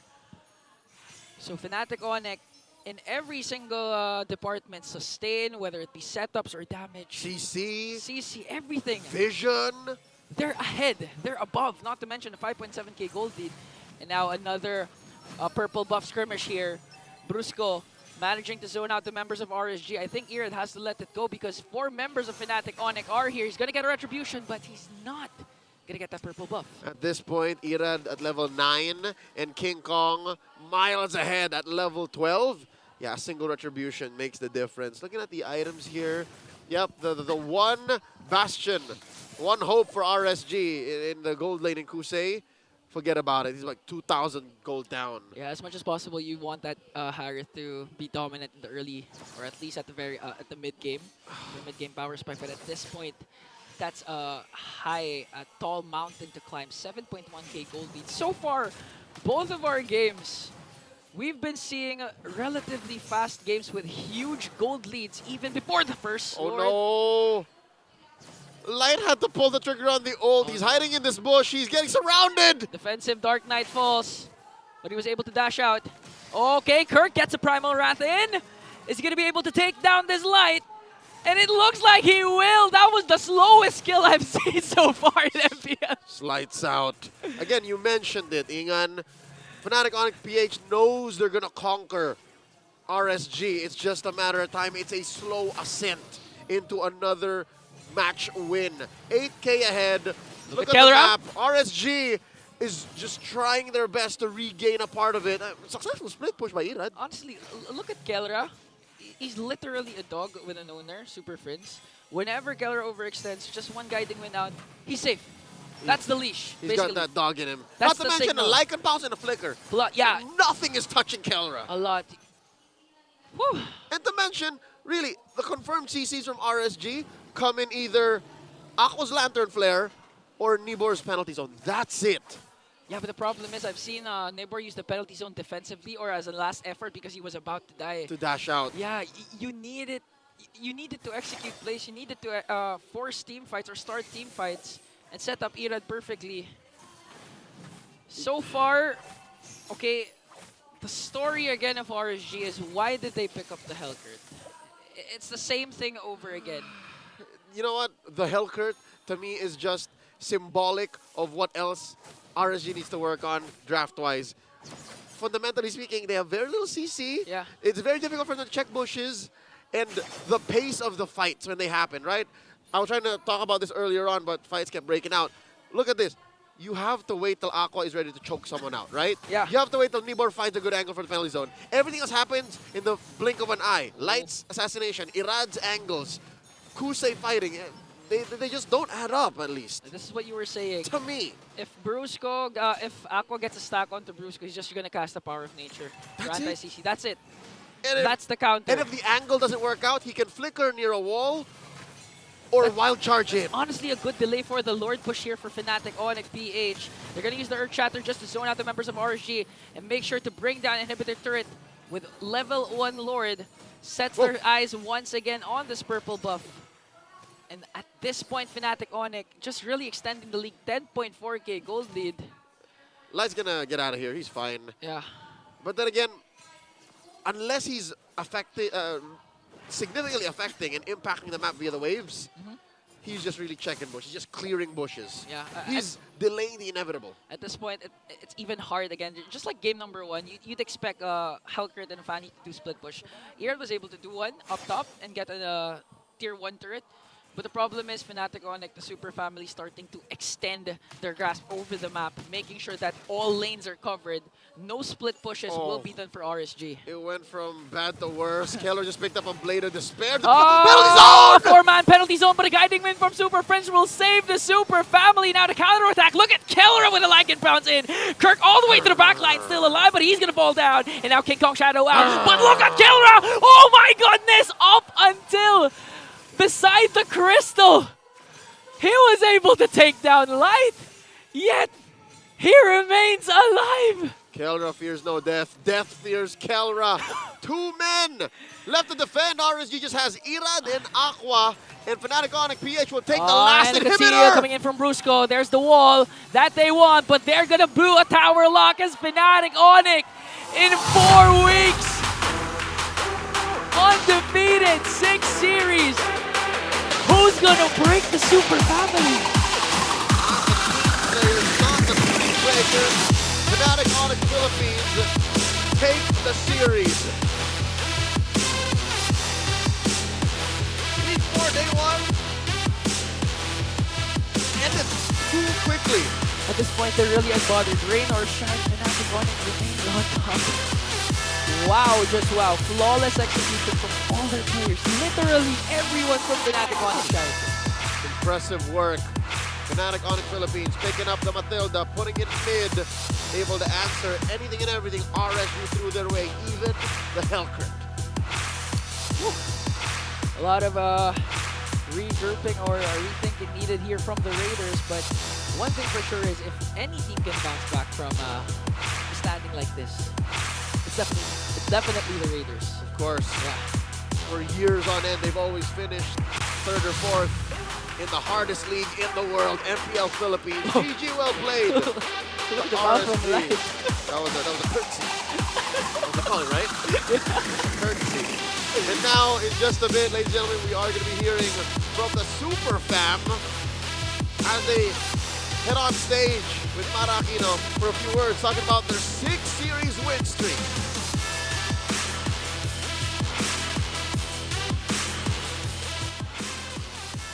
The streak continues. Let's give a big round of applause to Fnatic Onic. Congratulations! Brusco, sa isang interview, na-mention mo na in-expect mo itong win streak na to dahil sa tiwala mo sa mga teammates mo. So you being a new player, paano mo ba nabuo yung tiwala sa mga teammates mo at sa kanila para sa'yo? Since nung season 13, nakita ko na malakas sila. Tapos, parang sa scrim, parang gawa lang kami ng gawa ng play, tapos tiwala kami sa isa't isa. Kaya siguro na-adapt namin sa stage. Paano mo nakukuha yung confidence mo? Kasi nagulat ako doon sa palag. Hindi ko na-expect na ganun ka pala ka-confident. Ganito ka ba talaga? Kung ako po yung unang tinanong nyo doon, sabihin ko sana wala akong palag eh. Kaso nagsabi sa late ng gano'n eh, kaya pinalagan ko na rin po. Okay. Sana ikaw ulit next time. Natuwa ako sa'yo, yung confidence. And you were able to prove it. Congratulations. So proud of you. King Kong! King Kong! Alam mo, nakakatuwa kasi yung parents mo laging nandito. Front, laging nasa harap. Wala pang tao, nandun na sila. Sila kaagad. They dedicate their time to you. Now, ang susunod na laban nyo, kontra sa Falcons APBren. Ang binoto ng ating community as star match of the week. Meron ka bang prediction na mangyayari doon? Can we get your prediction? Prediction! Hindi ko po alam. Parang hindi hirap i-predict eh. Malakas din po kasi yung Bren eh. Best of 3. 2-1 daw po, sabi ni Brusco. 2-1. Okay. Meron ka bang mensahe para sa kanila kasi inaabangan to ng ating komunidad? Star Match of the Week to. We're really looking forward to both of your performances. Seeing that you're undefeated and they are the world champs, ano ang message mo sa kanila? Sa Falcons APBren, good luck sa inyo. Bibigyan namin kayo ng magandang laban. All right. And now it's time to announce the MVP of game number 2. Can I hear some names? Ano ulit? Parang, ano ulit? Okay, unanimous to Walang rehearsal to. Ano ulit? And let's take a look at the screen. Natuwa ako because first time na isang name lang ang sinisigaw ng lahat. King Kong! Alam mo, masanay ka na talaga na ikaw yung ini-interview. Sana nga mag-post ka ng mas marami pa sa social media mo kasi everyone's curious about you. The highlight is always on you. Now, what do you want to say to everybody? Kasi tinan mo, look, punong-puno ang ating venue. Sa lahat ng mga pumunta, thank you sa pagsuporta sa amin and thank you rin sa mga RSG fans. Thank you sa lahat. Shoutout mo naman yung family mo. Shoutout sa family ko, kay mami, kay papa, tsaka mga kapatid ko, tsaka sa pinsan ko. Congratulations once again. And now it's time to announce our lucky fan who will get 3,000 diamonds. Wow! Excited! Hello, wag ka ba na pa? Wag ka na ba na ba? What's your name? What's your name? Pia. Pia! Pia, nakakatuwa ka. Kumikinang yung face mo. Puro glitter. Nasira kasi yung makeup ko sa CR kanina. So, nag-makeup ka bago pumunta dito? Actually, natunaw po yung makeup ko, tapos pumunta po ako kasi po may interview daw eh. Sino ba ang gusto mong i-impress dito? Actually, si Kurt po, pero wag na lang. Si Kirk! Si Kirk, pero wag na lang! Kirk, bakit buwink-wink ka na? Okay, ayan, tumabi ka sa kanya. Tumabi ka! Sabi niya, ano ba? Okay, ayan. Bakit si Kirk? First time ko po siya kasi nakita nung nasiminana pa po siya. Tapos nandun po siya sa may baba ng bootcamp po nila dun sa may McDonald's. Sa baba ng bootcamp? Sa may McDo? Ba't ka nandun? Inaabangan mo ba? Hindi po, pero nagkataon lang siguro. Okay, anong gusto mong sabihin sa kanya? At gusto mo ba sabihin kung bakit bigla kang humanga sa kanya? Yung abilidad ba niya? Kasi before, naging admin ako ng Hinanad. Oh, okay. So, anong gusto mo sabihin sa kanya ngayon? Ano ba? Pagkakataon mo na.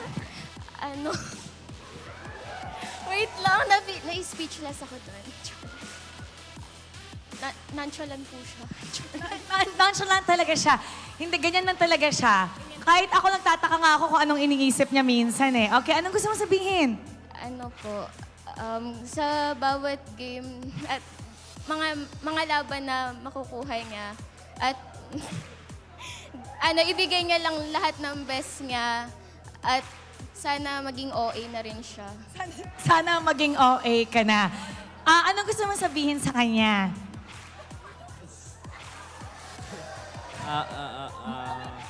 Thank you sa suporta. Sana patuloy niyo suportahan yung Onic. Single ka ba? Single ka ba? Oh, single! Okay, magtabi muna kayo. Mamaya na yung usapan. Okay, bigay na sa akin yung ano. Okay, now you get to hold each other's hand while they take a bow. We're gonna take a bow. Lahat sila nag-hold hands. Huwag mo putulin. Huwag mo putulin. Part to, ginagawa tayo to all the time. Ayan. O, ayan. Magbabaw na kayo. Ayan. Okay. Uy, kailangan na namin i-analyze yung laro. Ayan. You may now take your bow and take your walk of victory. Parang may more than one winner tayo tonight. Ganyan talaga ang ganap dito sa MPL. One lucky fan will win 3,000 diamonds. Malay nyo, kayo ang manalo for next matchup. Kaya make sure to always give your best and show us why you are the best fan of the day. And syempre, we're gonna break it down for you. What happened in that game number 2. So we're gonna go back to our panel. Pass up. I can't take it, dude. That was way too wholesome. I just want to work. I just wanted to work. I just wanted to work. What was that sudden burst of wholesomeness? And Kirk single? Oh, I did bro. not know that, by the way. Bro. Thank you for that info, Mara. I'm sure a lot of people are very happy with that. And of course, he is the MVP in game and in real life. King Kong was a series MVP, but the MVP there is Kirk. That Edith, man, an Edith performance that really just helped shut down again what was another Hellkurt game. Oh yeah, I really clearly remember the 1v1 that happened earlier, shutting down Light in such an easy fashion. I feel like Kirk definitely deserved that, especially in this game. Yeah, him being able to find Light there was crucial. Light was just trying to get information, able to make plays on his own. And Kirk, again, his personality, you see it, he's low-key.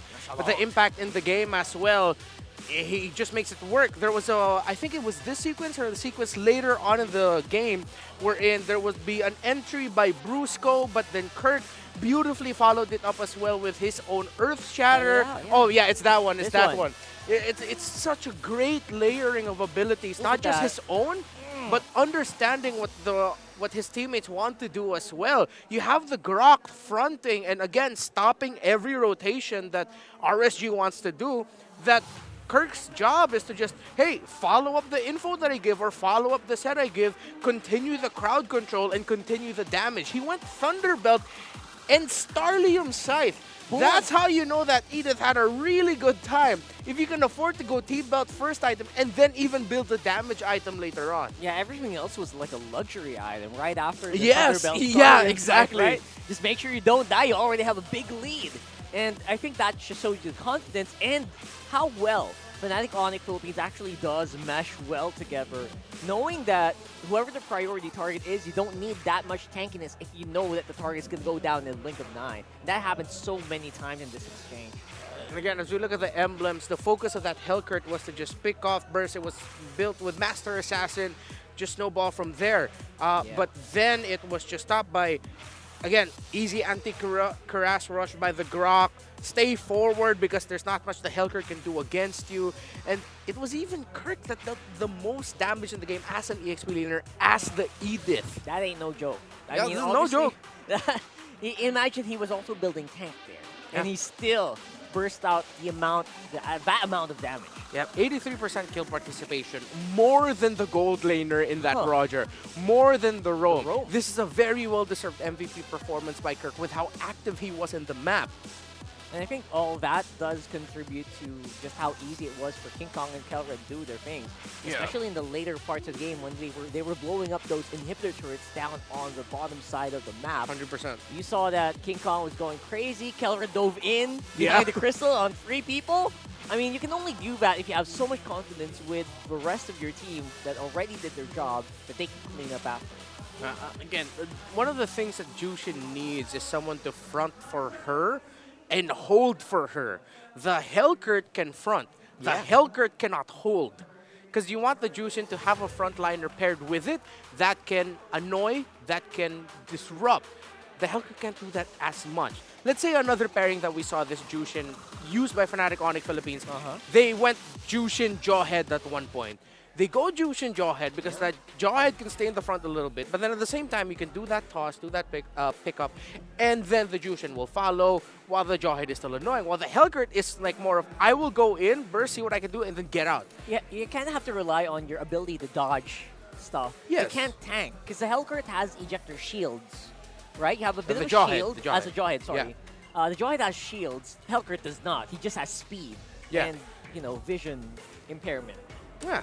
And again, tough to do when you're up against a Grok as your opposing roamer. That's tough. And then the mid laner, you're up against a Matilda even.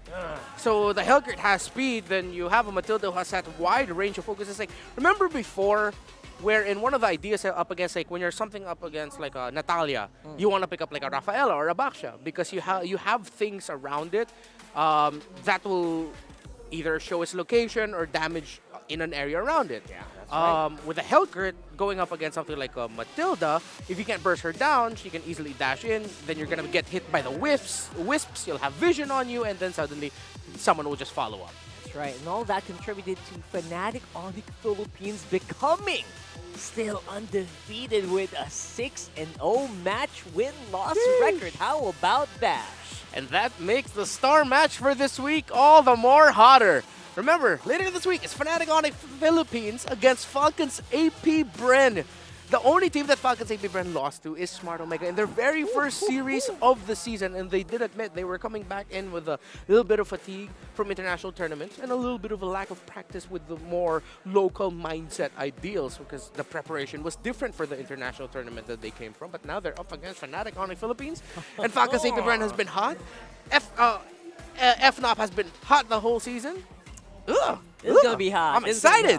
So I wonder if Falcons APBren has fully prepared for Fnatic Onic. Is the streak ready to be broken by none other than the world champions, by the way?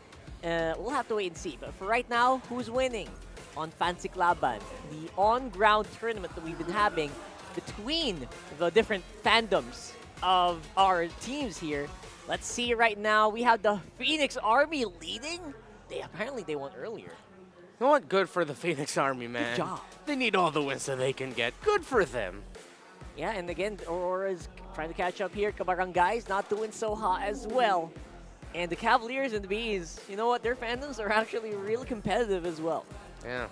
Phoenix Army, interesting. You know what? I should go into the waiting area We and gotta watch that. Yeah, go to the lobby and let's watch some Fancy Laban games. Let's do that. Let's do that like on a TikTok separate live something, right? And again, Well, if let's see you're that. a member of, well, any of these communities and you're from the Philippines, maybe you want to fly all the way from abroad, go to the Philippines and join why one not? game of Fancy Laban while watching MPL, why not? Message the communities of each team.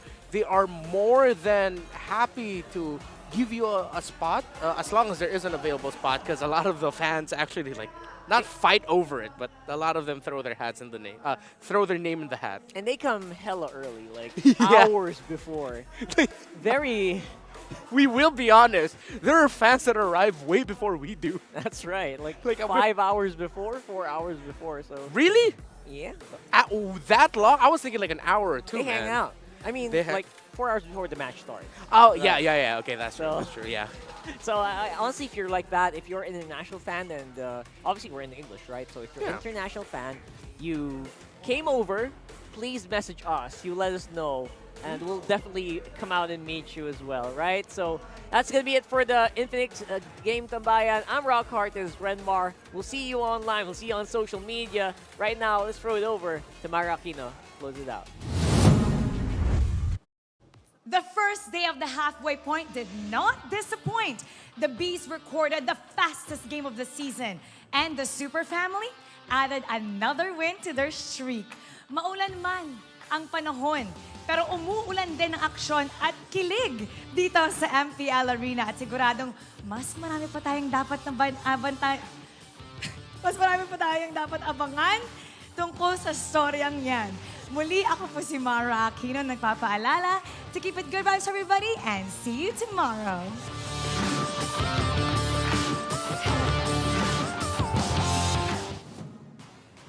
The 14th season of MPL Philippines is brought to you by the following sponsors. Smart, the official telco partner of MPL Philippines Season 14. The official tournament phone of MPL Philippines, Infinix GT20 Pro. Official suppliers, EMC Asia and Index Salon. Experience the MPL PH Season 14 action live at Green Sun, Makati City. Grab your tickets now via official MPL PH website. Don't miss any MPL action by following our official Facebook and subscribing to our YouTube channel. Follow MPL PH on TikTok for more content. And to ensure the equality and fairness of our games, MPL Philippines is also monitored and supervised by the Games and Amusements Board.